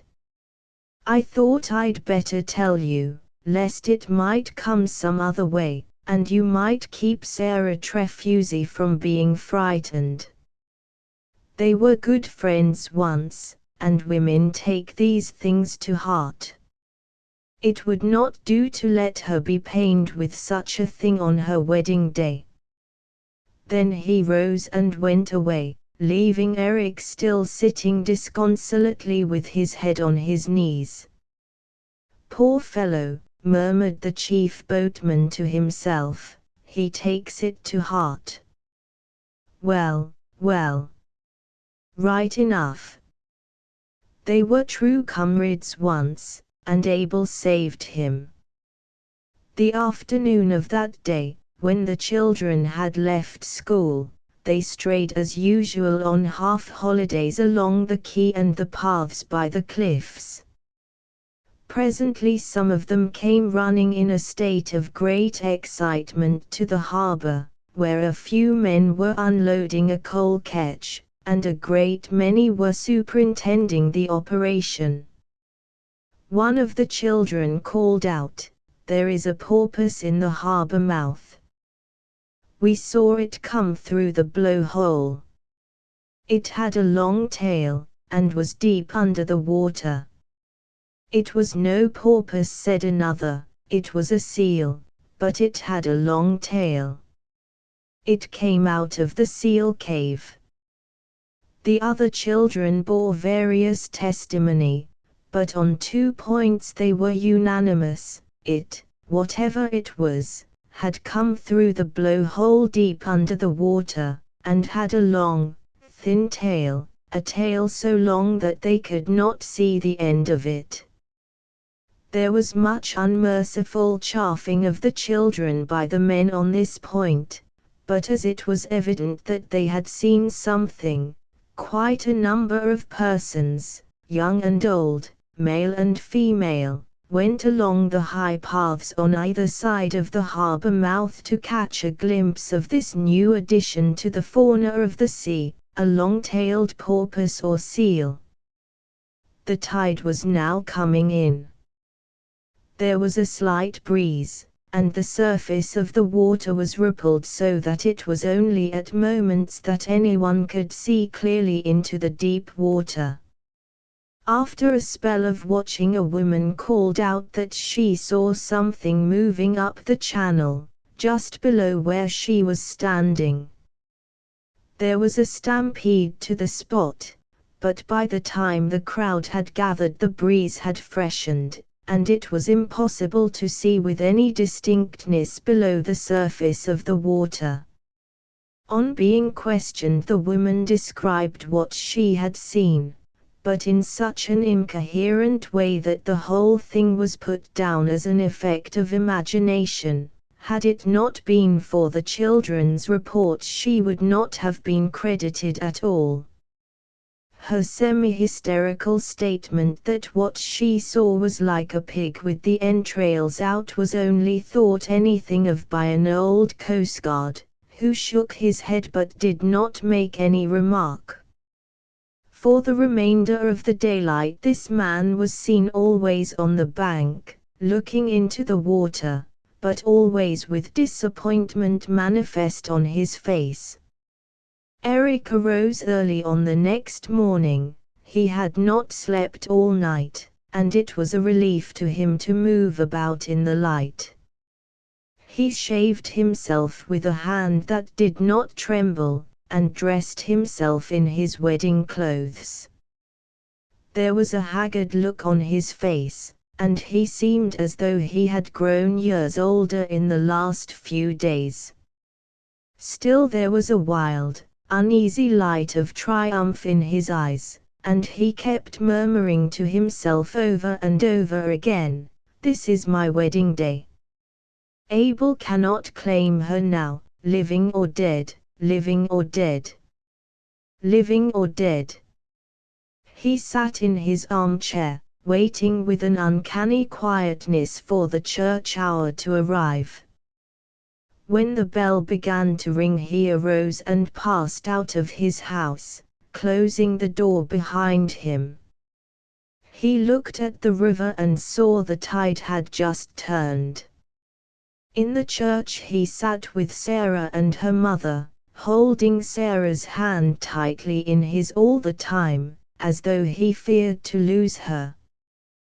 When the service was over, they stood up together, and were married in the presence of the entire congregation, for no one left the church. Both made the responses clearly, Eric's being even on the defiant side. When the wedding was over, Sarah took her husband's arm, and they walked away together, the boys and younger girls being cuffed by their elders into a decorous behavior, for they would fain have followed close behind their heels. The way from the church led down to the back of Eric's cottage, a narrow passage being between it and that of his next neighbor. When the bridal couple had passed through this, the remainder of the congregation, who had followed them at a little distance, were startled by a long, shrill scream from the bride. They rushed through the passage and found her on the bank with wild eyes, pointing to the riverbed opposite Eric Sangson's door. The falling tide had deposited there the body of Abel Behenna stark upon the broken rocks. The rope trailing from its waist had been twisted by the current round the mooring post, and had held it back whilst the tide had ebbed away from it. The right elbow had fallen in a chink in the rock, leaving the hand outstretched toward Sarah, with the open palm upward as though it were extended to receive hers, the pale drooping fingers open to the clasp. All that happened afterwards was never quite known to Sarah Sangson. Whenever she would try to recollect, there would become a buzzing in her ears and a dimness in her eyes, and all would pass away. The only thing that she could remember of it all, and this she never forgot, was Eric's breathing heavily, with his face whiter than that of the dead man, as he muttered under his breath, "Devil's help. Devil's faith. Devil's price."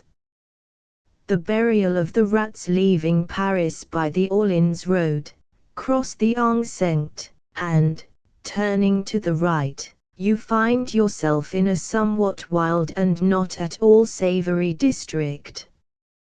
Right and left, before and behind, on every side rise great heaps of dust and waste accumulated by the process of time. Paris has its night as well as its day life, and the sojourner who enters his hotel in the Rue de Rivoli or the Rue Saint-Honore late at night or leaves it early in the morning, can guess, in coming near Montrouge, if he has not done so already, the purpose of those great wagons that look like boilers on wheels which he finds halting everywhere as he passes. Every city has its peculiar institutions created out of its own needs, and one of the most notable institutions of Paris is its rag-picking population.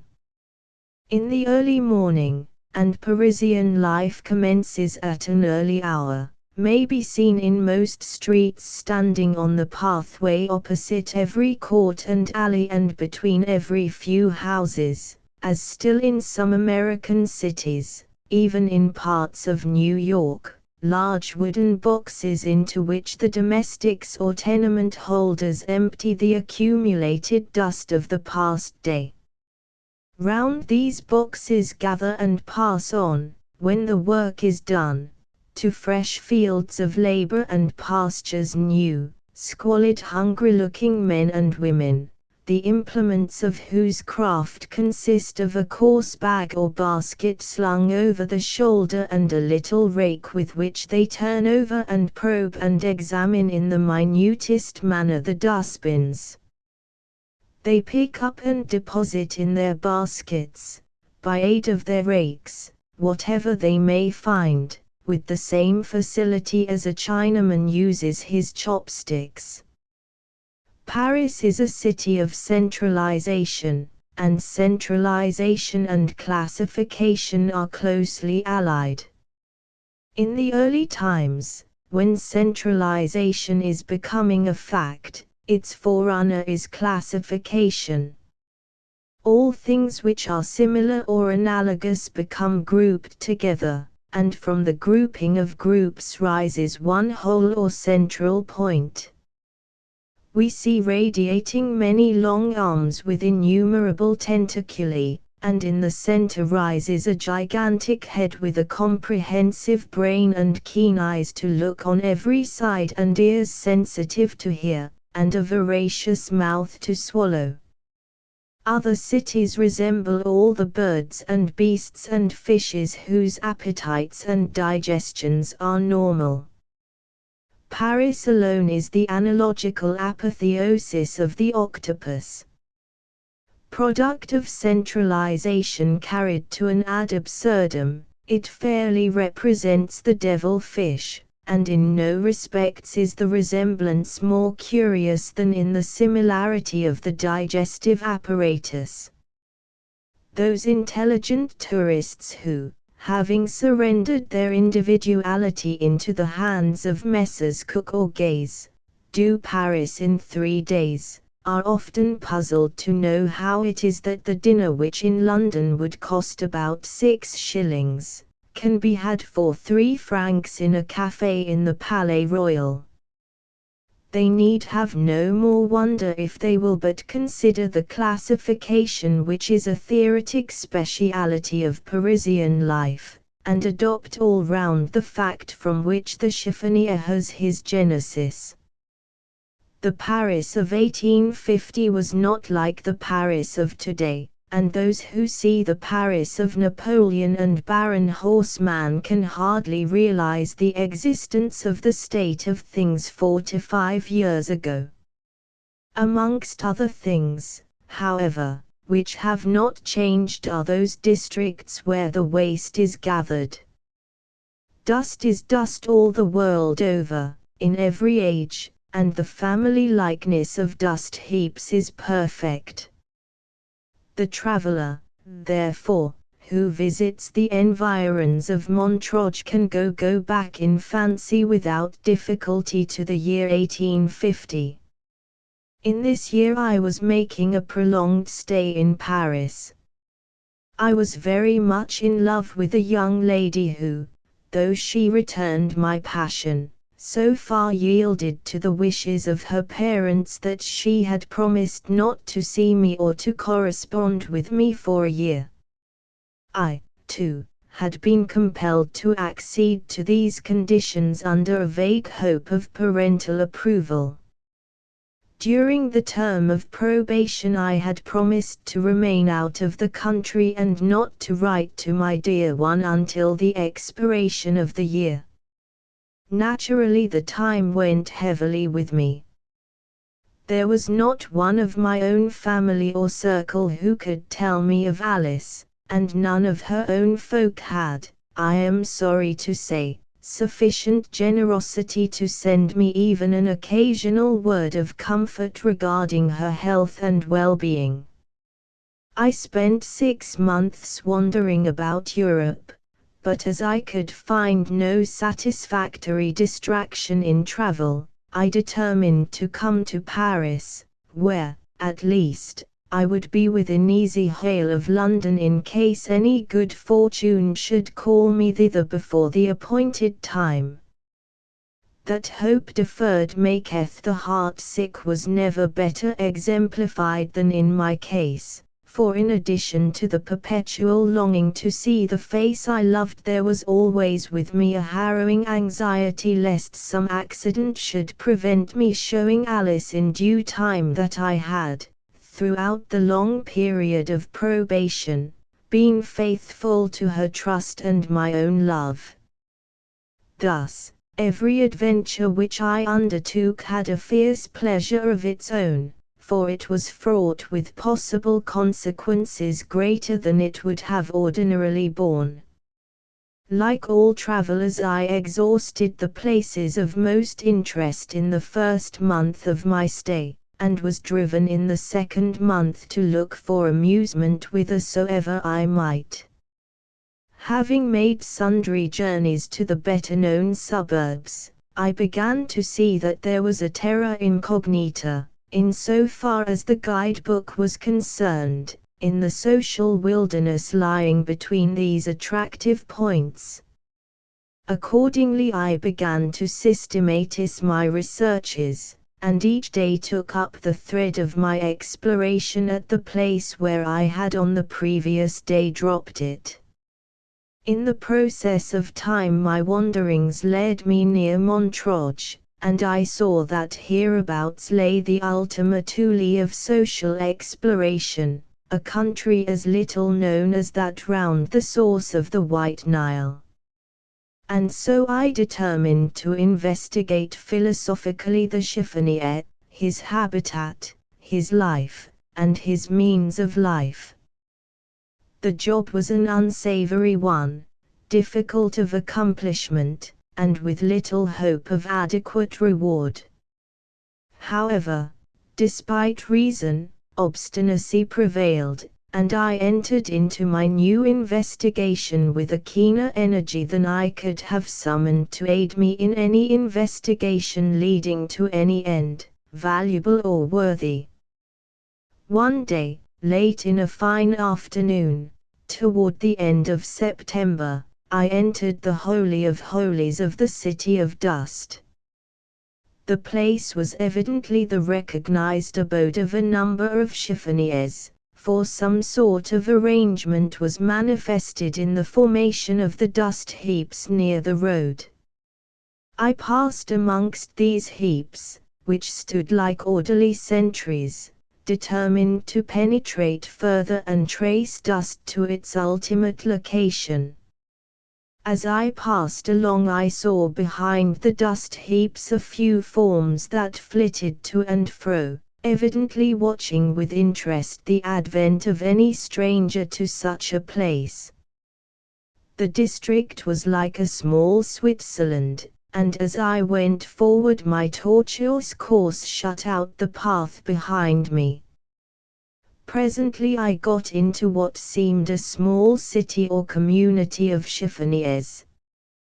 There were a number of shanties or huts, such as may be met with in the remote parts of the Bog of Allen, rude places with wattled walls, plastered with mud and roofs of rude thatch made from stable refuse, such places as one would not like to enter for any consideration, and which even in watercolor could only look picturesque if judiciously treated. In the midst of these huts was one of the strangest adaptations, I cannot say habitations, I had ever seen. An immense old wardrobe, the colossal remnant of some boudoir of Charles VII, or Henry II, had been converted into a dwelling house. The double doors lay open, so that the entire menage was open to public view. In the open half of the wardrobe was a common sitting room of some 4 feet by 6, in which sat, smoking their pipes round a charcoal brazier, no fewer than 6 old soldiers of the First Republic, with their uniforms torn and worn threadbare. Evidently they were of the mauvaise sujet class.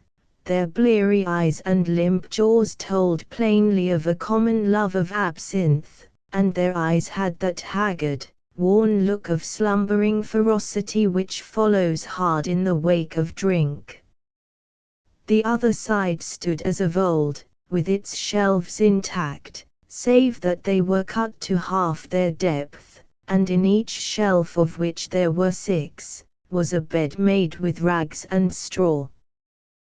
The half-dozen of worthies who inhabited this structure looked at me curiously as I passed, and when I looked back after going a little way I saw their heads together in a whispered conference. I did not like the look of this at all, for the place was very lonely, and the men looked very, very villainous. However, I did not see any cause for fear, and went on my way, penetrating further and further into the Sahara. The way was tortuous to a degree, and from going round in a series of semicircles, as one goes in skating with the Dutch roll, I got rather confused with regard to the points of the compass. When I had penetrated a little way, I saw, as I turned the corner of a half-made heap, sitting on a heap of straw, an old soldier with threadbare coat.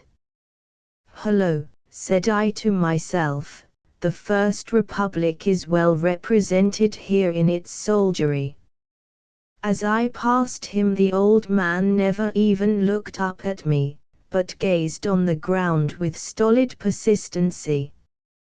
Again I remarked to myself, "See what a life of rude warfare can do." This old man's curiosity is a thing of the past. When I had gone a few steps, however, I looked back suddenly, and saw that curiosity was not dead, for the veteran had raised his head and was regarding me with a very queer expression. He seemed to me to look very like one of the 6 worthies in the press. When he saw me looking, he dropped his head, and without thinking further of him I went on my way, satisfied that there was a strange likeness between these old warriors. Presently I met another old soldier in a similar manner. He, too, did not notice me whilst I was passing. By this time it was getting late in the afternoon, and I began to think of retracing my steps. Accordingly I turned to go back, but could see a number of tracks leading between different mounds and could not ascertain which of them I should take. In my perplexity I wanted to see someone of whom to ask the way, but could see no one. I determined to go on a few mounds further and so try to see someone, not a veteran. I gained my object, for after going a couple of 100 yards I saw before me a single shanty such as I had seen before, with, however, the difference that this was not one for living in, but merely a roof with 3 walls open in front. From the evidences which the neighborhood exhibited I took it to be a place for sorting. Within it was an old woman wrinkled and bent with age. I approached her to ask the way. She rose as I came close and I asked her my way. She immediately commenced a conversation, and it occurred to me that here in the very center of the kingdom of dust was the place to gather details of the history of Parisian rag-picking, particularly as I could do so from the lips of one who looked like the oldest inhabitant. I began my inquiries, and the old woman gave me most interesting answers. She had been one of the setteuses who sat daily before the guillotine and had taken an active part among the women who signalized themselves by their violence in the Revolution. While we were talking she said suddenly, "But Msir must be tired standing," and dusted a rickety old stool for me to sit down. I hardly liked to do so for many reasons, but the poor old woman was so civil that I did not like to run the risk of hurting her by refusing, and moreover the conversation of one who had been at the taking of the Bastille was so interesting that I sat down, and so our conversation went on.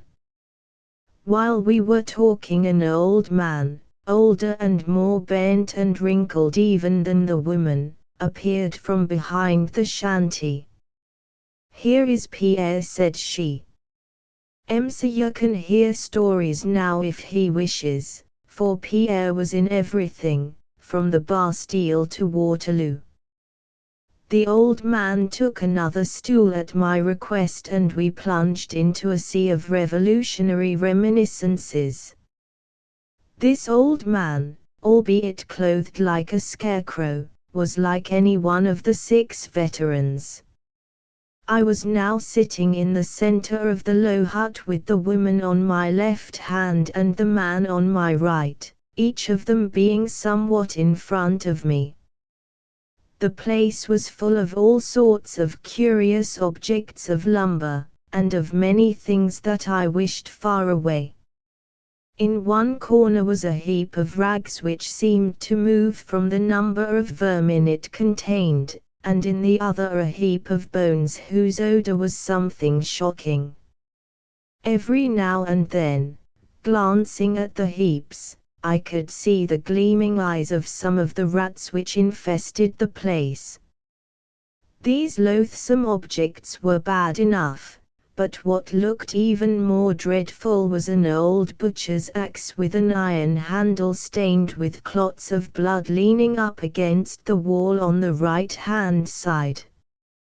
Still, these things did not give me much concern.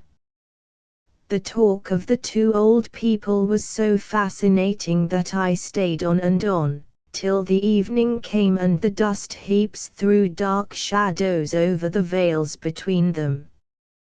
After a time I began to grow uneasy.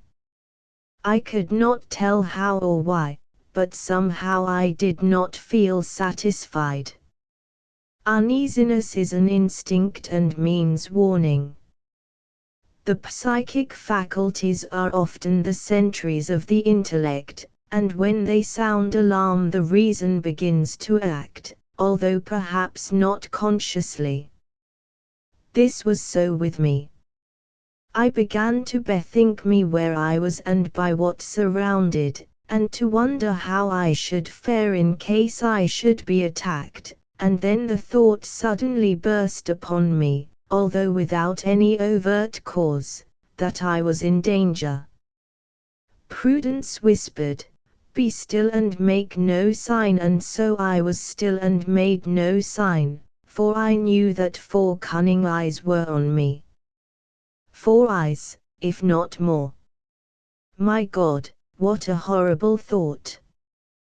The whole shanty might be surrounded on 3 sides with villains.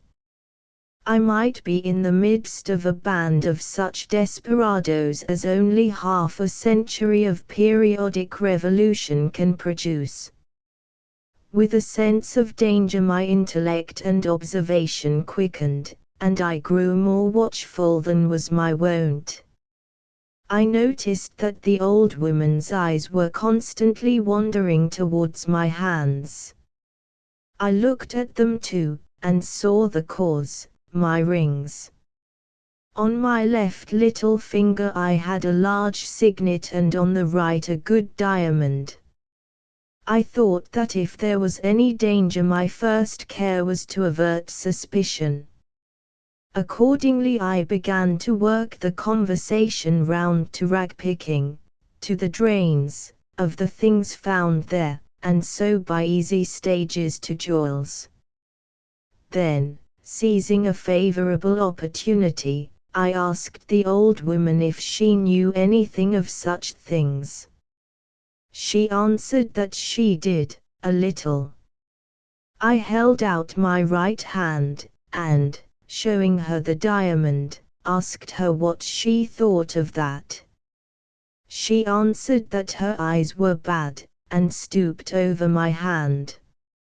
I said as nonchalantly as I could, "Pardon me.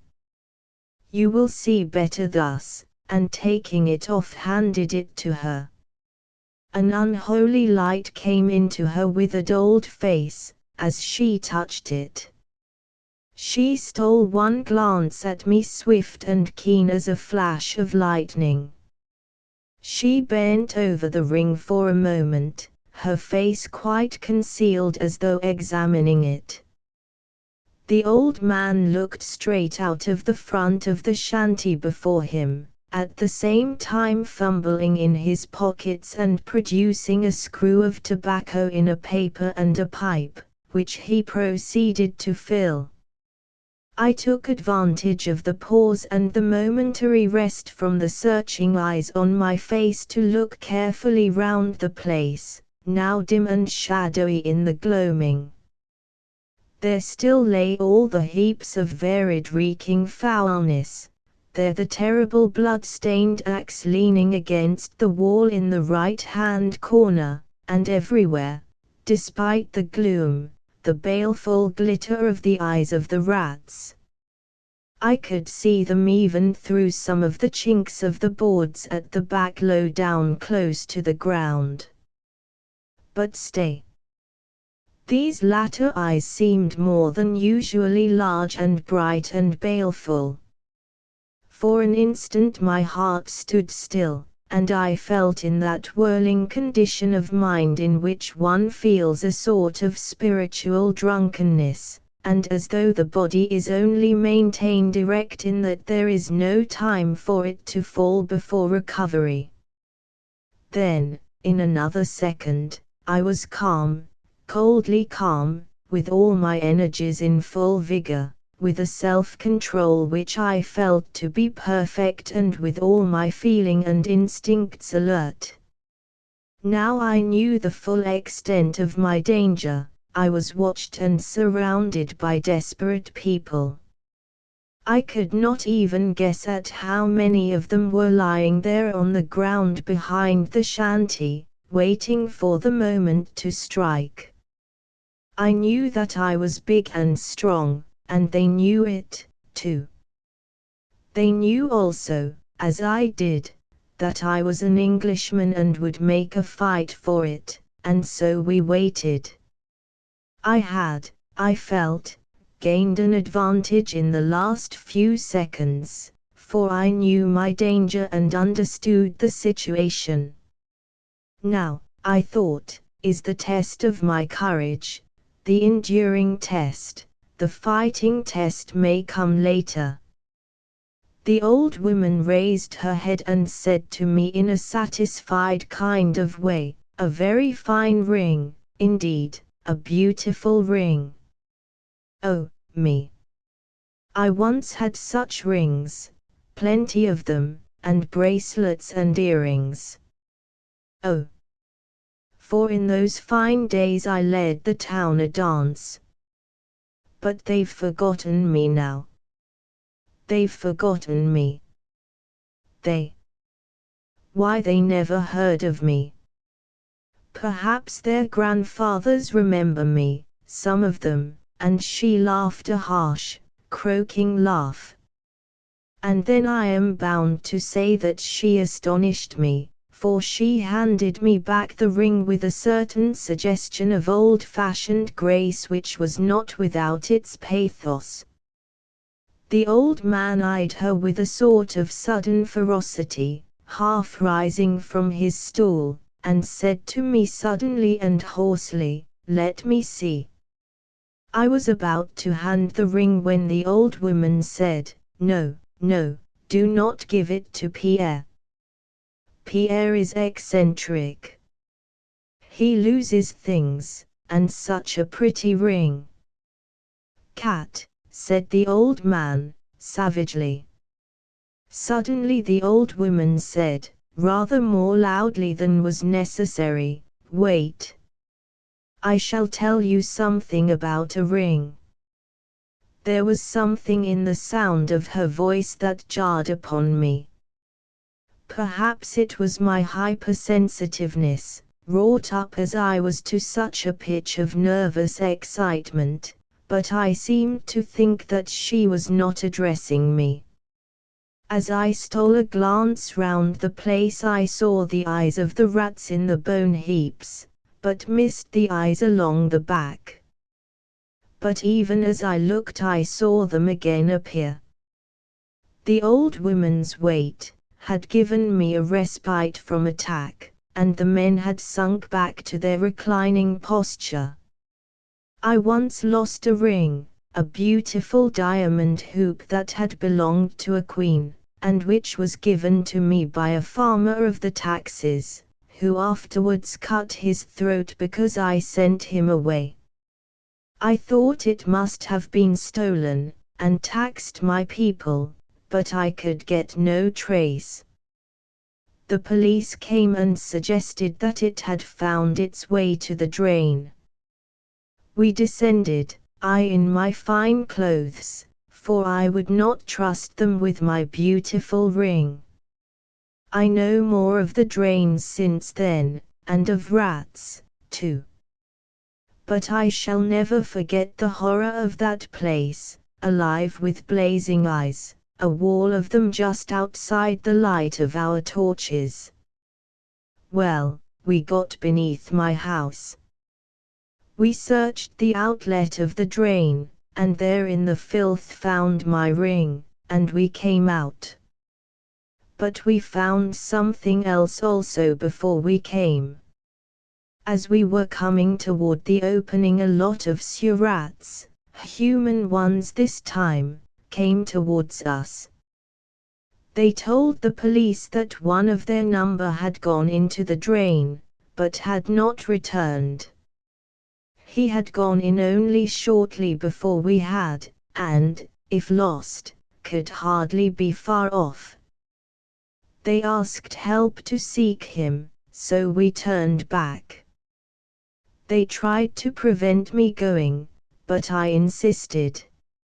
It was a new excitement, and had I not recovered my ring? Not far did we go till we came on something.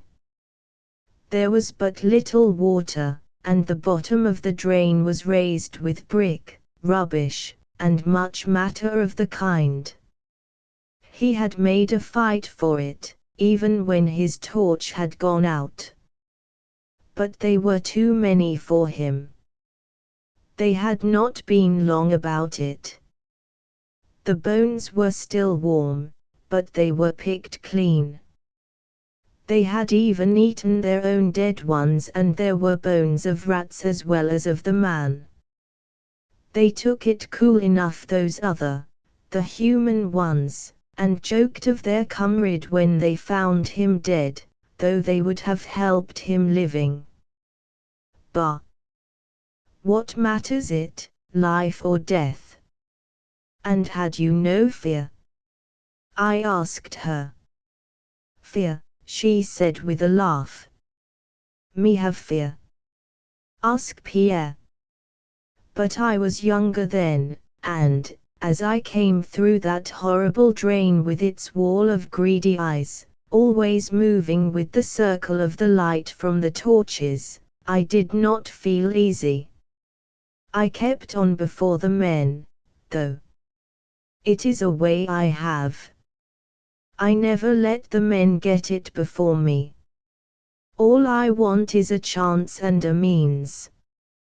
And they ate him up, took every trace away except the bones, and no one knew it, nor no sound of him was ever heard. Here she broke into a chuckling fit of the ghastliest merriment which it was ever my lot to hear and see. A great poetess describes her heroine singing, oh, to see or hear her singing. Scarce I know which is the divinest.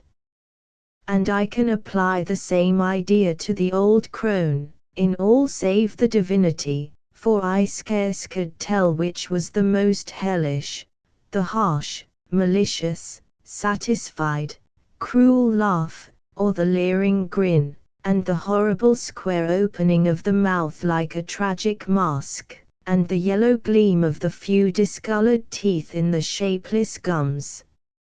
In that laugh and with that grin and the chuckling satisfaction I knew as well as if it had been spoken to me in words of thunder that my murder was settled, and the murderers only bided the proper time for its accomplishment.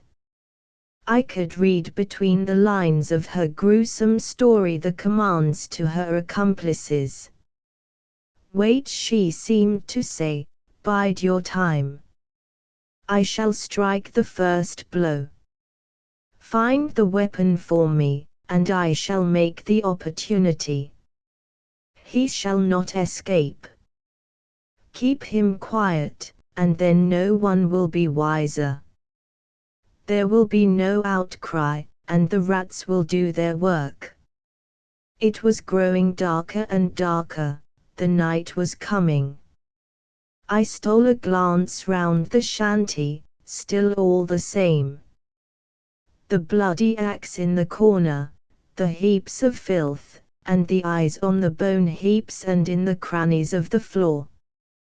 Pierre had been still ostensibly filling his pipe. He now struck a light and began to puff away at it. The old woman said, "Dear heart, how dark it is." Pierre, like a good lad, light the lamp.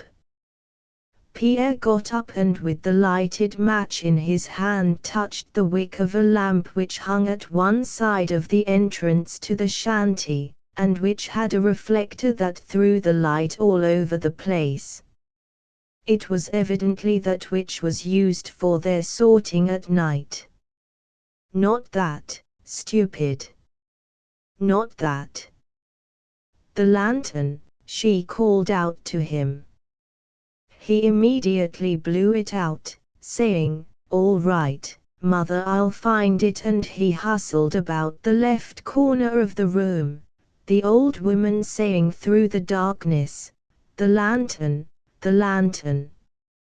Oh, that is the light that is most useful to us poor folks." The lantern was the friend of the revolution. It is the friend of the chiffonnier.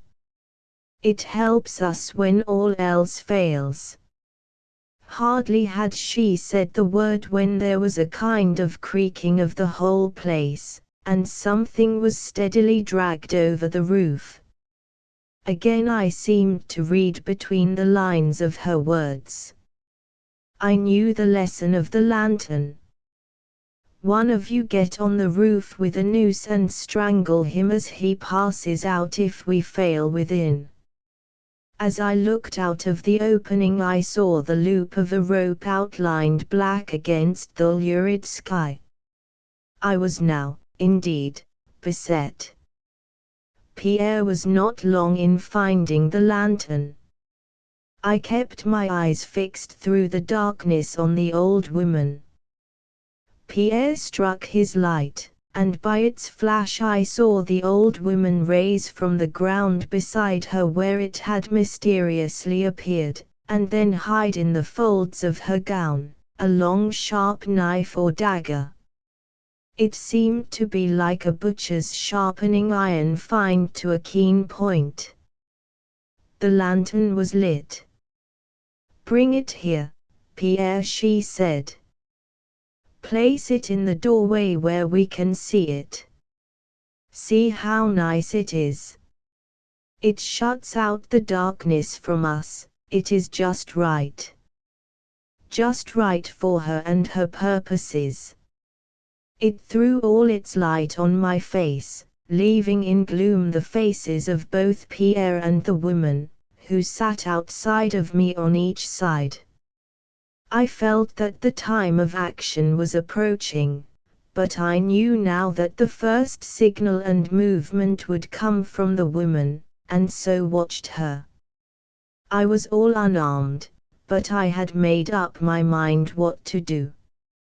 At the first movement I would seize the butcher's axe in the right-hand corner and fight my way out.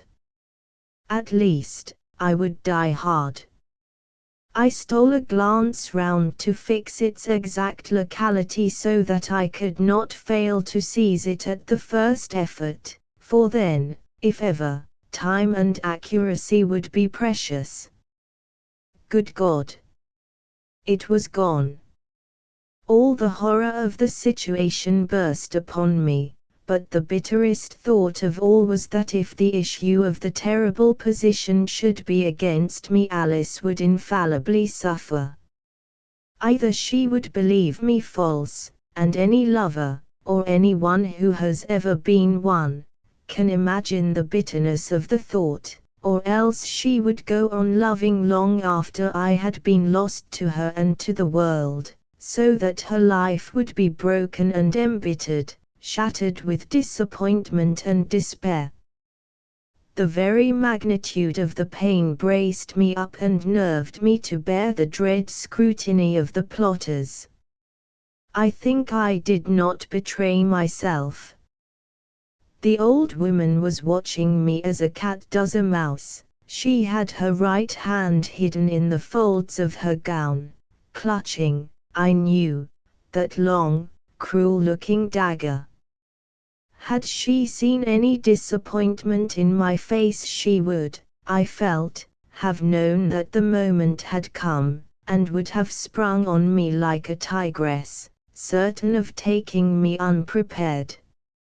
I looked out into the night, and there I saw new cause for danger. Before and around the hut were at a little distance some shadowy forms. They were quite still, but I knew that they were all alert and on guard. Small chance for me now in that direction. Again I stole a glance round the place. In moments of great excitement and of great danger, which is excitement, the mind works very quickly, and the keenness of the faculties which depend on the mind grows in proportion. I now felt this. In an instant I took in the whole situation. I saw that the axe had been taken through a small hole made in one of the rotten boards. How rotten they must be to allow of such a thing being done without a particle of noise. The hut was a regular murder trap, and was guarded all around. A garroter lay on the roof ready to entangle me with his noose if I should escape the dagger of the old hag. In front the way was guarded by I know not how many watchers. And at the back was a row of desperate men. I had seen their eyes still through the crack in the boards of the floor, when last I looked, as they lay prone waiting for the signal to start erect. If it was to be ever, now for it. As nonchalantly as I could I turned slightly on my stool so as to get my right leg well under me.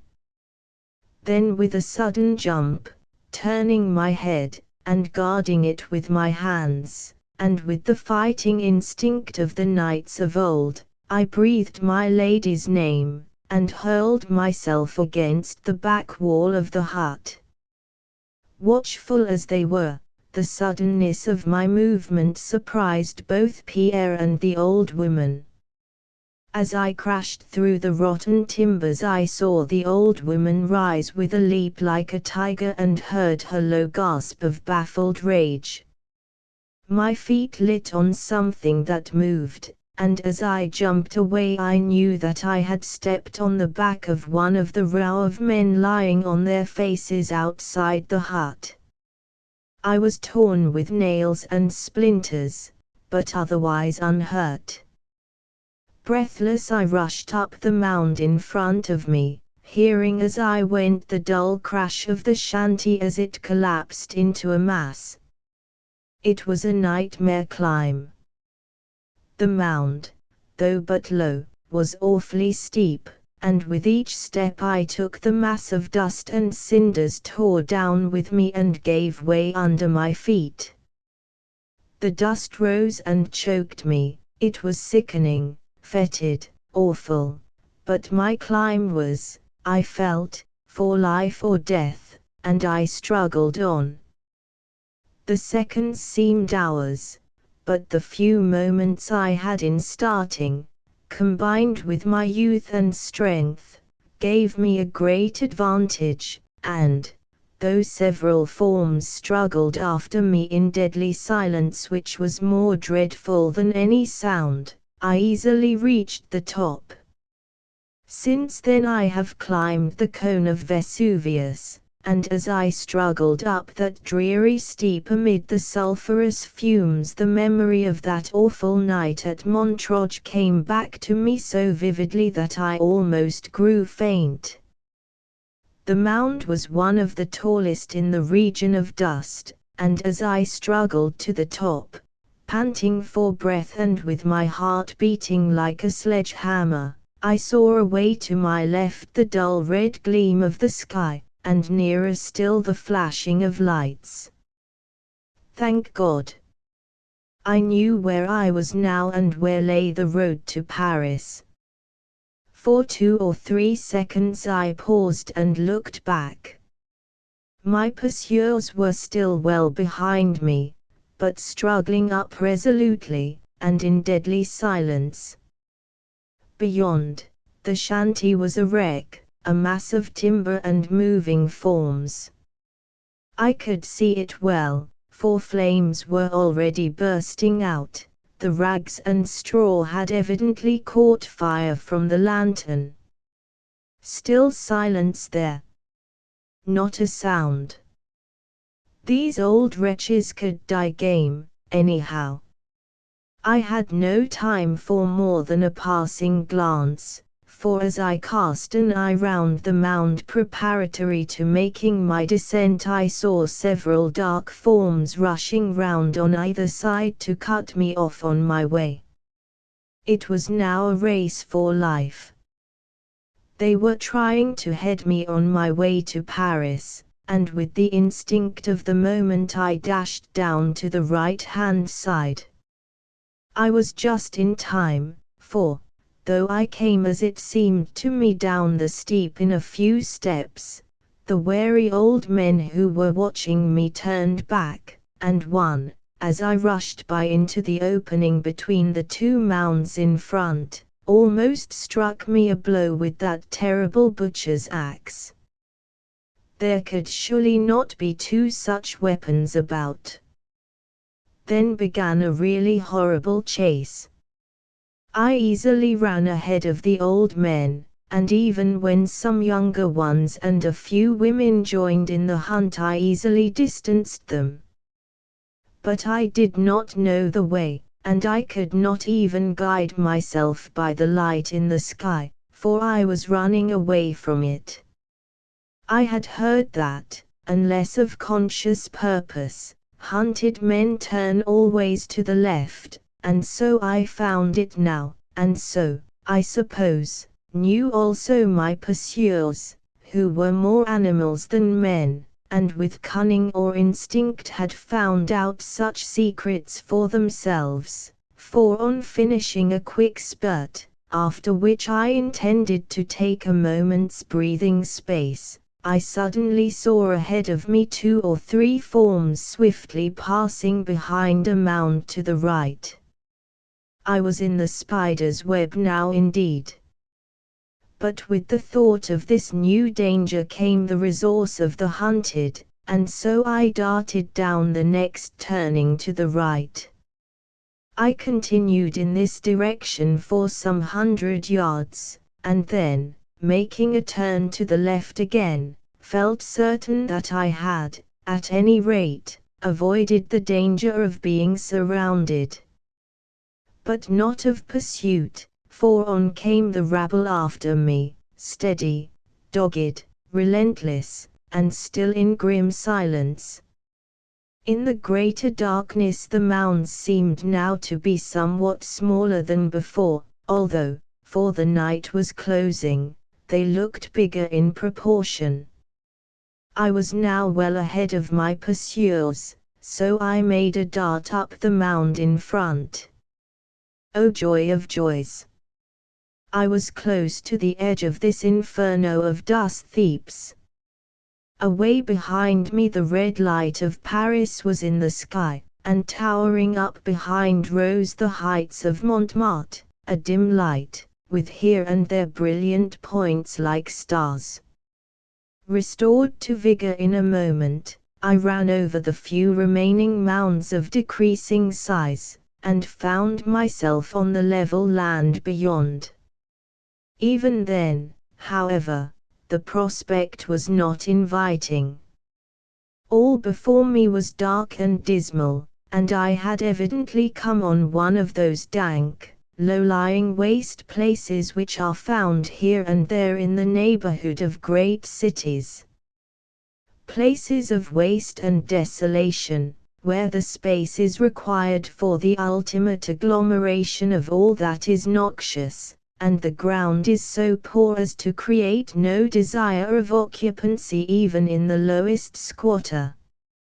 with eyes accustomed to the gloom of the evening, and away now from the shadows of those dreadful dust heaps, I could see much more easily than I could a little while ago. It might have been, of course, that the glare in the sky of the lights of Paris, though the city was some miles away, was reflected here. Howsoever it was, I saw well enough to take bearings for certainly some little distance around me. In front was a bleak, flat waste that seemed almost dead level, with here and there the dark shimmering of stagnant pools. Seemingly far off on the right, amid a small cluster of scattered lights, rose a dark mass of Fort Montrouge, and away to the left in the dim distance, pointed with stray gleams from cottage windows, the lights in the sky showed the locality of Bicester. A moment's thought decided me to take to the right and try to reach Montrouge.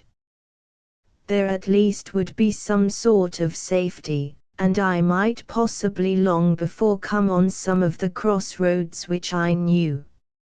Somewhere, not far off, must lie the strategic road made to connect the outlying chain of forts circling the city. Then I looked back. Coming over the mounds, and outlined black against the glare of the Parisian horizon, I saw several moving figures, and still away to the right several more deploying out between me and my destination. They evidently meant to cut me off in this direction, and so my choice became constricted. It lay now between going straight ahead or turning to the left. Stooping to the ground, so as to get the advantage of the horizon as a line of sight, I looked carefully in this direction, but could detect no sign of my enemies.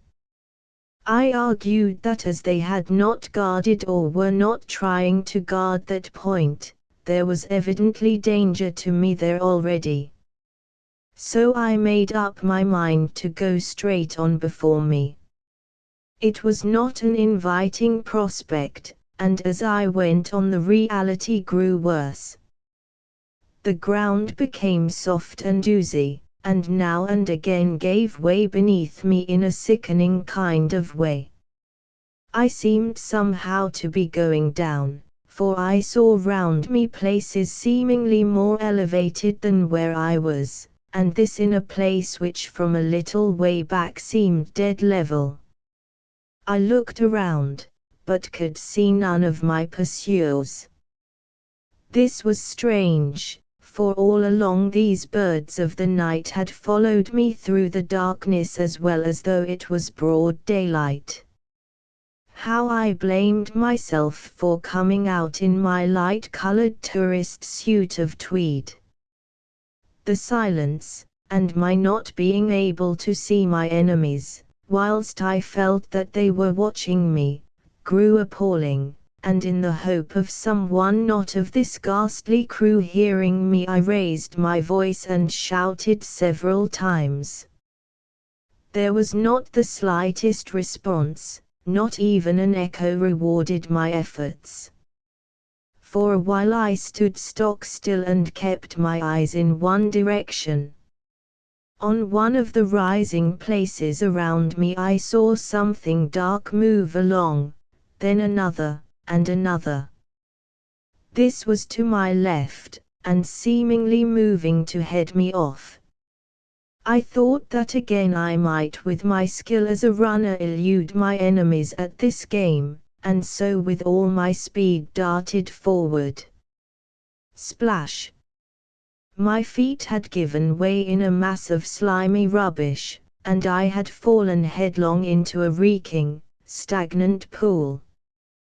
The water and the mud in which my arms sank up to the elbows was filthy and nauseous beyond description, and in the suddenness of my fall I had actually swallowed some of the filthy stuff, which nearly choked me, and made me gasp for breath. Never shall I forget the moments during which I stood trying to recover myself, almost fainting from the fetid odor of the filthy pool, whose white mist rose ghost-like around.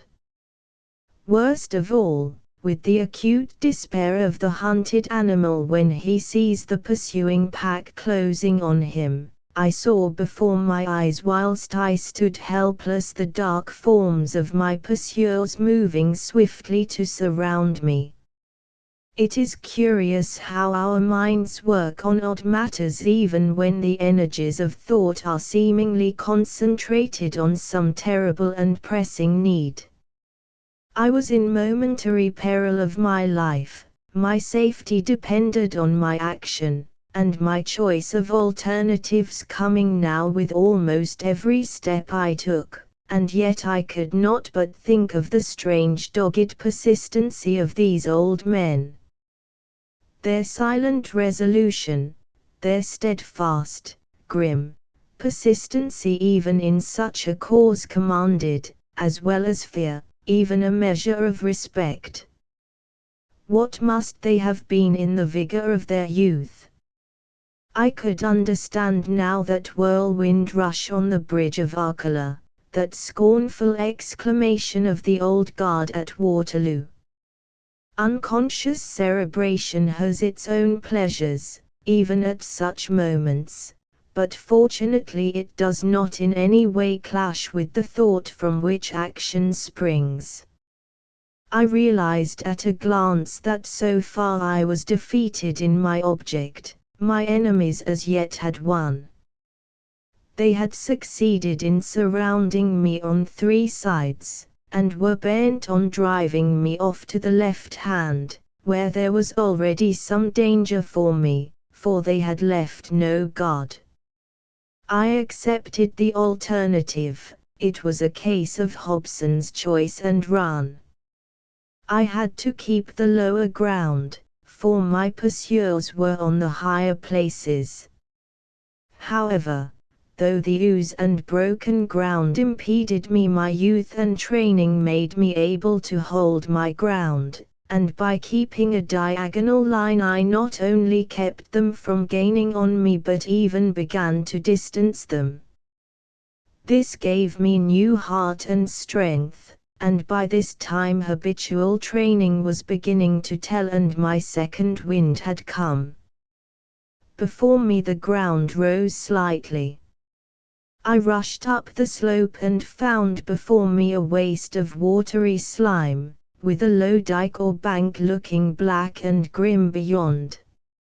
I felt that if I could but reach that dike in safety I could there, with solid ground under my feet and some kind of path to guide me, find with comparative ease a way out of my troubles. After a glance right and left and seeing no one near, I kept my eyes for a few minutes to their rightful work of aiding my feet whilst I crossed the swamp. It was rough, hard work, but there was little danger, merely toil, and a short time took me to the dike. I rushed up the slope exulting, but here again I met a new shock. On either side of me rose a number of crouching figures. From right and left they rushed at me. Each body held a rope. The cordon was nearly complete. I could pass on neither side, and the end was near. There was only one chance, and I took it. I hurled myself across the dike, and escaping out of the very clutches of my foes threw myself into the stream. At any other time I should have thought that water foul and filthy, but now it was as welcome as the most crystal stream to the parched traveler. It was a highway of safety. My pursuers rushed after me. Had only one of them held the rope it would have been all up with me, for he could have entangled me before I had time to swim a stroke, but the many hands holding it embarrassed and delayed them, and when the rope struck the water I heard the splash well behind me. A few minutes hard swimming took me across the stream. Refreshed with the immersion and encouraged by the escape, I climbed the dike in comparative gaiety of spirits. From the top I looked back. Through the darkness I saw my assailants scattering up and down along the dike. The pursuit was evidently not ended, and again I had to choose my course. Beyond the dike where I stood was a wild, swampy space very similar to that which I had crossed. I determined to shun such a place, and thought for a moment whether I would take up or down the dike. I thought I heard a sound, the muffled sound of oars, so I listened, and then shouted. No response, but the sound ceased. My enemies had evidently got a boat of some kind. As they were on the upside of me I took the down path and began to run. As I passed to the left of where I had entered the water I heard several splashes, soft and stealthy, like the sound a rat makes as he plunges into the stream, but vastly greater, and as I looked I saw the dark sheen of the water broken by the ripples of several advancing heads. Some of my enemies were swimming the stream also. And now behind me, up the stream, the silence was broken by the quick rattle and creak of oars. My enemies were in hot pursuit. I put my best leg foremost and ran on. After a break of a couple of minutes I looked back, and by a gleam of light through the ragged clouds I saw several dark forms climbing the bank behind me. The wind had now begun to rise, and the water beside me was ruffled and beginning to break in tiny waves on the bank. I had to keep my eyes pretty well on the ground before me, lest I should stumble, for I knew that to stumble was death. After a few minutes I looked back behind me. On the dike were only a few dark figures, but crossing the waste, swampy ground were many more. What new danger this portended I did not know, could only guess. Then as I ran it seemed to me that my track kept ever sloping away to the right. I looked up ahead and saw that the river was much wider than before, and that the dike on which I stood fell quite away, and beyond it was another stream on whose near bank I saw some of the dark forms now across the marsh. I was on an island of some kind. My situation was now indeed terrible, for my enemies had hemmed me in on every side. Behind came the quickening roll of the oars, as though my pursuers knew that the end was close. Around me on every side was desolation. There was not a roof or light, as far as I could see. Far off to the right rose some dark mass, but what it was I knew not. For a moment I paused to think what I should do, not for more, for my pursuers were drawing closer. Then my mind was made up. I slipped down the bank and took to the water. I struck out straight ahead so as to gain the current by clearing the backwater of the island, for such I presume it was, when I had passed into the stream. I waited till a cloud came driving across the moon and leaving all in darkness. Then I took off my hat and laid it softly on the water floating with the stream, and a second after dived to the right and struck out under water with all my might. I was, I suppose, half a minute under water, and when I rose came up as softly as I could, and turning, looked back. there went my light brown hat floating merrily away. Close behind it came a rickety old boat, driven furiously by a pair of oars. The moon was still partly obscured by the drifting clouds, but in the partial light I could see a man in the bows holding aloft ready to strike what appeared to me to be that same dreadful poleaxe which I had before escaped. As I looked, the boat drew closer, closer, and the man struck savagely. The hat disappeared. The man fell forward, almost out of the boat. His comrades dragged him in but without the axe, and then as I turned with all my energies bent on reaching the further bank, I heard the fierce whir of the muttered sacre, which marked the anger of my baffled pursuers. That was the first sound I had heard from human lips during all this dreadful chase, and full as it was of menace and danger to me, it was a welcome sound, for it broke that awful silence which shrouded and appalled me. It was as though an overt sign that my opponents were men and not ghosts, and that with them I had, at least, the chance of a man, though but one against many. But now that the spell of silence was broken, the sounds came thick and fast. From boat to shore and back from shore to boat came quick question and answer, all in the fiercest whispers. I looked back, a fatal thing to do, for in the instant someone caught sight of my face, which showed white on the dark water, and shouted. Hands pointed to me, and in a moment or two the boat was under way, and following hard after me. I had but a little way to go, but quicker and quicker came the boat after me. A few more strokes and I would be on the shore, but I felt the oncoming of the boat, and expected each second to feel the crash of an oar or other weapon on my head. Had I not seen that dreadful axe disappear in the water, I do not think that I could have won the shore. I heard the muttered curses of those not rowing and the labored breath of the rowers.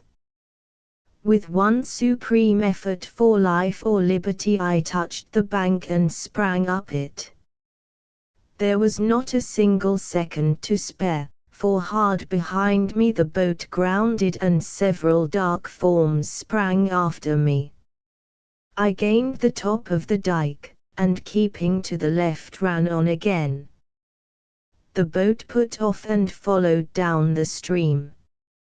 Seeing this, I feared danger in this direction, and quickly turning, ran down the dike on the other side, and after passing a short stretch of marshy ground gained a wild, open flat country and sped on. Still behind me came on my relentless pursuers. Far away, below me, I saw the same dark mass as before, but now grown closer and greater. My heart gave a great thrill of delight, for I knew that it must be the fortress of Bicester, and with new courage I ran on. I had heard that between each and all of the protecting forts of Paris there are strategic ways, deep-sunk roads where soldiers marching should be sheltered from an enemy. I knew that if I could gain this road I would be safe, but in the darkness I could not see any sign of it, so, in blind hope of striking it, I ran on. Presently I came to the edge of a deep cut, and found that down below me ran a road guarded on each side by a ditch of water fenced on either side by a straight, high wall. Getting fainter and dizzier, I ran on. The ground got more broken, more and more still, till I staggered and fell, and rose again, and ran on in the blind anguish of the hunted. Again the thought of Alice nerved me. I would not be lost and wreck her life. I would fight and struggle for life to the bitter end. With a great effort I caught the top of the wall. As, scrambling like a catamount, I drew myself up, I actually felt a hand touch the sole of my foot. I was now on a sort of causeway, and before me I saw a dim light. Blind and dizzy, I ran on, staggered, and fell, rising, covered with dust and blood. Halt la! The words sounded like a voice from heaven. A blaze of light seemed to enwrap me, and I shouted with joy. Kiva la! The rattle of musketry, the flash of steel before my eyes. Instinctively I stopped, though close behind me came a rush of my pursuers. Another word or two, and out from a gateway poured, as it seemed to me, a tide of red and blue, as the guard turned out. All around seemed blazing with light, and the flash of steel, the clink and rattle of arms, and the loud, harsh voices of command. As I fell forward, utterly exhausted, a soldier caught me. I looked back in dreadful expectation, and saw the mass of dark forms disappearing into the night. Then I must have fainted. When I recovered my senses I was in the guard room. They gave me brandy, and after a while I was able to tell them something of what had passed. Then a commissary of police appeared, apparently out of the empty air, as is the way of the Parisian police officer. He listened attentively, and then had a moment's consultation with the officer in command. Apparently they were agreed, for they asked me if I were ready now to come with them. Where to? I asked, rising to go. Back to the dust heaps. We shall, perhaps, catch them yet. I shall try, said I. He eyed me for a moment keenly, and said suddenly, would you like to wait a while or till tomorrow, young Englishman?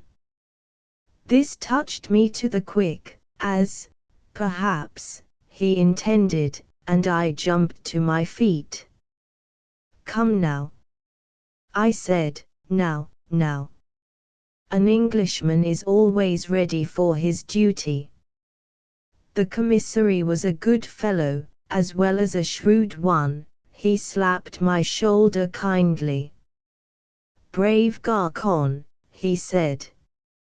Forgive me, but I knew what would do you most good. The guard is ready. Come. And so, passing right through the guard room, and through a long vaulted passage, we were out into the night. A few of the men in front had powerful lanterns. Through courtyards and down a sloping way we passed out through a low archway to a sunken road, the same that I had seen in my flight. The order was given to get at the double, and with a quick, springing stride, half run, half walk, the soldiers went swiftly along. I felt my strength renewed again, such is the difference between hunter and hunted. A very short distance took us to a low-lying pontoon bridge across the stream, and evidently very little higher up than I had struck it. Some effort had evidently been made to damage it, for the ropes had all been cut, and one of the chains had been broken. I heard the officer say to the commissary, "We are just in time. A few more minutes, and they would have destroyed the bridge." Forward, quicker still, and on we went. Again we reached a pontoon on the winding stream, As we came up we heard the hollow boom of the metal drums as the efforts to destroy the bridge was again renewed. A word of command was given, and several men raised their rifles. Fire! A volley rang out. There was a muffled cry, and the dark forms dispersed. But the evil was done, and we saw the far end of the pontoon swing into the stream. This was a serious delay, and it was nearly an hour before we had renewed ropes and restored the bridge sufficiently to allow us to cross. We renewed the chase. Quicker, quicker we went towards the dust heaps. After a time we came to a place that I knew. There were the remains of a fire, a few smouldering wood ashes still cast a red glow, but the bulk of the ashes were cold. I knew the site of the hut and the hill behind it up which I had rushed, and in the flickering glow the eyes of the rats still shone with a sort of phosphorescence. The commissary spoke a word to the officer, and he cried, "Halt!" The soldiers were ordered to spread around and watch, and then we commenced to examine the ruins. The commissary himself began to lift away the charred boards and rubbish. These the soldiers took and piled together. Presently he started back, then bent down and rising beckoned me. "See," he said. It was a gruesome sight. There lay a skeleton face downwards, a woman by the lines, an old woman by the coarse fibre of the bone. Between the ribs rose a long spike-like dagger made from a butcher's sharpening knife, its keen point buried in the spine. "You will observe," said the commissary to the officer and to me as he took out his notebook, "that the woman must have fallen on her dagger. The rats are many here, see their eyes glistening among that heap of bones, and you will also notice," I shuddered as he placed his hand on the skeleton, "that but little time was lost by them, for the bones are scarcely cold." There was no other sign of anyone near, living or dead, and so deploying again into line the soldiers passed on. Presently we came to the hut made of the old wardrobe. We approached. In 5 of the 6 compartments was an old man sleeping so soundly that even the glare of the lanterns did not wake them. Old and grim and grizzled they looked, with their gaunt, wrinkled, bronzed faces and their white moustaches. The officer called out harshly and loudly a word of command, and in an instant each one of them was on his feet before us and standing at attention. "What do you here?" "We sleep," was the answer. "Where are the other chiffoniers?" asked the commissary. "Gone to work." "And you?" "We are on guard." "Pest," laughed the officer grimly, as he looked at the old men one after the other in the face and added with cool deliberate cruelty, "Asleep on duty. Is this the manner of the old guard? No wonder, then, a Waterloo."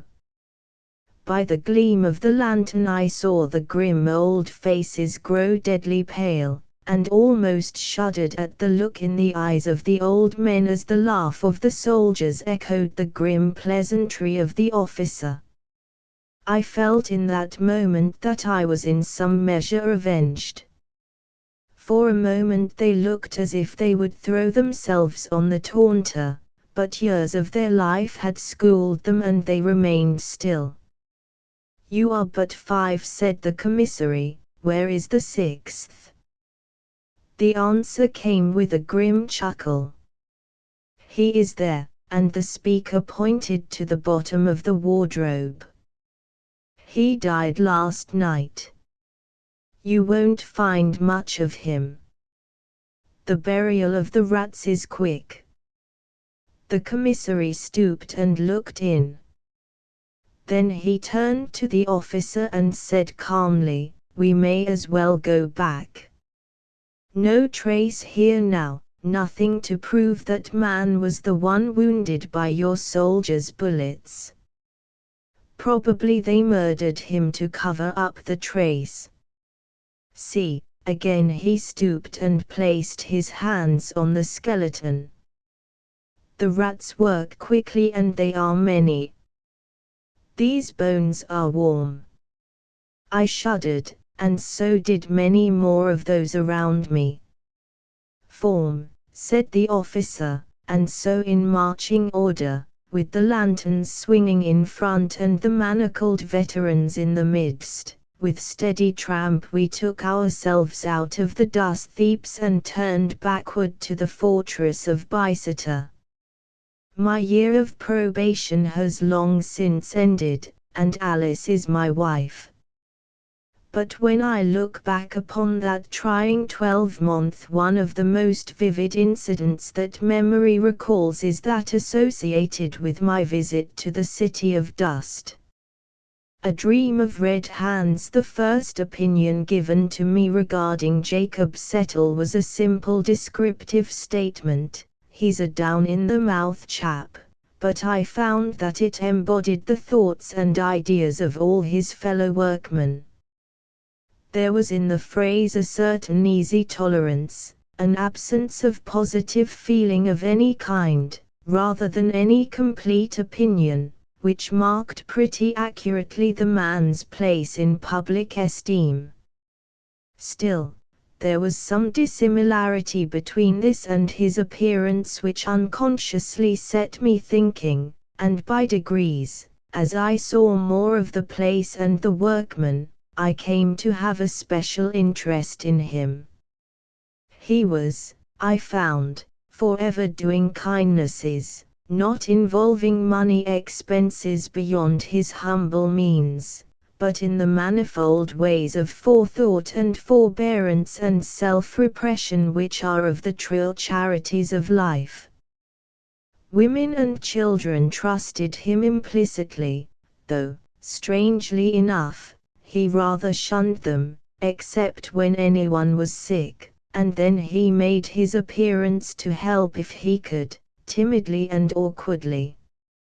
He led a very solitary life, keeping house by himself in a tiny cottage, or rather hut, of one room, far on the edge of the moorland.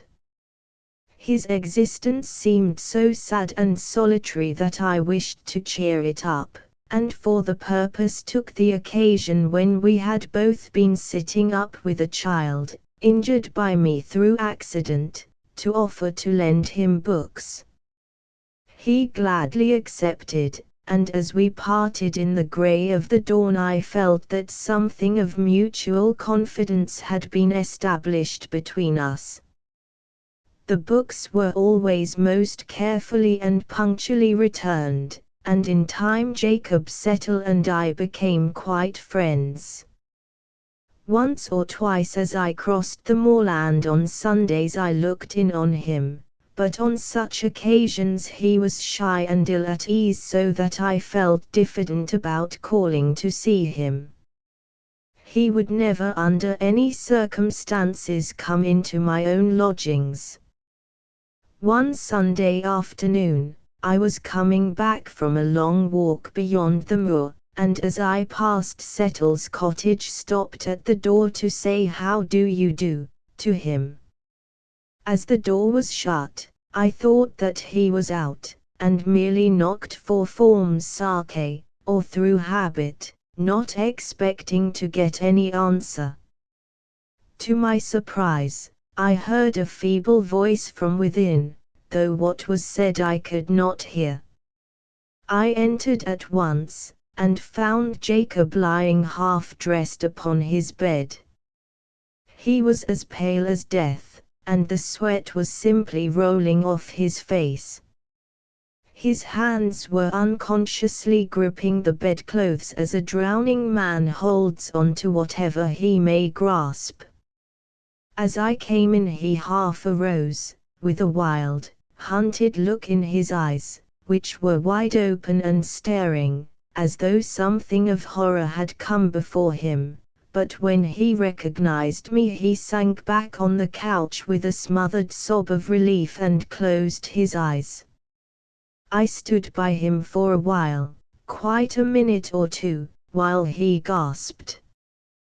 Then he opened his eyes and looked at me, but with such a despairing, woeful expression that, as I am a living man, I would have rather seen that frozen look of horror.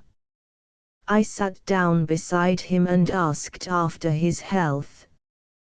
For a while he would not answer me except to say that he was not ill, but then, after scrutinizing me closely, he half arose on his elbow and said, "I thank you kindly, sir, but I'm simply telling you the truth. I am not ill, as men call it, though God knows whether there be not worse sicknesses than doctors know of. I'll tell you, as you are so kind, but I trust that you won't even mention such a thing to a living soul, for it might work me more and greater woe. I am suffering from a bad dream." "A bad dream?" I said, hoping to cheer him, but dreams pass away with the light, even with waking. There I stopped, for before he spoke I saw the answer in his desolate look round the little place.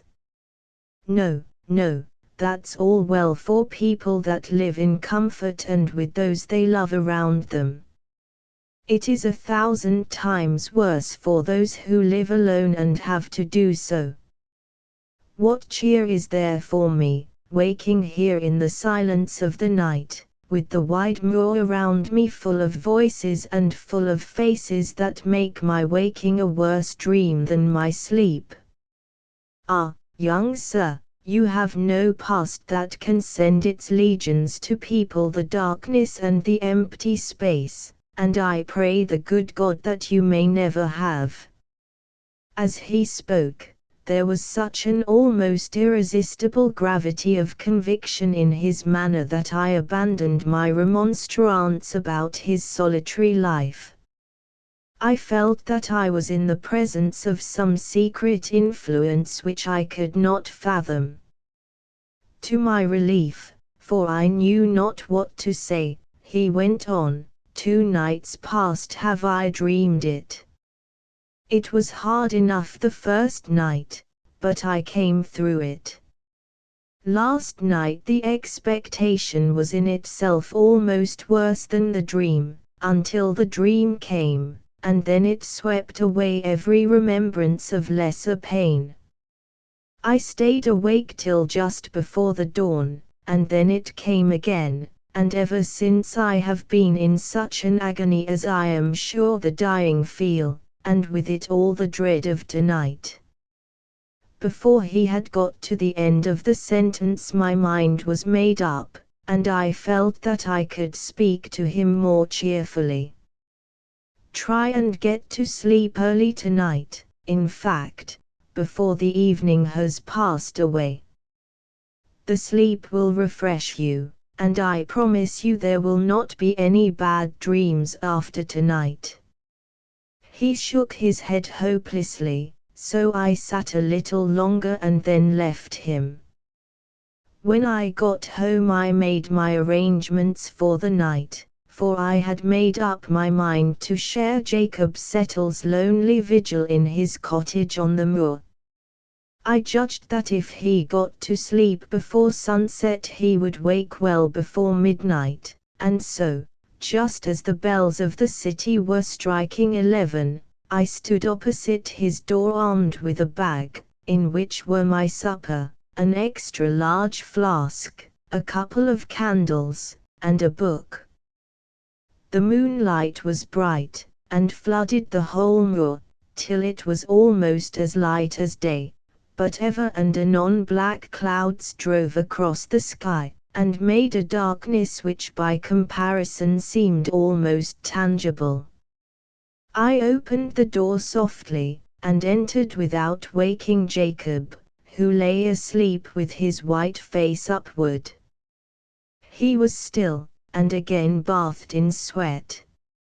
I tried to imagine what visions were passing before those closed eyes which could bring with them the misery and woe which were stamped on the face, but fancy failed me, and I waited for the awakening.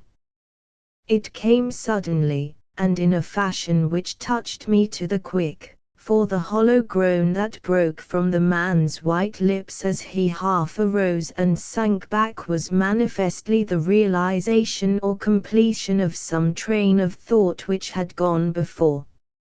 If this be dreaming, said I to myself, then it must be based on some very terrible reality.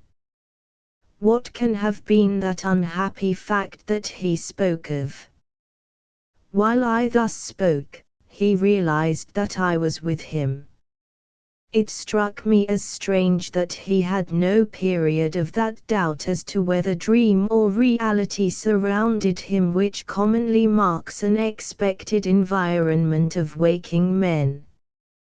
With a positive cry of joy, he seized my hand and held it in his two wet, trembling hands, as a frightened child clings on to someone whom it loves. I tried to soothe him. There, it is all right. I have come to stay with you tonight, and together we will try to fight this evil dream. He let go my hand suddenly, and sank back on his bed and covered his eyes with his hands. Fight it, the evil dream. Ah! No, sir, no. No mortal power can fight that dream, for it comes from God, and is burned in here, and he beat upon his forehead. Then he went on, it is the same dream, ever the same, and yet it grows in its power to torture me every time it comes. What is the dream? I asked, thinking that the speaking of it might give him some relief, but he shrank away from me, and after a long pause said, no, I had better not tell it. It may not come again. There was manifestly something to conceal from me, something that lay behind the dream, so I answered, all right. I hope you have seen the last of it. But if it should come again, you will tell me, will you not? I ask, not out of curiosity, but because I think it may relieve you to speak. He answered with what I thought was almost an undue amount of solemnity, if it comes again, I shall tell you all. Then I tried to get his mind away from the subject to more mundane things, so I produced supper, and made him share it with me, including the contents of the flask. After a little he braced up, and when I lit my cigar, having given him another, we smoked a full hour, and talked of many things. Little by little the comfort of his body stole over his mind, and I could see sleep laying her gentle hands on his eyelids. He felt it, too, and told me that now he felt all right, and I might safely leave him, but I told him that, right or wrong, I was going to see in the daylight. So I lit my other candle, and began to read as he fell asleep.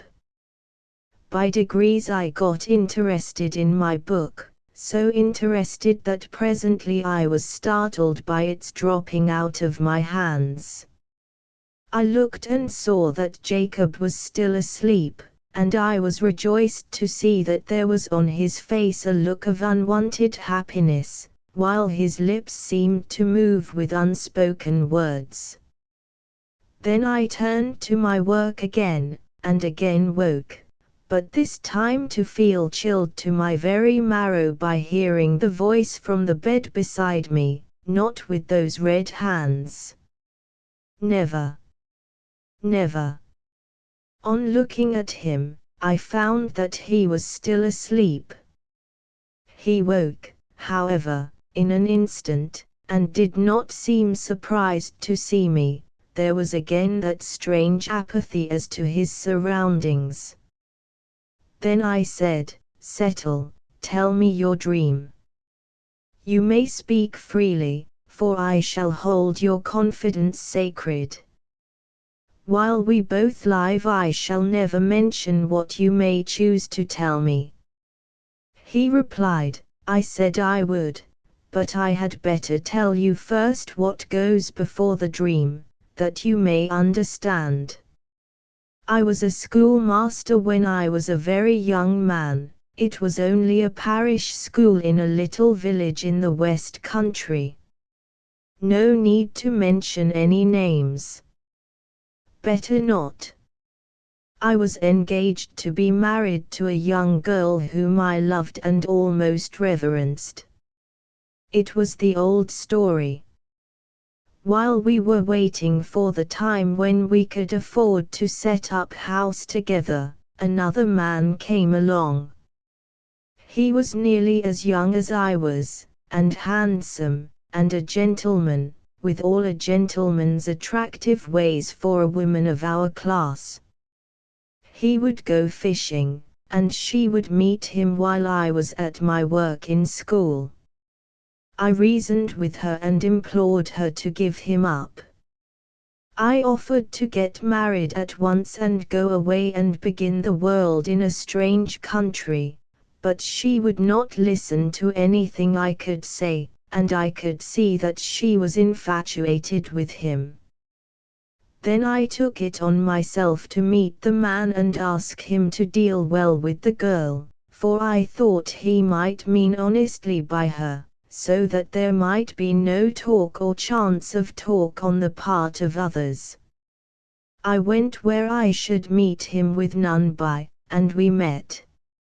Here Jacob Settle had to pause, for something seemed to rise in his throat, and he almost gasped for breath.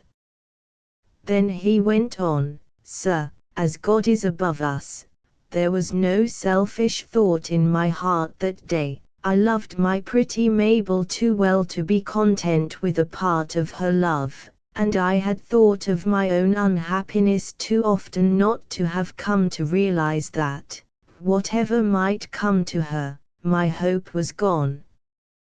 He was insolent to me. You, sir, who are a gentleman, cannot know, perhaps, how galling can be the insolence of one who is above you in station, but I bore with that.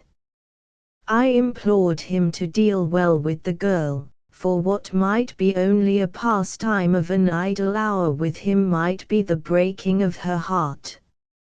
For I never had a thought of her truth, or that the worst of harm could come to her. It was only the unhappiness to her heart I feared. But when I asked him when he intended to marry her, his laughter galled me so that I lost my temper and told him that I would not stand by and see her life made unhappy. Then he grew angry too, and in his anger said such cruel things of her that then and there I swore he should not live to do her harm. God knows how it came about, for in such moments of passion it is hard to remember the steps from a word to a blow, but I found myself standing over his dead body, with my hands crimson with the blood that welled from his torn throat. We were alone and he was a stranger, with none of his kin to seek for him, and murder does not always out, not all at once. His bones may be whitening still, for all I know, in the pool of the river where I left him. No one suspected his absence, or why it was, except my poor Mabel, and she dared not speak. But it was all in vain, for when I came back again after an absence of months, for I could not live in the place, I learned that her shame had come and that she had died in it. Hitherto I had been borne up by the thought that my ill deed had saved her future, but now, when I learned that I had been too late, and that my poor love was smirched with that man's sin, I fled away with the sense of my useless guilt upon me more heavily than I could bear. Ah, sir, you that have not done such a sin don't know what it is to carry it with you. You may think that custom makes it easy to you, but it is not so. It grows and grows with every hour, till it becomes intolerable, and with it growing, too, the feeling that you must forever stand outside heaven. You don't know what that means, and I pray God that you never may. Ordinary men, to whom all things are possible, don't often, if ever, think of heaven. It is a name, and nothing more, and they are content to wait and let things be. But to those who are doomed to be shut out forever, you cannot think what it means. You cannot guess or measure the terrible endless longing to see the gates opened, and to be able to join the white figures within. And this brings me to my dream.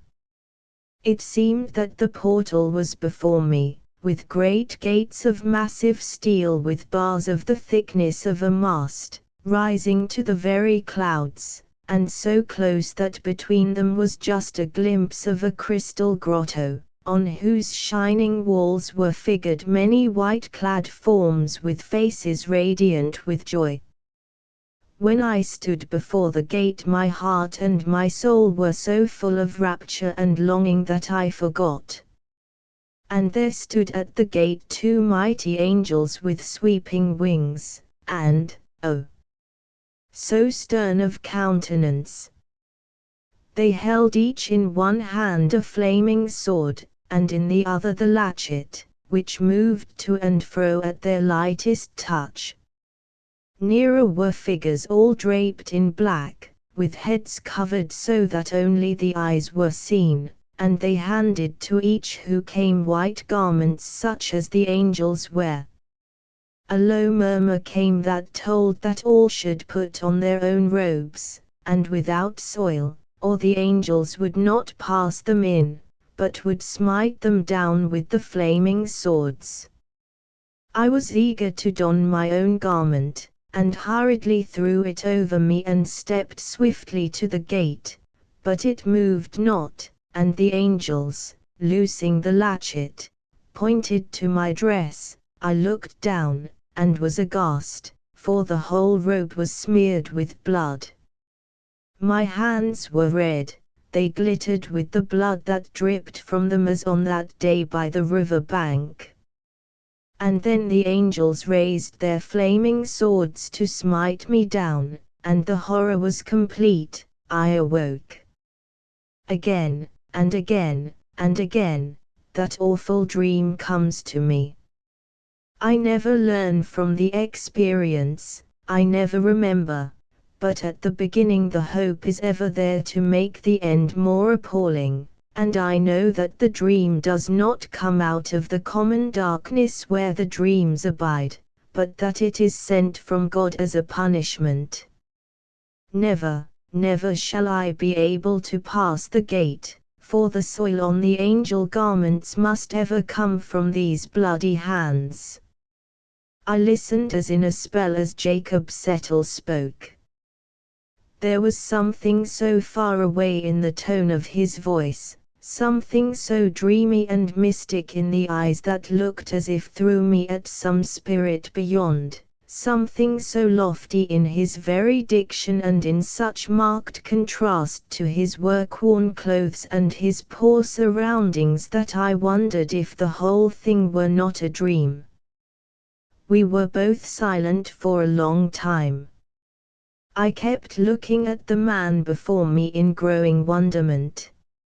Now that his confession had been made, his soul, which had been crushed to the very earth, seemed to leap back again to uprightness with some resilient force.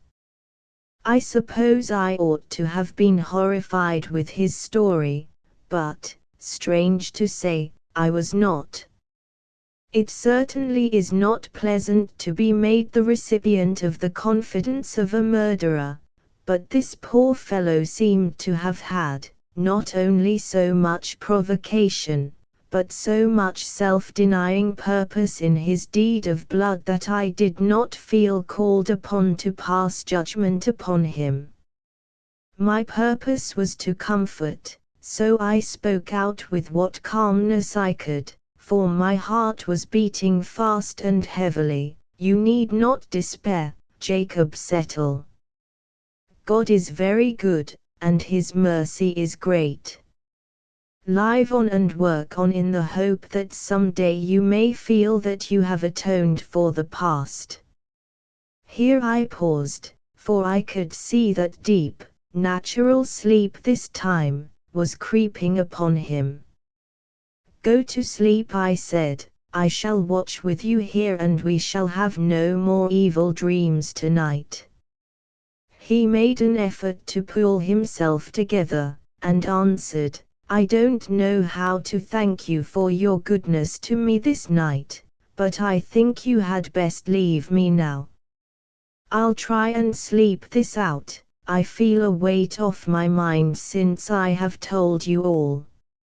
If there's anything of the man left in me, I must try and fight out life alone.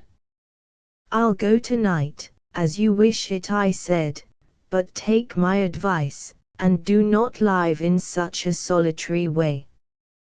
Go among men and women, live among them. Share their joys and sorrows, and it will help you to forget. This solitude will make you melancholy mad. I will, he answered, half unconsciously, for sleep was overmastering him. I turned to go, and he looked after me. When I had touched the latch I dropped it, and, coming back to the bed, held out my hand.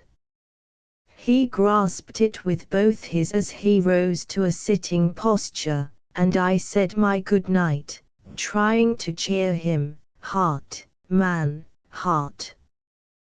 There is work in the world for you to do, Jacob Settle. You can wear those white robes yet and pass through that gate of steel. Then I left him. A week after I found his cottage deserted, and on asking at the works was told that he had gone north, no one exactly knew whither. 2 years afterwards, I was staying for a few days with my friend Dr. Munro in Glasgow. He was a busy man, and could not spare much time for going about with me, so I spent my days in excursions to the Trossachs and Loch Katrine and down the Clyde. On the second last evening of my stay I came back somewhat later than I had arranged, but found that my host was late too. The maid told me that he had been sent for to the hospital, a case of accident at the gas works, and the dinner was postponed an hour. So telling her I would stroll down to find her master and walk back with him, I went out. At the hospital I found him washing his hands preparatory to starting for home. Casually, I asked him what his case was. Oh, the usual thing. A rotten rope and men's lives of no account. 2 men were working in a gasometer, when the rope that held their scaffolding broke. It must have occurred just before the dinner hour, for no one noticed their absence till the men had returned.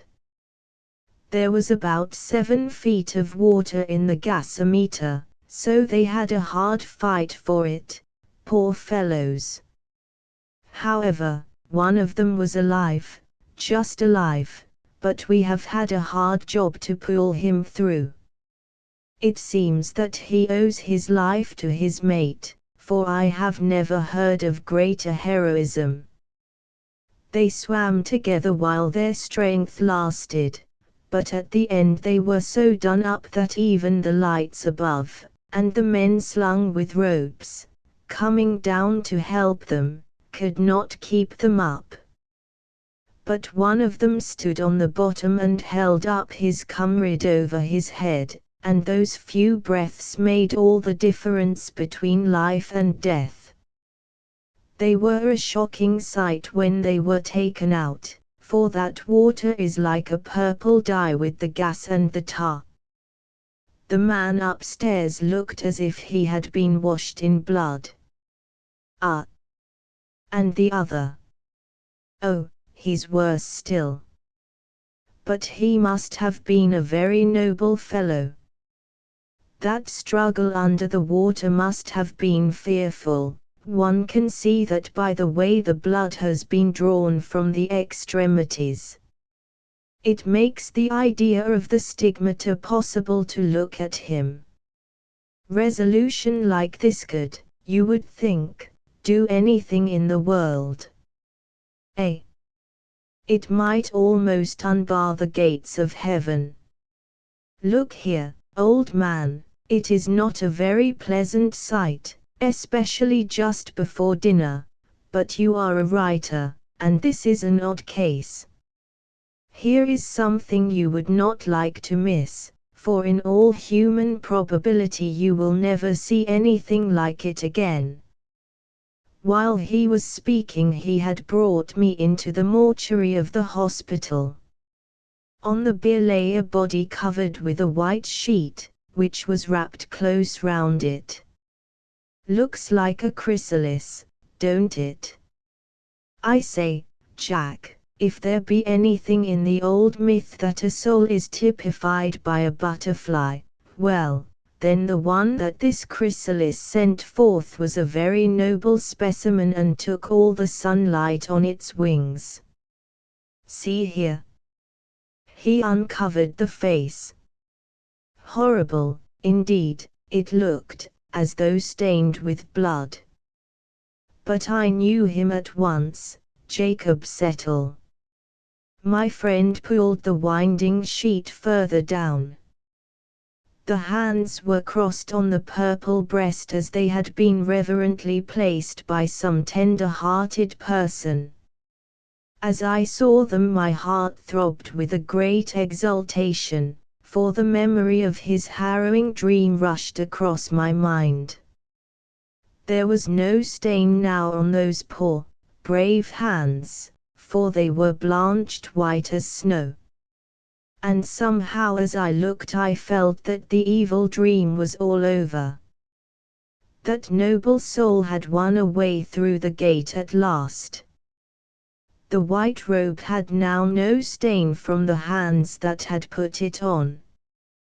Crooken sans Mr. Arthur Fernley Markham, who took what was known as the Red House above the Mains of Crooken, was a London merchant, and being essentially a Cockney, thought it necessary when he went for the summer holidays to Scotland to provide an entire rig-out as a Highland chieftain, as manifested in chromolithographs and on the music hall stage. He had once seen in the Empire the great prince, the Bounder King, bring down the house by appearing as the Mac slogan of that ilk and singing the celebrated Scotch song, "There's nae a thing like haggis to mak' a mon dry," and he had ever since preserved in his mind a faithful image of the picturesque and warlike appearance which he presented. Indeed, if the true inwardness of Mr. Markham's mind on the subject of his selection of Aberdeenshire as a summer resort were known, it would be found that in the foreground of the holiday locality which his fancy painted stalked the many-hued figure of the Mac slogan of that ilk. However, be this as it may, a very kind fortune, certainly so far as external beauty was concerned, led him to the choice of Crooken Bay. It is a lovely spot, between Aberdeen and Peterhead, just under the rock-bound headland whence the long, dangerous reefs known as the Spurs run out into the North Sea. Between this and the Mains of Crooken, a village sheltered by the northern cliffs, lies the deep bay, backed with a multitude of bent-grown dunes where the rabbits are to be found in thousands. Thus at either end of the bay is a rocky promontory, and when the dawn or the sunset falls on the rocks of red cyanide the effect is very lovely. The bay itself is floored with level sand and the tide runs far out, leaving a smooth waste of hard sand on which are dotted here and there the stake nets and bag nets of the salmon fishers. At one end of the bay there is a little group or cluster of rocks whose heads are raised something above high water, except when in rough weather the waves come over them green. At low tide they are exposed down to sand level, and here is perhaps the only little bit of dangerous sand on this part of the eastern coast. Between the rocks, which are apart about some 50 feet, is a small quicksand, which, like the Goodwins, is dangerous only with the incoming tide. It extends outwards till it is lost in the sea, and inwards till it fades away in the hard sand of the upper beach. On the slope of the hill which rises beyond the dunes, midway between the Spurs and the port of Crooken, is the Red House. It rises from the midst of a clump of fir trees which protect it on 3 sides, leaving the whole sea front open. A trim old-fashioned garden stretches down to the roadway, on crossing which a grassy path, which can be used for light vehicles, threads a way to the shore, winding amongst the sand hills. When the Markham family arrived at the Red House after their 36 hours of pitching on the Aberdeen steamer Ban Rye from Blackwall, with the subsequent train to Yellon and drive of a dozen miles, they all agreed that they had never seen a more delightful spot. The general satisfaction was more marked as at that very time none of the family were, for several reasons, inclined to find favourable anything or any place over the Scottish border. Though the family was a large one, the prosperity of the business allowed them all sorts of personal luxuries, amongst which was a wide latitude in the way of dress. The frequency of the Markham girls' new frocks was a source of envy to their bosom friends and of joy to themselves. Arthur Fernley Markham had not taken his family into his confidence regarding his new costume. He was not quite certain that he should be free from ridicule, or at least from sarcasm, and as he was sensitive on the subject, he thought it better to be actually in the suitable environment before he allowed the full splendor to burst upon them. He had taken some pains to ensure the completeness of the Highland costume. For the purpose he had paid many visits to the Scotch all-wool tartan clothing mart which had been lately established in Copthall Court by the Messrs. MacCallum More and Roderick MacDew. He had anxious consultations with the head of the firm, MacCallum as he called himself, resenting any such additions as Mr. or Esquire. The known stock of buckles, buttons, straps, brooches and ornaments of all kinds were examined in critical detail, and at last an eagle's feather of sufficiently magnificent proportions was discovered, and the equipment was complete. It was only when he saw the finished costume, with the vivid hues of the tartan seemingly modified into comparative sobriety by the multitude of silver fittings, the cairngorm brooches, the philibeg, dirk and sporran, that he was fully and absolutely satisfied with his choice. At first he had thought of the Royal Stuart dress tartan, but abandoned it on the MacCallum pointing out that if he should happen to be in the neighbourhood of Balmoral it might lead to complications. The MacCallum, who, by the way, spoke with a remarkable Cockney accent, suggested other plaids in turn, but now that the other question of accuracy had been raised, Mr. Markham foresaw difficulties if he should by chance find himself in the locality of the clan whose colours he had usurped. The MacCallum at last undertook to have, at Markham's expense, a special pattern woven which would not be exactly the same as any existing tartan, though partaking of the characteristics of many. It was based on the Royal Stuart, but contained suggestions as to simplicity of pattern from the MacAllister and Ogilvy clans, and as to neutrality of colour from the clans of Buchanan, Macbeth, Chief of Mackintosh and Macleod. When the specimen had been shown to Markham he had feared somewhat lest it should strike the eye of his domestic circle as gaudy, but as Roderick MacDhu fell into perfect ecstasies over its beauty he did not make any objection to the completion of the piece.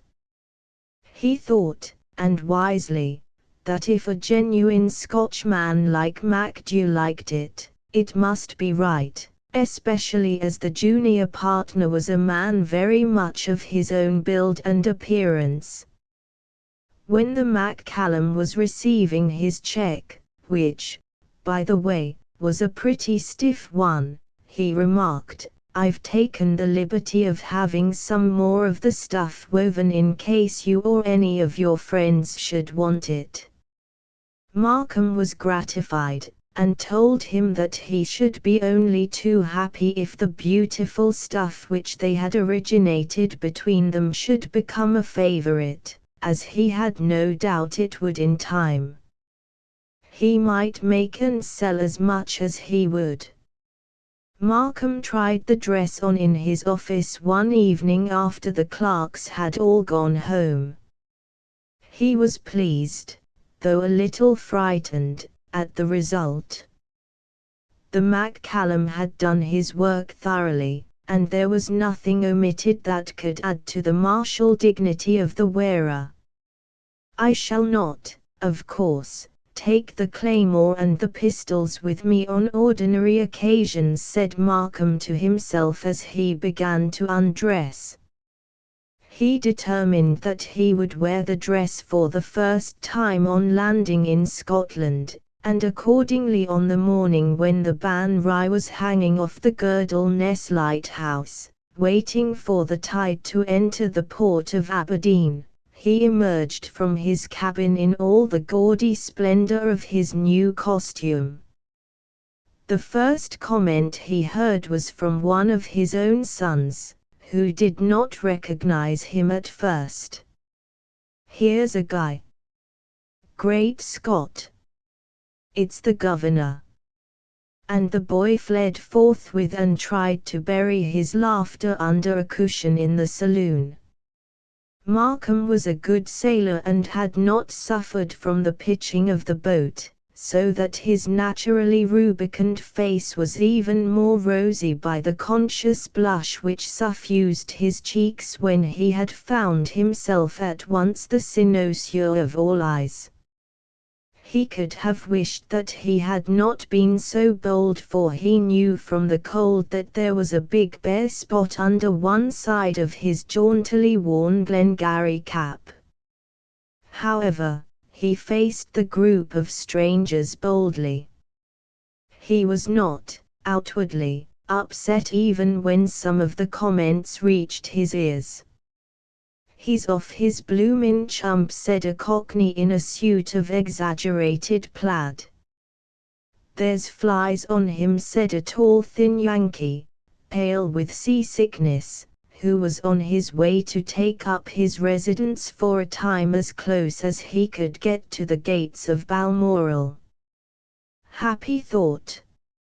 "Let us fill our mulls, now's the chance," said a young Oxford man on his way home to Inverness. But presently Mr. Markham heard the voice of his eldest daughter. "Where is he? Where is he?" And she came tearing along the deck with her hat blowing behind her. Her face showed signs of agitation, for her mother had just been telling her of her father's condition, but when she saw him she instantly burst into laughter so violent that it ended in a fit of hysterics. Something of the same kind happened to each of the other children. When they had all had their turn, Mr. Markham went to his cabin and sent his wife's maid to tell each member of the family that he wanted to see them at once. They all made their appearance, suppressing their feelings as well as they could. He said to them very quietly, "My dears, don't I provide you all with ample allowances?" "Yes, father," they all answered gravely, "no one could be more generous." "Don't I let you dress as you please?" "Yes, father." This a little sheepishly. "Then, my dears, don't you think it would be nicer and kinder of you not to try and make me feel uncomfortable, even if I do assume a dress which is ridiculous in your eyes, though quite common enough in the country where we are about to sojourn?" There was no answer except that which appeared in their hanging heads. He was a good father and they all knew it. He was quite satisfied and went on, "There, now, run away and enjoy yourselves. We shan't have another word about it." Then he went on deck again and stood bravely the fire of ridicule which he recognized around him, though nothing more was said within his hearing. The astonishment and the amusement which his get-up occasioned on the Ban was, however, nothing to that which it created in Aberdeen. The boys and loafers, and women with babies, who waited at the landing shed, followed en masse as the Markham party took their way to the railway station, even the porters with their old-fashioned knots and their new-fashioned barrows, who await the traveller at the foot of the gangplank, followed in wondering delight. Fortunately the Peterhead train was just about to start, so that the martyrdom was not unnecessarily prolonged. In the carriage the glorious Highland costume was unseen, and as there were but few persons at the station at Yellon, all went well there. When, however, the carriage drew near the Mains of Crooken and the fisher folk had run to their doors to see who it was that was passing, the excitement exceeded all bounds. The children with one impulse waved their bonnets and ran shouting behind the carriage, the men forsook their nets and their baiting and followed, the women clutched their babies, and followed also. The horses were tired after their long journey to Yellon and back, and the hill was steep, so that there was ample time for the crowd to gather and even to pass on ahead. Mrs. Markham and the elder girls would have liked to make some protest or to do something to relieve their feelings of chagrin at the ridicule which they saw on all faces, but there was a look of fixed determination on the face of the seeming Highlander which awed them a little, and they were silent. It might have been that the eagle's feather, even when arising above the bald head, the cairngorm brooch even on the fat shoulder, and the claymore, dirk and pistols, even when belted round the extensive paunch and protruding from the stocking on the sturdy calf, fulfilled their existence as symbols of martial and terrifying import. When the party arrived at the gate of the Red House, there awaited them a crowd of Crooken inhabitants, hatless and respectfully silent. The remainder of the population was painfully toiling up the hill. The silence was broken by only one sound, that of a man with a deep voice. "Man, but he's forgotten the pipes." The servants had arrived some days before, and all things were in readiness. In the glow consequent on a good lunch after a hard journey, all the disagreeables of travel and all the chagrin consequent on the adoption of the obnoxious costume were forgotten. That afternoon Markham, still clad in full array, walked through the mains of Crooken. He was all alone, for, strange to say, his wife and both daughters had sick headaches, and were, as he was told, lying down to rest after the fatigue of the journey. His eldest son, who claimed to be a young man, had gone out by himself to explore the surroundings of the place, and one of the boys could not be found. The other boy, on being told that his father had sent for him to come for a walk, had managed, by accident, of course, to fall into the water butt, and had to be dried and rigged out afresh. His clothes not having been as yet unpacked, this was of course impossible without delay. Mr. Markham was not quite satisfied with his walk.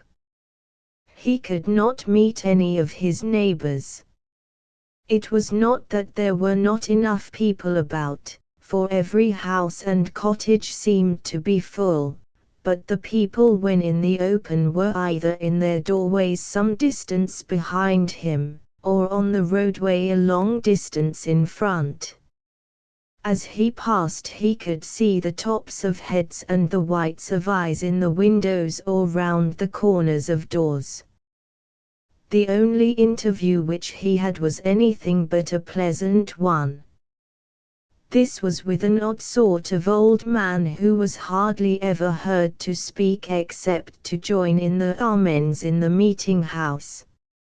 His sole occupation seemed to be to wait at the window of the post office from 8 o'clock in the morning till the arrival of the mail at 1, when he carried the letter bag to a neighboring baronial castle. The remainder of his day was spent on a seat in a draughty part of the port, where the offal of the fish, the refuse of the bait, and the house rubbish was thrown, and where the ducks were accustomed to hold high revel. When Saft Tammie beheld him coming he raised his eyes, which were generally fixed on the nothing which lay on the roadway opposite his seat, and, seeming dazzled as if by a burst of sunshine, rubbed them and shaded them with his hand. Then he started up and raised his hand aloft in a denunciatory manner as he spoke. "Vanity of vanities, saith the preacher. All is vanity. Mon, be warned in time.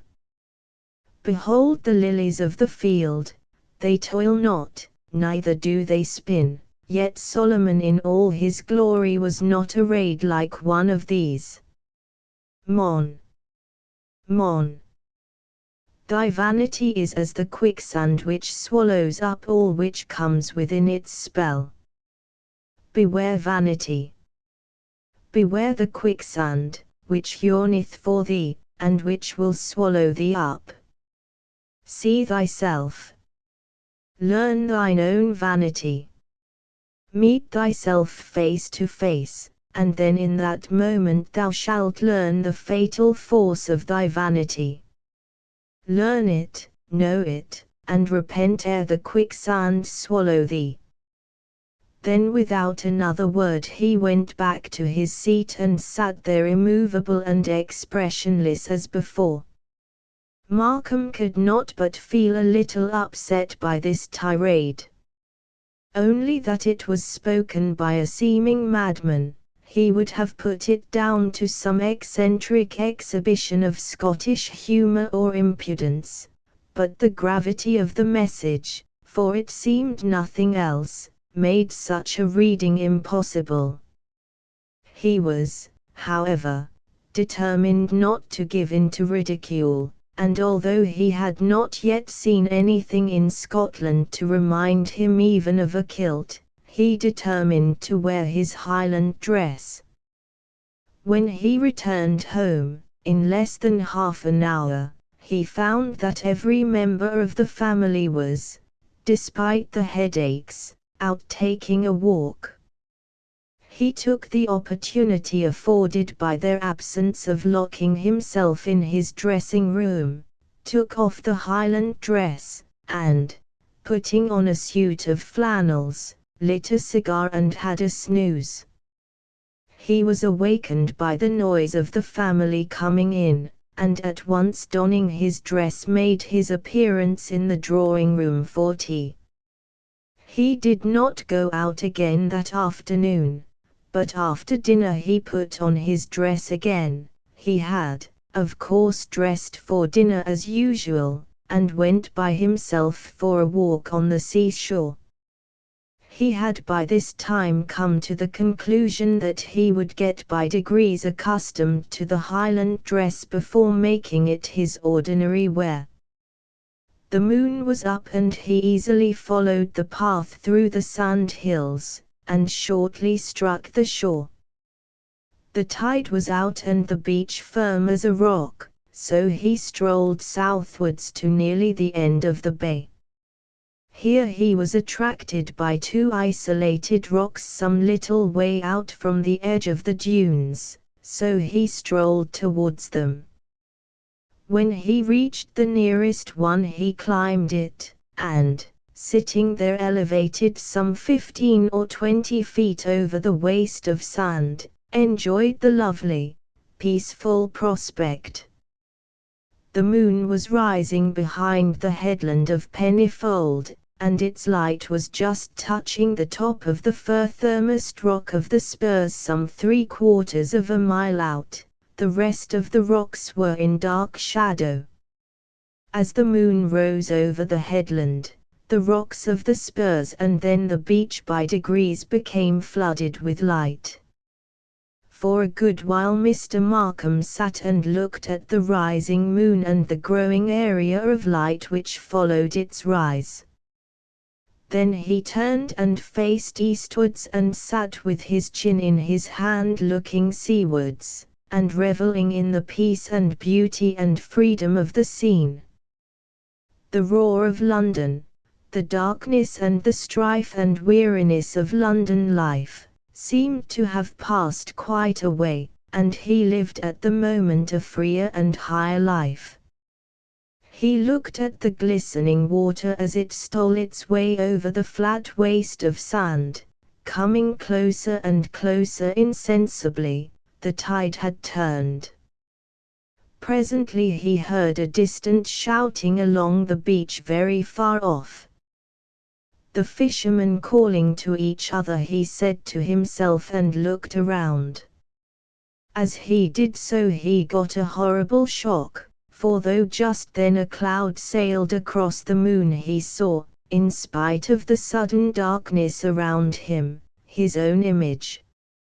For an instant, on the top of the opposite rock he could see the bald back of the head and the Glengarry cap with the immense eagle's feather. As he staggered back his foot slipped, and he began to slide down towards the sand between the two rocks. He took no concern as to falling, for the sand was really only a few feet below him, and his mind was occupied with the figure or simulacrum of himself, which had already disappeared. As the easiest way of reaching terra firma, he prepared to jump the remainder of the distance. All this had taken but a second, but the brain works quickly, and even as he gathered himself for the spring, he saw the sand below him lying so marbly level shake and shiver in an odd way. A sudden fear overcame him, his knees failed, and instead of jumping he slid miserably down the rock, scratching his bare legs as he went. His feet touched the sand, went through it like water, and he was down below his knees before he realized that he was in a quicksand. Wildly he grasped at the rock to keep himself from sinking further, and fortunately there was a jutting spur or edge which he was able to grasp instinctively. To this he clung in grim desperation. He tried to shout, but his breath would not come, till after a great effort his voice rang out. Again he shouted, and it seemed as if the sound of his own voice gave him new courage, for he was able to hold on to the rock for a longer time than he thought possible, though he held on only in blind desperation. He was, however, beginning to find his grasp weakening, when, joy of joys, his shout was answered by a rough voice from just above him. "God be thanked, I'm nae too late," and a fisherman with great thigh boots came hurriedly climbing over the rock. In an instant he recognized the gravity of the danger, and with a cheering "Hold fast, mon, I'm coming," scrambled down till he found a firm foothold. Then with one strong hand holding the rock above, he leaned down, and catching Markham's wrist, called out to him, "Hold to me, mon. Hold to me wi' ither hond."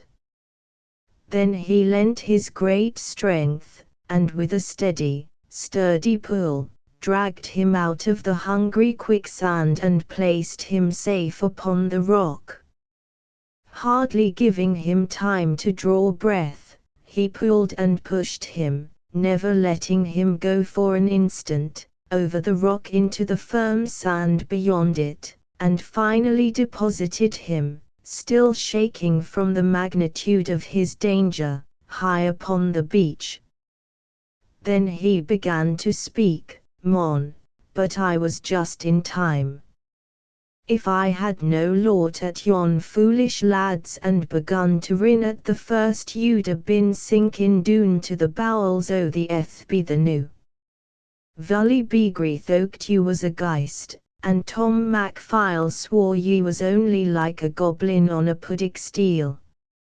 "Na," said I, "yon's but the daft Englishman, the loony that had escaped frae the waxworks. I was thinking that being strange and silly, if not a hole made feel, ye deen no ken the ways o' the quicksan. I shouted till warn ye, and then ran to drag ye aff, if need be.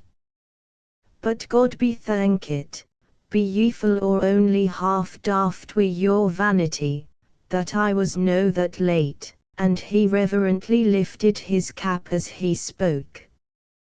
Mr. Markham was deeply touched and thankful for his escape from a horrible death, but the sting of the charge of vanity thus made once more against him came through his humility. He was about to reply angrily, when suddenly a great awe fell upon him as he remembered the warning words of the half-crazy letter-carrier, "Meet thyself face to face, and repent ere the quicksand shall swallow thee." Here, too, he remembered the image of himself that he had seen and the sudden danger from the deadly quicksand that had followed. He was silent a full minute, and then said, "My good fellow, I owe you my life." The answer came with reverence from the hardy fisherman, "Na, na, Ye owe that to God, but, as for me, I'm only too glad till be the humble instrument o' his mercy. But you will let me thank you, said Mr. Markham, taking both the great hands of his deliverer in his and holding them tight.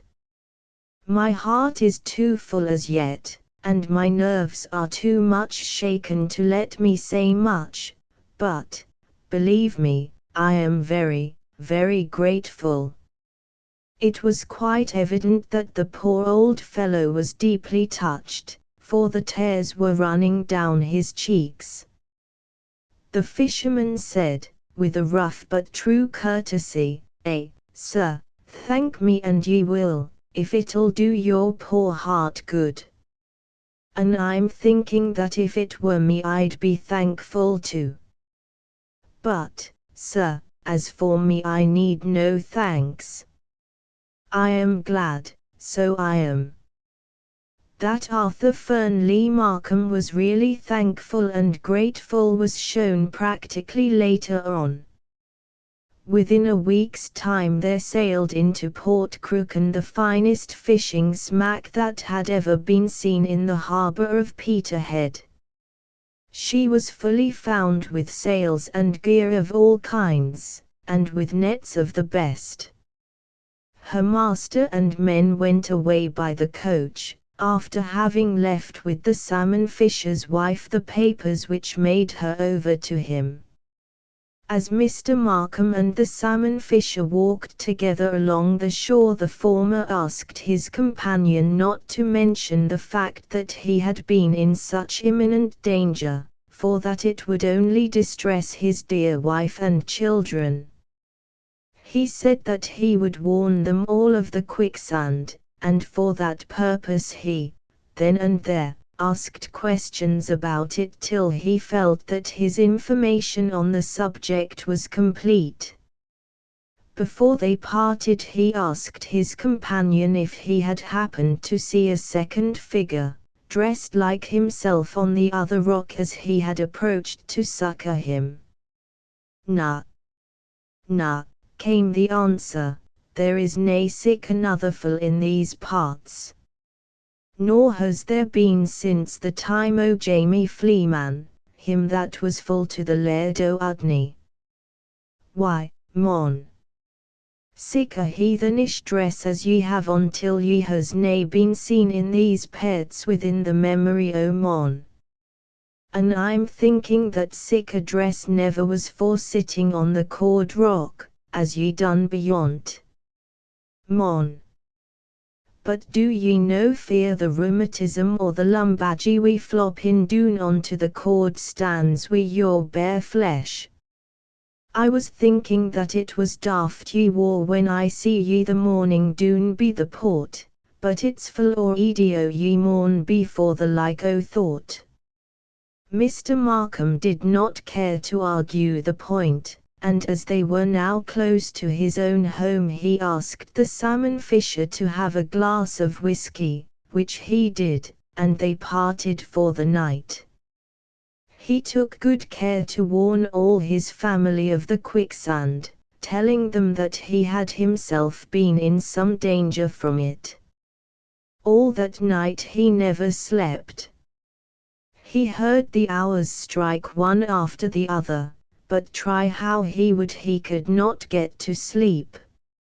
Over and over again he went through the horrible episode of the quicksand, from the time that Saft Tammie had broken his habitual silence to preach to him of the sin of vanity and to warn him.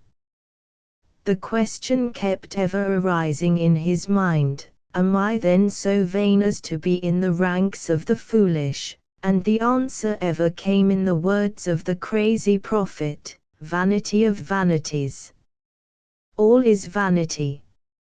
Meet thyself face to face, and repent ere the quicksand shall swallow thee. Somehow a feeling of doom began to shape itself in his mind that he would yet perish in that same quicksand, for there he had already met himself face to face. In the grey of the morning he dozed off, but it was evident that he continued the subject in his dreams, for he was fully awakened by his wife, who said, "Do sleep quietly. That blessed Highland suit has got on your brain. Don't talk in your sleep, if you can help it." He was somehow conscious of a glad feeling, as if some terrible weight had been lifted from him, but he did not know any cause of it. He asked his wife what he had said in his sleep, and she answered, "You said it often enough, goodness knows, for one to remember it, not face to face. I saw the eagle plume over the bald head. There is hope yet. Not face to face. Go to sleep. Do." And then he did go to sleep, for he seemed to realize that the prophecy of the crazy man had not yet been fulfilled. He had not met himself face to face, as yet at all events. He was awakened early by a maid who came to tell him that there was a fisherman at the door who wanted to see him. He dressed himself as quickly as he could, for he was not yet expert with the Highland dress, and hurried down, not wishing to keep the salmon fisher waiting. He was surprised and not altogether pleased to find that his visitor was none other than Saft Tammie, who at once opened fire on him. "I maun gang awa to the post, but I thought that I would waste an hour on ye, and see a round just to see if ye war still that fooey vanity as on the nicht gane by. And I see that ye've no learned the lesson. Well, the time is coming, sure en't. However, I have all the time I the mornings to my ain sail, so I'll look round just till see how ye gang your ain gate to the Quixon, and then to the Deil. I may till ma walk the new." And he went straightway, leaving Mr. Markham considerably vexed, for the maids within earshot were vainly trying to conceal their giggles. He had fairly made up his mind to wear on that day ordinary clothes, but the visit of Saft Tammie reversed his decision. He would show them all that he was not a coward, and he would go on as he had begun, come what might. When he came to breakfast in full martial panoply, the children, one and all, held down their heads and the backs of their necks became very red indeed. As, however, none of them laughed, except Titus, the youngest boy, who was seized with a fit of hysterical choking and was promptly banished from the room, he could not reprove them, but began to break his egg with a sternly determined air. It was unfortunate that as his wife was handing him a cup of tea, one of the buttons of his sleeve caught in the lace of her morning wrapper, with the result that the hot tea was spilt over his bare knees. Not unnaturally, he made use of a swear word, whereupon his wife, somewhat nettled, spoke out, "Well, Arthur, if you will make such an idiot of yourself with that ridiculous costume, what else can you expect? You are not accustomed to it, and you never will be." In answer he began an indignant speech with, "Madam," but he got no further, for now that the subject was broached, Mrs. Markham intended to have her say out. It was not a pleasant say, and, truth to tell, it was not said in a pleasant manner. A wife's manner seldom is pleasant when she undertakes to tell what she considers truths to her husband. The result was that Arthur Fernley Markham undertook, then and there, that during his stay in Scotland he would wear no other costume than the one she abused. Woman like his wife had the last word, given in this case with tears. Very well, Arthur. Of course you will do as you choose. Make me as ridiculous as you can, and spoil the poor girl's chances in life. Young men don't seem to care, as a general rule, for an idiot father-in-law. But I must warn you that your vanity will someday get a rude shock, if indeed you are not before then in an asylum or dead.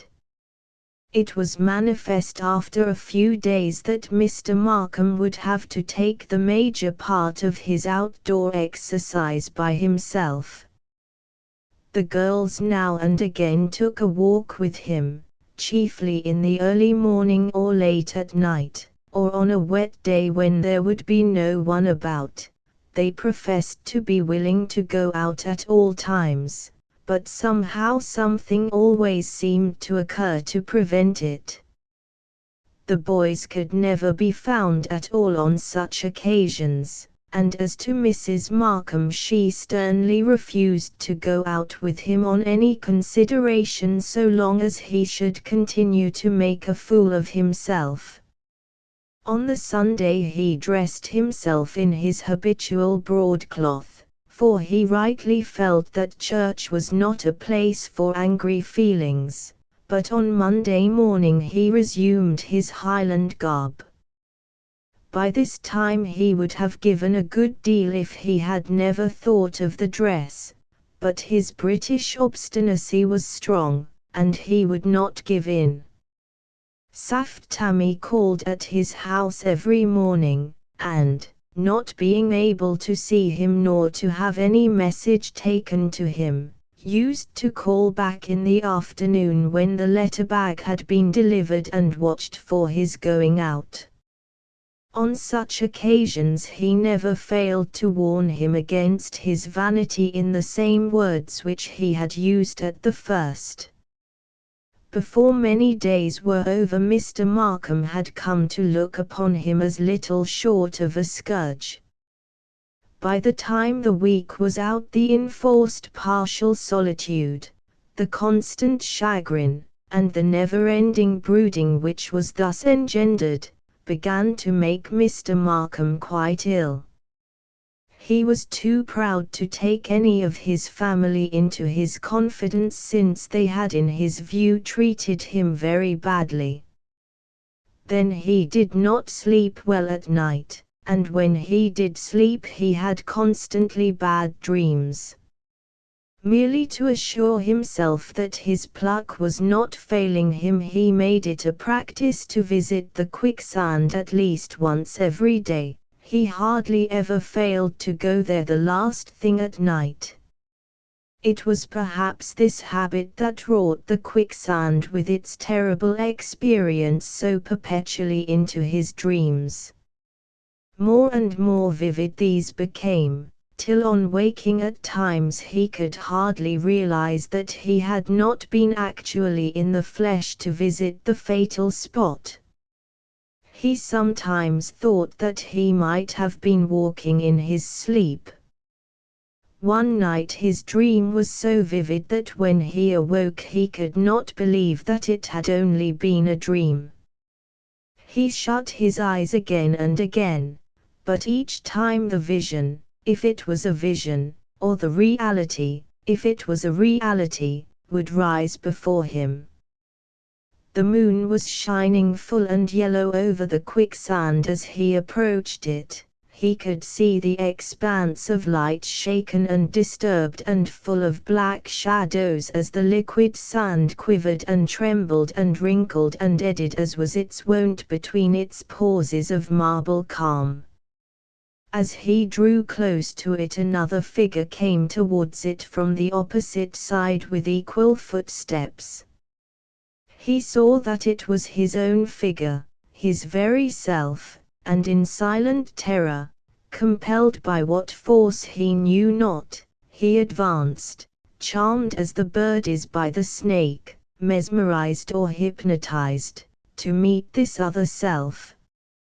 As he felt the yielding sand closing over him, he awoke in the agony of death, trembling with fear, and, strange to say, with the silly man's prophecy seeming to sound in his ears, "Vanity of vanities.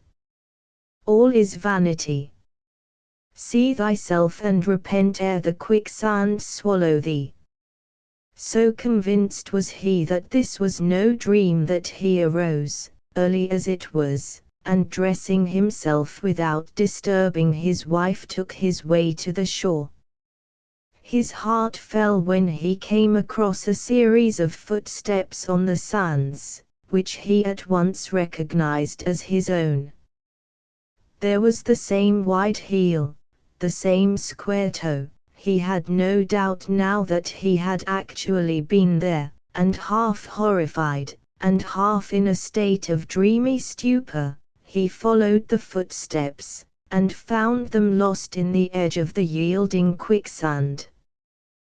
This gave him a terrible shock, for there were no return steps marked on the sand, and he felt that there was some dread mystery which he could not penetrate, and the penetration of which would, he feared, undo him.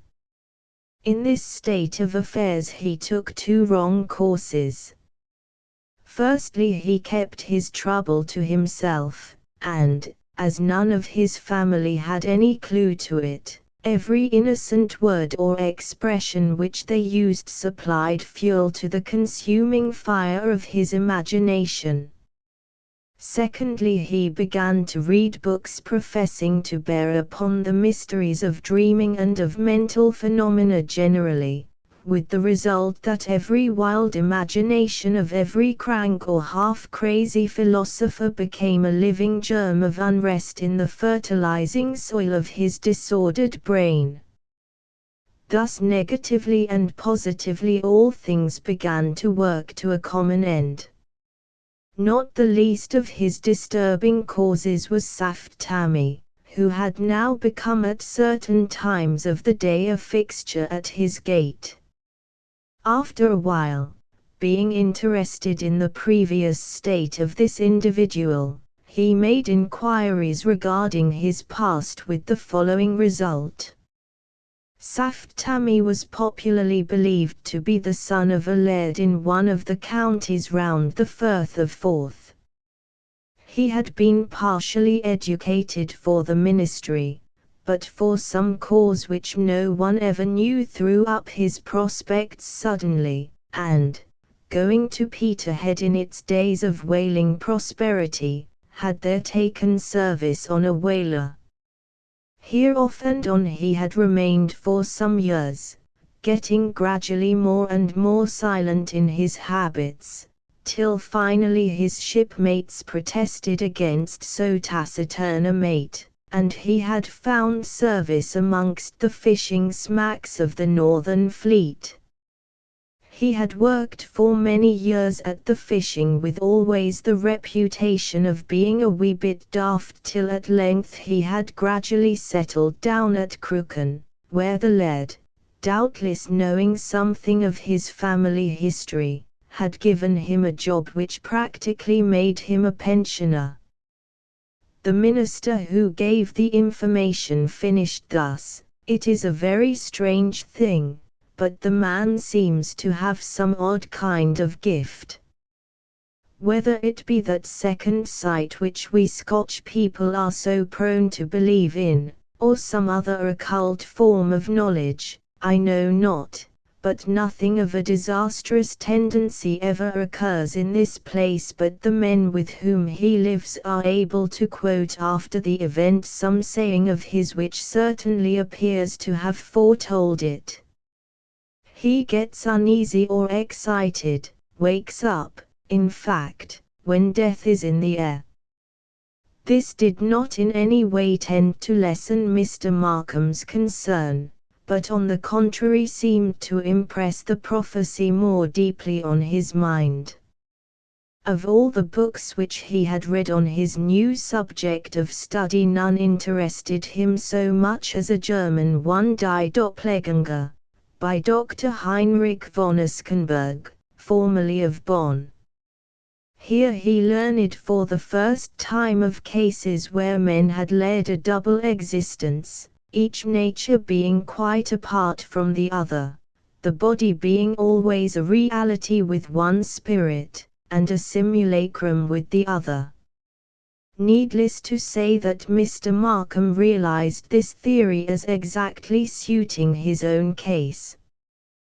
The glimpse which he had of his own back the night of his escape from the quicksand, his own footmarks disappearing into the quicksand with no return steps visible, the prophecy of Saft Tammie about his meeting himself and perishing in the quicksand, all lent aid to the conviction that he was in his own person an instance of the doppelganger. Being then conscious of a double life, he took steps to prove its existence to his own satisfaction. To this end, on one night before going to bed, he wrote his name in chalk on the soles of his shoes. That night he dreamed of the quicksand, and of his visiting it, dreamed so vividly that on walking in the grey of the dawn he could not believe that he had not been there. Arising, without disturbing his wife, he sought his shoes. The chalk signatures were undisturbed. He dressed himself and stole out softly. This time the tide was in, so he crossed the dunes and struck the shore on the further side of the quicksand. There, oh, horror of horrors! He saw his own footprints dying into the abyss. He went home a desperately sad man. It seemed incredible that he, an elderly commercial man, who had passed a long and uneventful life in the pursuit of business in the midst of roaring, practical London, should thus find himself enmeshed in mystery and horror, and that he should discover that he had two existences. He could not speak of his trouble even to his own wife, for well he knew that she would at once require the fullest particulars of that other life, the one which she did not know, and that she would at the start not only imagine but charge him with all manner of infidelities on the head of it. And so his brooding grew deeper and deeper still.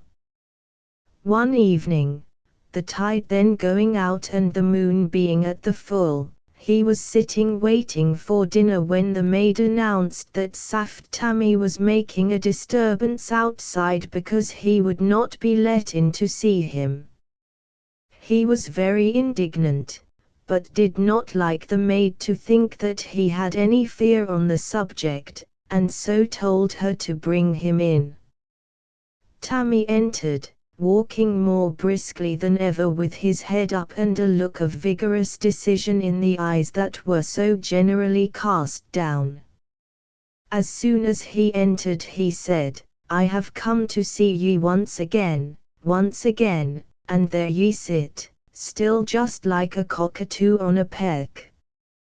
Weel, mon, I forgie ye. Mind ye that, I forgie ye."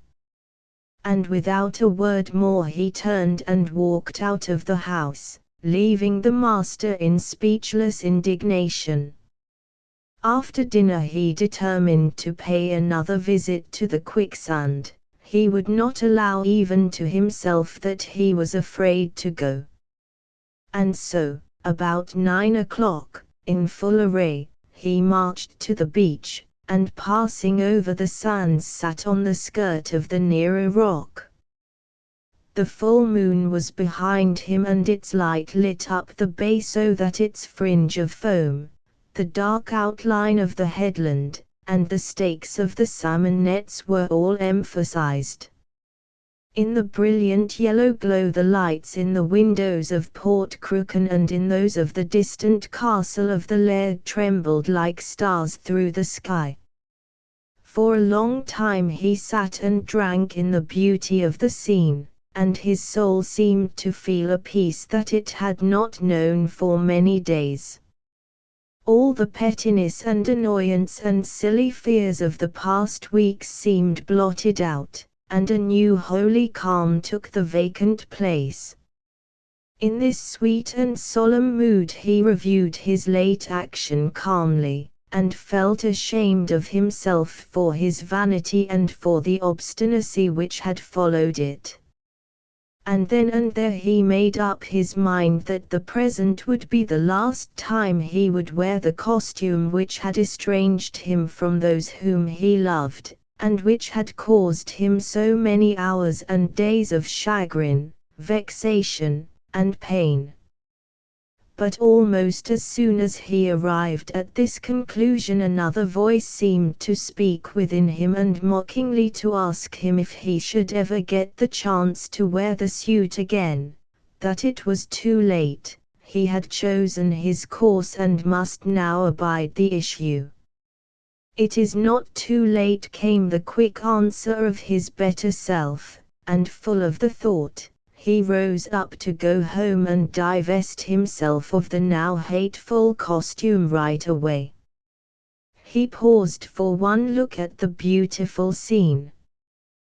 The light lay pale and mellow, softening every outline of rock and tree and house top, and deepening the shadows into velvety black, and lighting, as with a pale flame, the incoming tide, that now crept fringe-like across the flat waste of sand. Then he left the rock and stepped out for the shore. But as he did so a frightful spasm of horror shook him, and for an instant the blood rushing to his head shut out all the light of the full moon. Once more he saw that fatal image of himself moving beyond the quicksand from the opposite rock to the shore. The shock was all the greater for the contrast with the spell of peace which he had just enjoyed, and, almost paralyzed in every sense, he stood and watched the fatal vision and the wrinkly, crawling quicksand that seemed to writhe and yearn for something that lay between. There could be no mistake this time, for though the moon behind threw the face into shadow he could see there the same shaven cheeks as his own, and the small stubby moustache of a few weeks' growth. The light shone on the brilliant tartan, and on the eagle's plume. Even the bald space at one side of the Glengarry cap glistened, as did the Cairngorm brooch on the shoulder and the tops of the silver buttons. As he looked he felt his feet slightly sinking, for he was still near the edge of the belt of quicksand, and he stepped back. As he did so the other figure stepped forward, so that the space between them was preserved. So the two stood facing each other, as though in some weird fascination, and in the rushing of the blood through his brain Markham seemed to hear the words of the prophecy, "See thyself face to face, and repent ere the quicksand swallow thee." He did stand face to face with himself, he had repented, and now he was sinking in the quicksand. The warning and prophecy were coming true. Above him the seagulls screamed, circling round the fringe of the incoming tide, and the sound being entirely mortal recalled him to himself. On the instant he stepped back a few quick steps, for as yet only his feet were merged in the soft sand. As he did so the other figure stepped forward, and coming within the deadly grip of the quicksand began to sink. It seemed to Markham that he was looking at himself going down to his doom, and on the instant the anguish of his soul found vent in a terrible cry. There was at the same instant a terrible cry from the other figure, and as Markham threw up his hands the figure did the same. With horror-struck eyes he saw him sink deeper into the quicksand, and then, impelled by what power he knew not, he advanced again towards the sand to meet his fate. But as his more forward foot began to sink, he heard again the cries of the seagulls, which seemed to restore his benumbed faculties. With a mighty effort he drew his foot out of the sand, which seemed to clutch it, leaving his shoe behind, and then in sheer terror he turned and ran from the place, never stopping till his breath and strength failed him, and he sank half swooning on the grassy path through the sand hills. Arthur Markham made up his mind not to tell his family of his terrible adventure, until at least such time as he should be complete master of himself. Now that the fatal double, his other self, had been engulfed in the quicksand, he felt something like his old peace of mind. That night he slept soundly and did not dream at all, and in the morning was quite his old self. It really seemed as though his newer and worser self had disappeared forever, and strangely enough Saft Tammie was absent from his post that morning and never appeared there again, but sat in his old place watching nothing, as of old, with lackluster eye. In accordance with his resolution, he did not wear his Highland suit again, but one evening tied it up in a bundle, claymore, dirk and philibeg and all, and bringing it secretly with him threw it into the quicksand.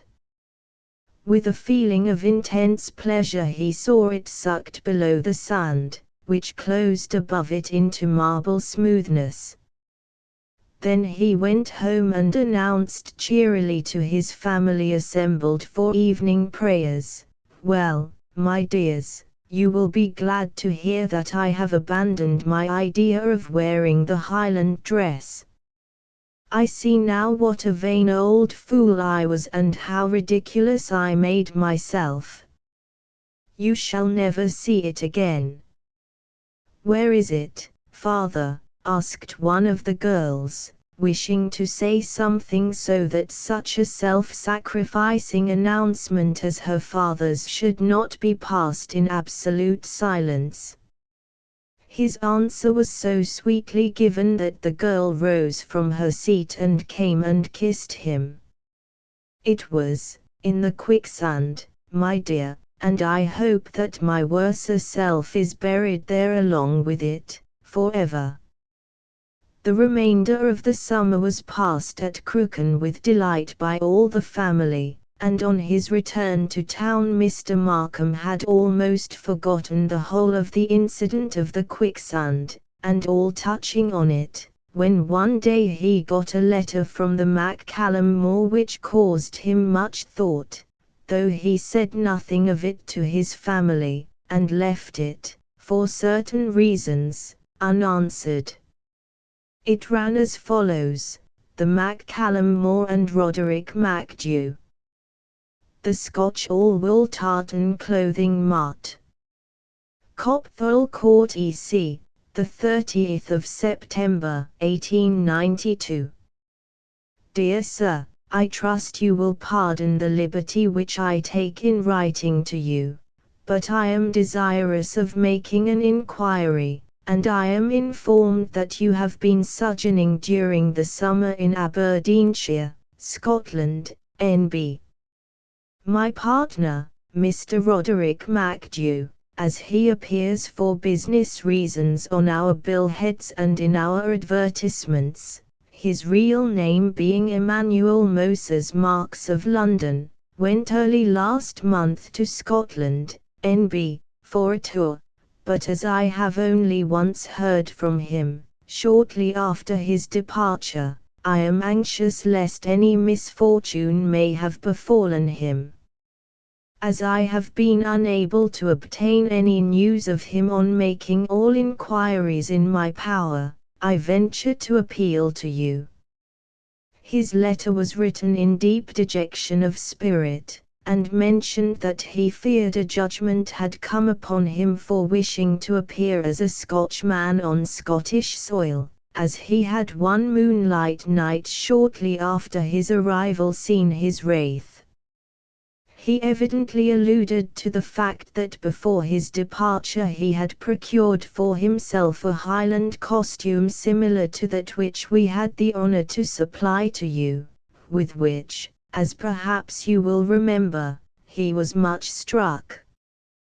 He may, however, never have worn it, as he was, to my own knowledge, diffident about putting it on, and even went so far as to tell me that he would at first only venture to wear it late at night or very early in the morning, and then only in remote places, until such time as he should get accustomed to it. Unfortunately he did not advise me of his route, so that I am in complete ignorance of his whereabouts, and I venture to ask if you may have seen or heard of a Highland costume similar to your own having been seen anywhere in the neighborhood in which I am told you have recently purchased the estate which you temporarily occupied. I shall not expect an answer to this letter unless you can give me some information regarding my friend and partner, so pray do not trouble to reply unless there be cause. I am encouraged to think that he may have been in your neighborhood as, though his letter is not dated, the envelope is marked with the postmark of Yellon, which I find is in Aberdeenshire, and not far from the Mains of Crooken. I have the honor to be, dear sir, yours very respectfully, Joshua Sheeny Cohen Benjamin, the Macallum Moor. ****** End of the Project Gutenberg ebook Dracula's Guest ***** Updated editions will replace the previous one. The old editions will be renamed. Creating the works from print editions not protected by U.S. copyright law means that no one owns a United States copyright in these works, so the Foundation, and you, can copy and distribute it in the United States without permission and without paying copyright royalties. Special rules, set forth in the general terms of use part of this license, apply to copying and distributing Project Gutenberg trademark symbol electronic works to protect the Project Gutenberg trademark symbol concept and trademark. Project Gutenberg is a registered trademark, and may not be used if you charge for an ebook, except by following the terms of the trademark license, including paying royalties for use of the Project Gutenberg trademark. If you do not charge anything for copies of this ebook, complying with the trademark license is very easy. You may use this ebook for nearly any purpose, such as creation of derivative works, reports, performances and research. Project Gutenberg ebooks may be modified and printed and given away. You may do practically anything in the United States with ebooks not protected by U.S. copyright law. Redistribution is subject to the trademark license, especially commercial redistribution. Start. Full license. The full Project Gutenberg license. Please read this before you distribute or use this work to protect the Project Gutenberg trademark symbol mission of promoting the free distribution of electronic works. By using or distributing this work, or any other work associated in any way with the phrase Project Gutenberg, you agree to comply with all the terms of the full Project Gutenberg trademark symbol license available with this file or online at www.gutenberg.org/license. Section 1. General Terms of Use and Redistributing Project Gutenberg Trademark Symbol Electronic Works 1.0. By reading or using any part of this Project Gutenberg trademark symbol electronic work, you indicate that you have read, understand, agree to and accept all the terms of this license and intellectual property, trademark/copyright, agreement. If you do not agree to abide by all the terms of this agreement, you must cease using and return or destroy all copies of Project Gutenberg trademark symbol electronic works in your possession. If you paid a fee for obtaining a copy of or access to a Project Gutenberg trademark symbol electronic work and you do not agree to be bound by the terms of this agreement, you may obtain a refund from the person or entity to whom you paid the fee as set forth in paragraph 1.e.8. 1.b Project Gutenberg is a registered trademark. It may only be used on or associated in any way with an electronic work by people who agree to be bound by the terms of this agreement.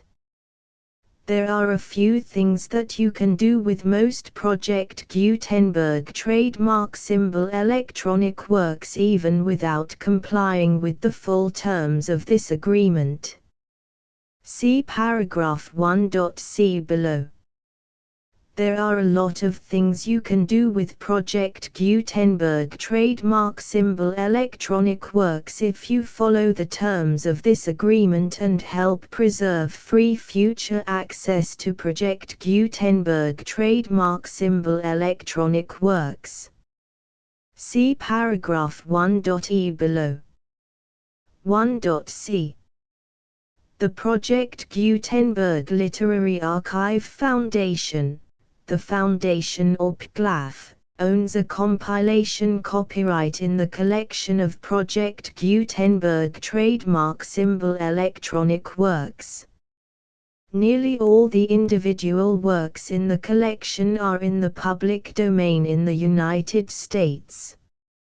If an individual work is unprotected by copyright law in the United States and you are located in the United States, we do not claim a right to prevent you from copying, distributing, performing, displaying or creating derivative works based on the work as long as all references to Project Gutenberg are removed. Of course, we hope that you will support the Project Gutenberg trademark symbol mission of promoting free access to electronic works by freely sharing Project Gutenberg trademark symbol works in compliance with the terms of this agreement for keeping the Project Gutenberg trademark symbol name associated with the work. You can easily comply with the terms of this agreement by keeping this work in the same format with its attached full Project Gutenberg trademark symbol license when you share it without charge with others. 1.d. The copyright laws of the place where you are located also govern what you can do with this work. Copyright laws in most countries are in a constant state of change. If you are outside the United States, check the laws of your country in addition to the terms of this agreement before downloading, copying, displaying, performing, distributing or creating derivative works based on this work or any other Project Gutenberg trademark symbol work. The Foundation makes no representations concerning the copyright status of any work in any country other than the United States. 1.e Unless you have removed all references to Project Gutenberg, 1.e.1. The following sentence, with active links to, or other immediate access to, The full Project Gutenberg trademark symbol license must appear prominently whenever any copy of a Project Gutenberg trademark symbol work, any work on which the phrase Project Gutenberg appears, or with which the phrase Project Gutenberg is associated, is accessed, displayed, performed, viewed, copied or distributed. This ebook is for the use of anyone anywhere in the United States and most other parts of the world at no cost and with almost no restrictions whatsoever. You may copy it, give it away or reuse it under the terms of the Project Gutenberg license included with this ebook or online at www.gutenberg.org. If you are not located in the United States, you will have to check the laws of the country where you are located before using this ebook. 1.e.2. If an individual Project Gutenberg trademark symbol electronic work is derived from texts not protected by U.S. copyright law, does not contain a notice indicating that it is posted with permission of the copyright holder, the work can be copied and distributed to anyone in the United States without paying any fees or charges. If you are redistributing or providing access to a work with the phrase Project Gutenberg associated with or appearing on the work, you must comply either with the requirements of paragraphs 1.e.1 through 1.e.7 or obtain permission for the use of the work and the Project Gutenberg trademark symbol trademark as set forth in paragraphs 1.e.8 or 1.e.9. 1.e.3.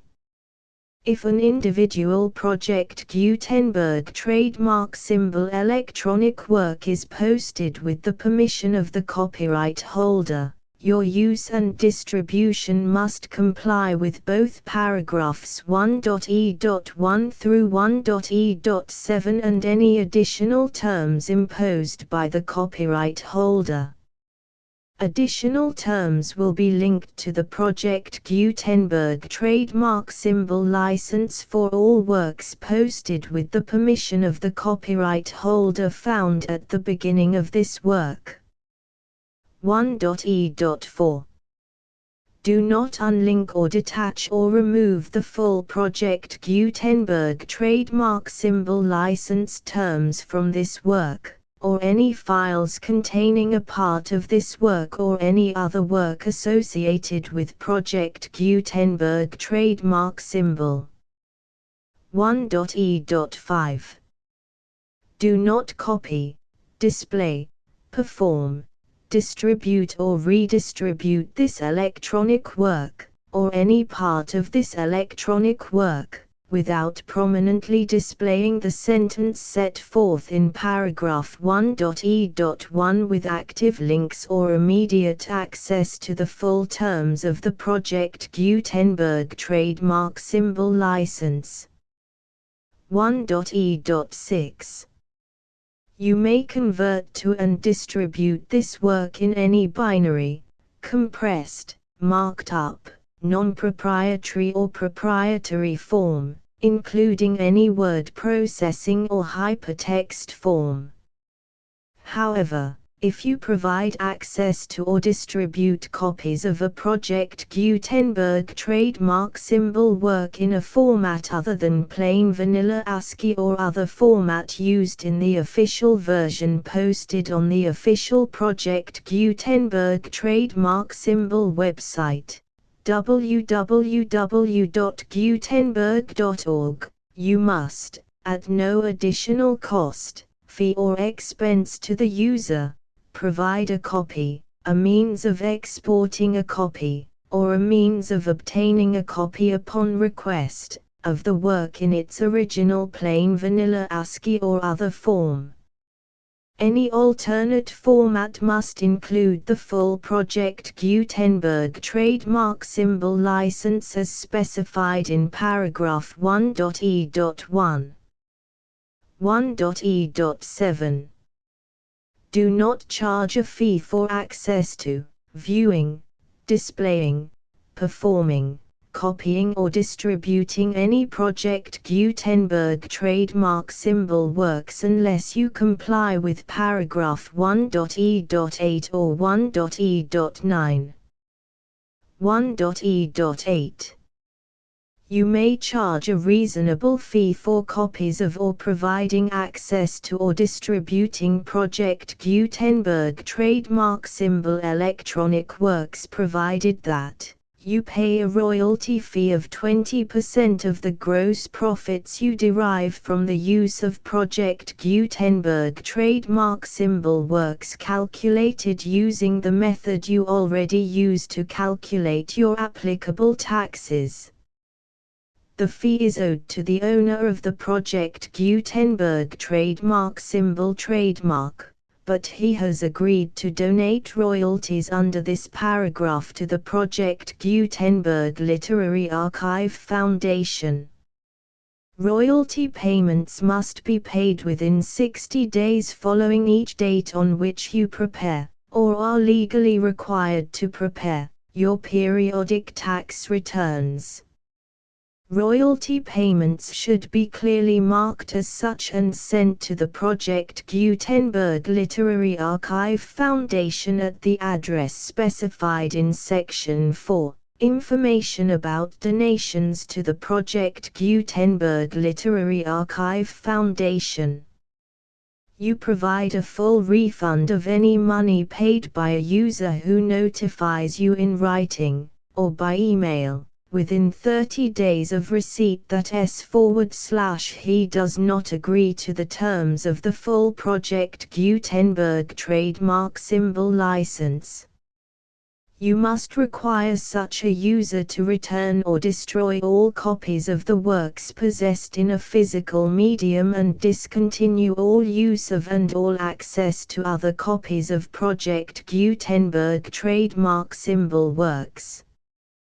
You provide, in accordance with paragraph 1.f.3, a full refund of any money paid for a work or a replacement copy, if a defect in the electronic work is discovered and reported to you within 90 days of receipt of the work. You comply with all other terms of this agreement for free distribution of Project Gutenberg trademark symbol works. 1.e.9.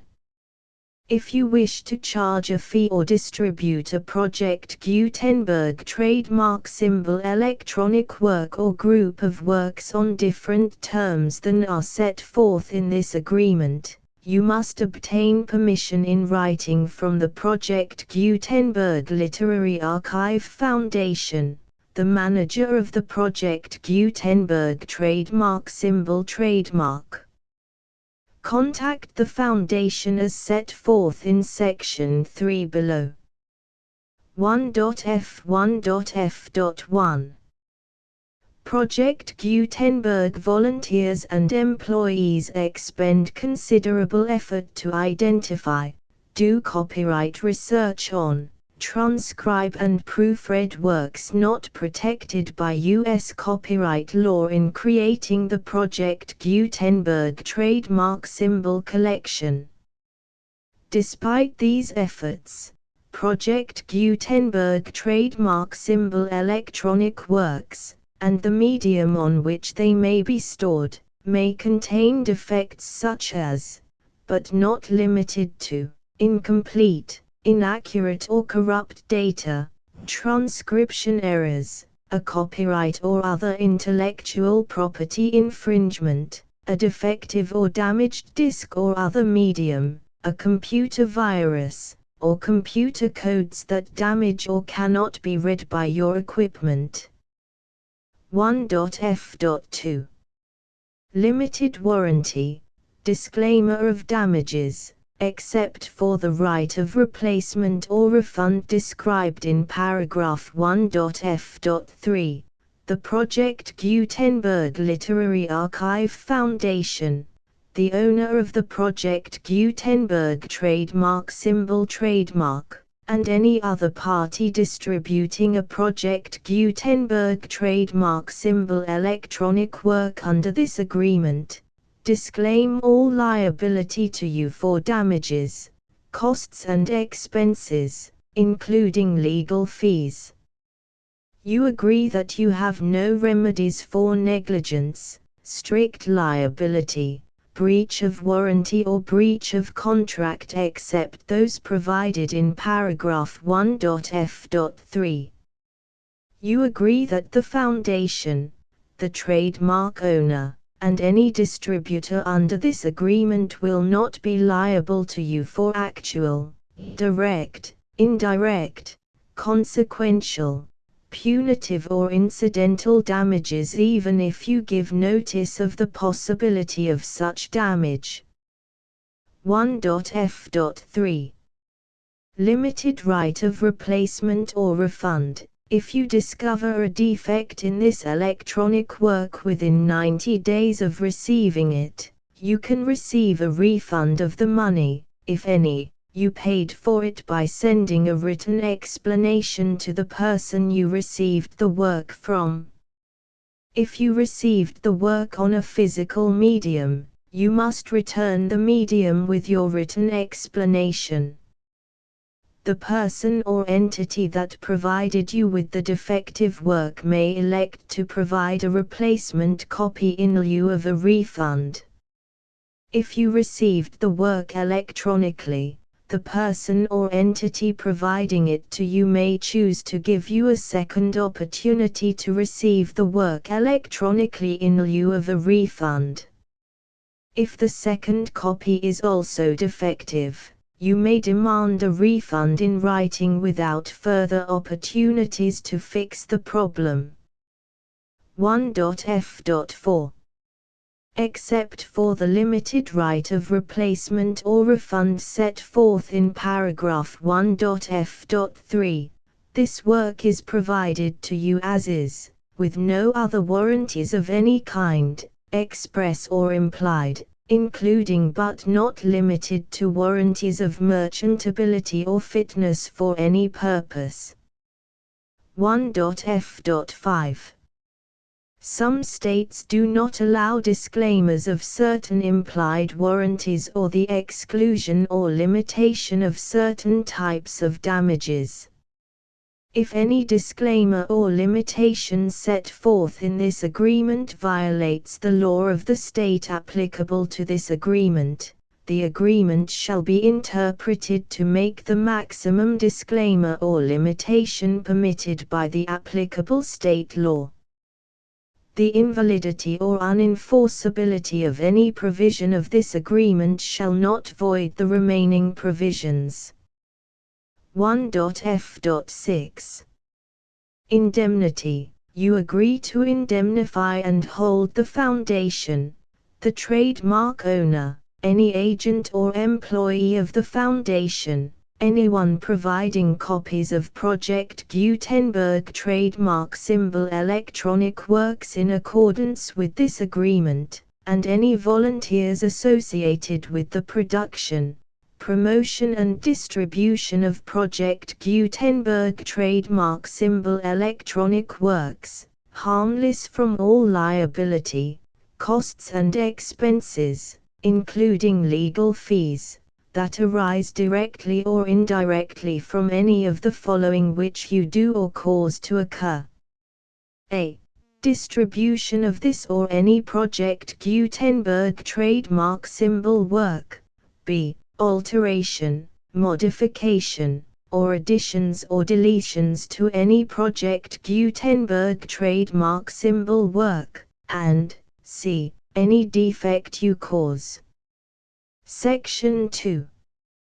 Information about the mission of Project Gutenberg trademark symbol. Project Gutenberg trademark symbol is synonymous with the free distribution of electronic works in formats readable by the widest variety of computers, including obsolete, old, middle-aged and new computers. It exists because of the efforts of hundreds of volunteers and donations from people in all walks of life. Volunteers and financial support to provide volunteers with the assistance they need are critical to reaching Project Gutenberg trademark symbol's goals and ensuring that the Project Gutenberg trademark symbol collection will remain freely available for generations to come. In 2001, the Project Gutenberg Literary Archive Foundation was created to provide a secure and permanent future for Project Gutenberg trademark symbol and future generations. To learn more about the Project Gutenberg Literary Archive Foundation and how your efforts and donations can help, see sections 3 and 4 and the Foundation information page at www.gutenberg.org. Section 3. Information about the Project Gutenberg Literary Archive Foundation. The Project Gutenberg Literary Archive Foundation is a non-profit 501(c)(3) educational corporation organized under the laws of the state of Mississippi and granted tax-exempt status by the Internal Revenue Service. The Foundation's IN or Federal Tax Identification Number is 64-6221541. Contributions to the Project Gutenberg Literary Archive Foundation are tax-deductible to the full extent permitted by U.S. federal laws and your state's laws. The Foundation's business office is located at 809 North 1500 West, Salt Lake City, UT 84116. 801-596-1887. Email contact links and up-to-date contact information can be found at the Foundation's website and official page at www.gutenberg.org/contact section 4. Information about donations to the Project Gutenberg Literary Archive Foundation. Project Gutenberg trademark symbol depends upon and cannot survive without widespread public support and donations to carry out its mission of increasing the number of public domain and licensed works that can be freely distributed in machine-readable form accessible by the widest array of equipment, including outdated equipment. Many small donations, $1 to $5,000, are particularly important to maintaining tax-exempt status with the IRS. The Foundation is committed to complying with the laws regulating charities and charitable donations in all 50 states of the United States. Compliance requirements are not uniform and it takes a considerable effort, much paperwork and many fees to meet and keep up with these requirements. We do not solicit donations in locations where we have not received written confirmation of compliance. To send donations or determine the status of compliance for any particular state, visit www.gutenberg.org/donate. While we cannot and do not solicit contributions from states where we have not met the solicitation requirements, We know of no prohibition against accepting unsolicited donations from donors in such states who approach us with offers to donate. International donations are gratefully accepted, but we cannot make any statements concerning tax treatment of donations received from outside the United States. U.S. laws alone swamp our small staff. Please check the Project Gutenberg web pages for current donation methods and addresses.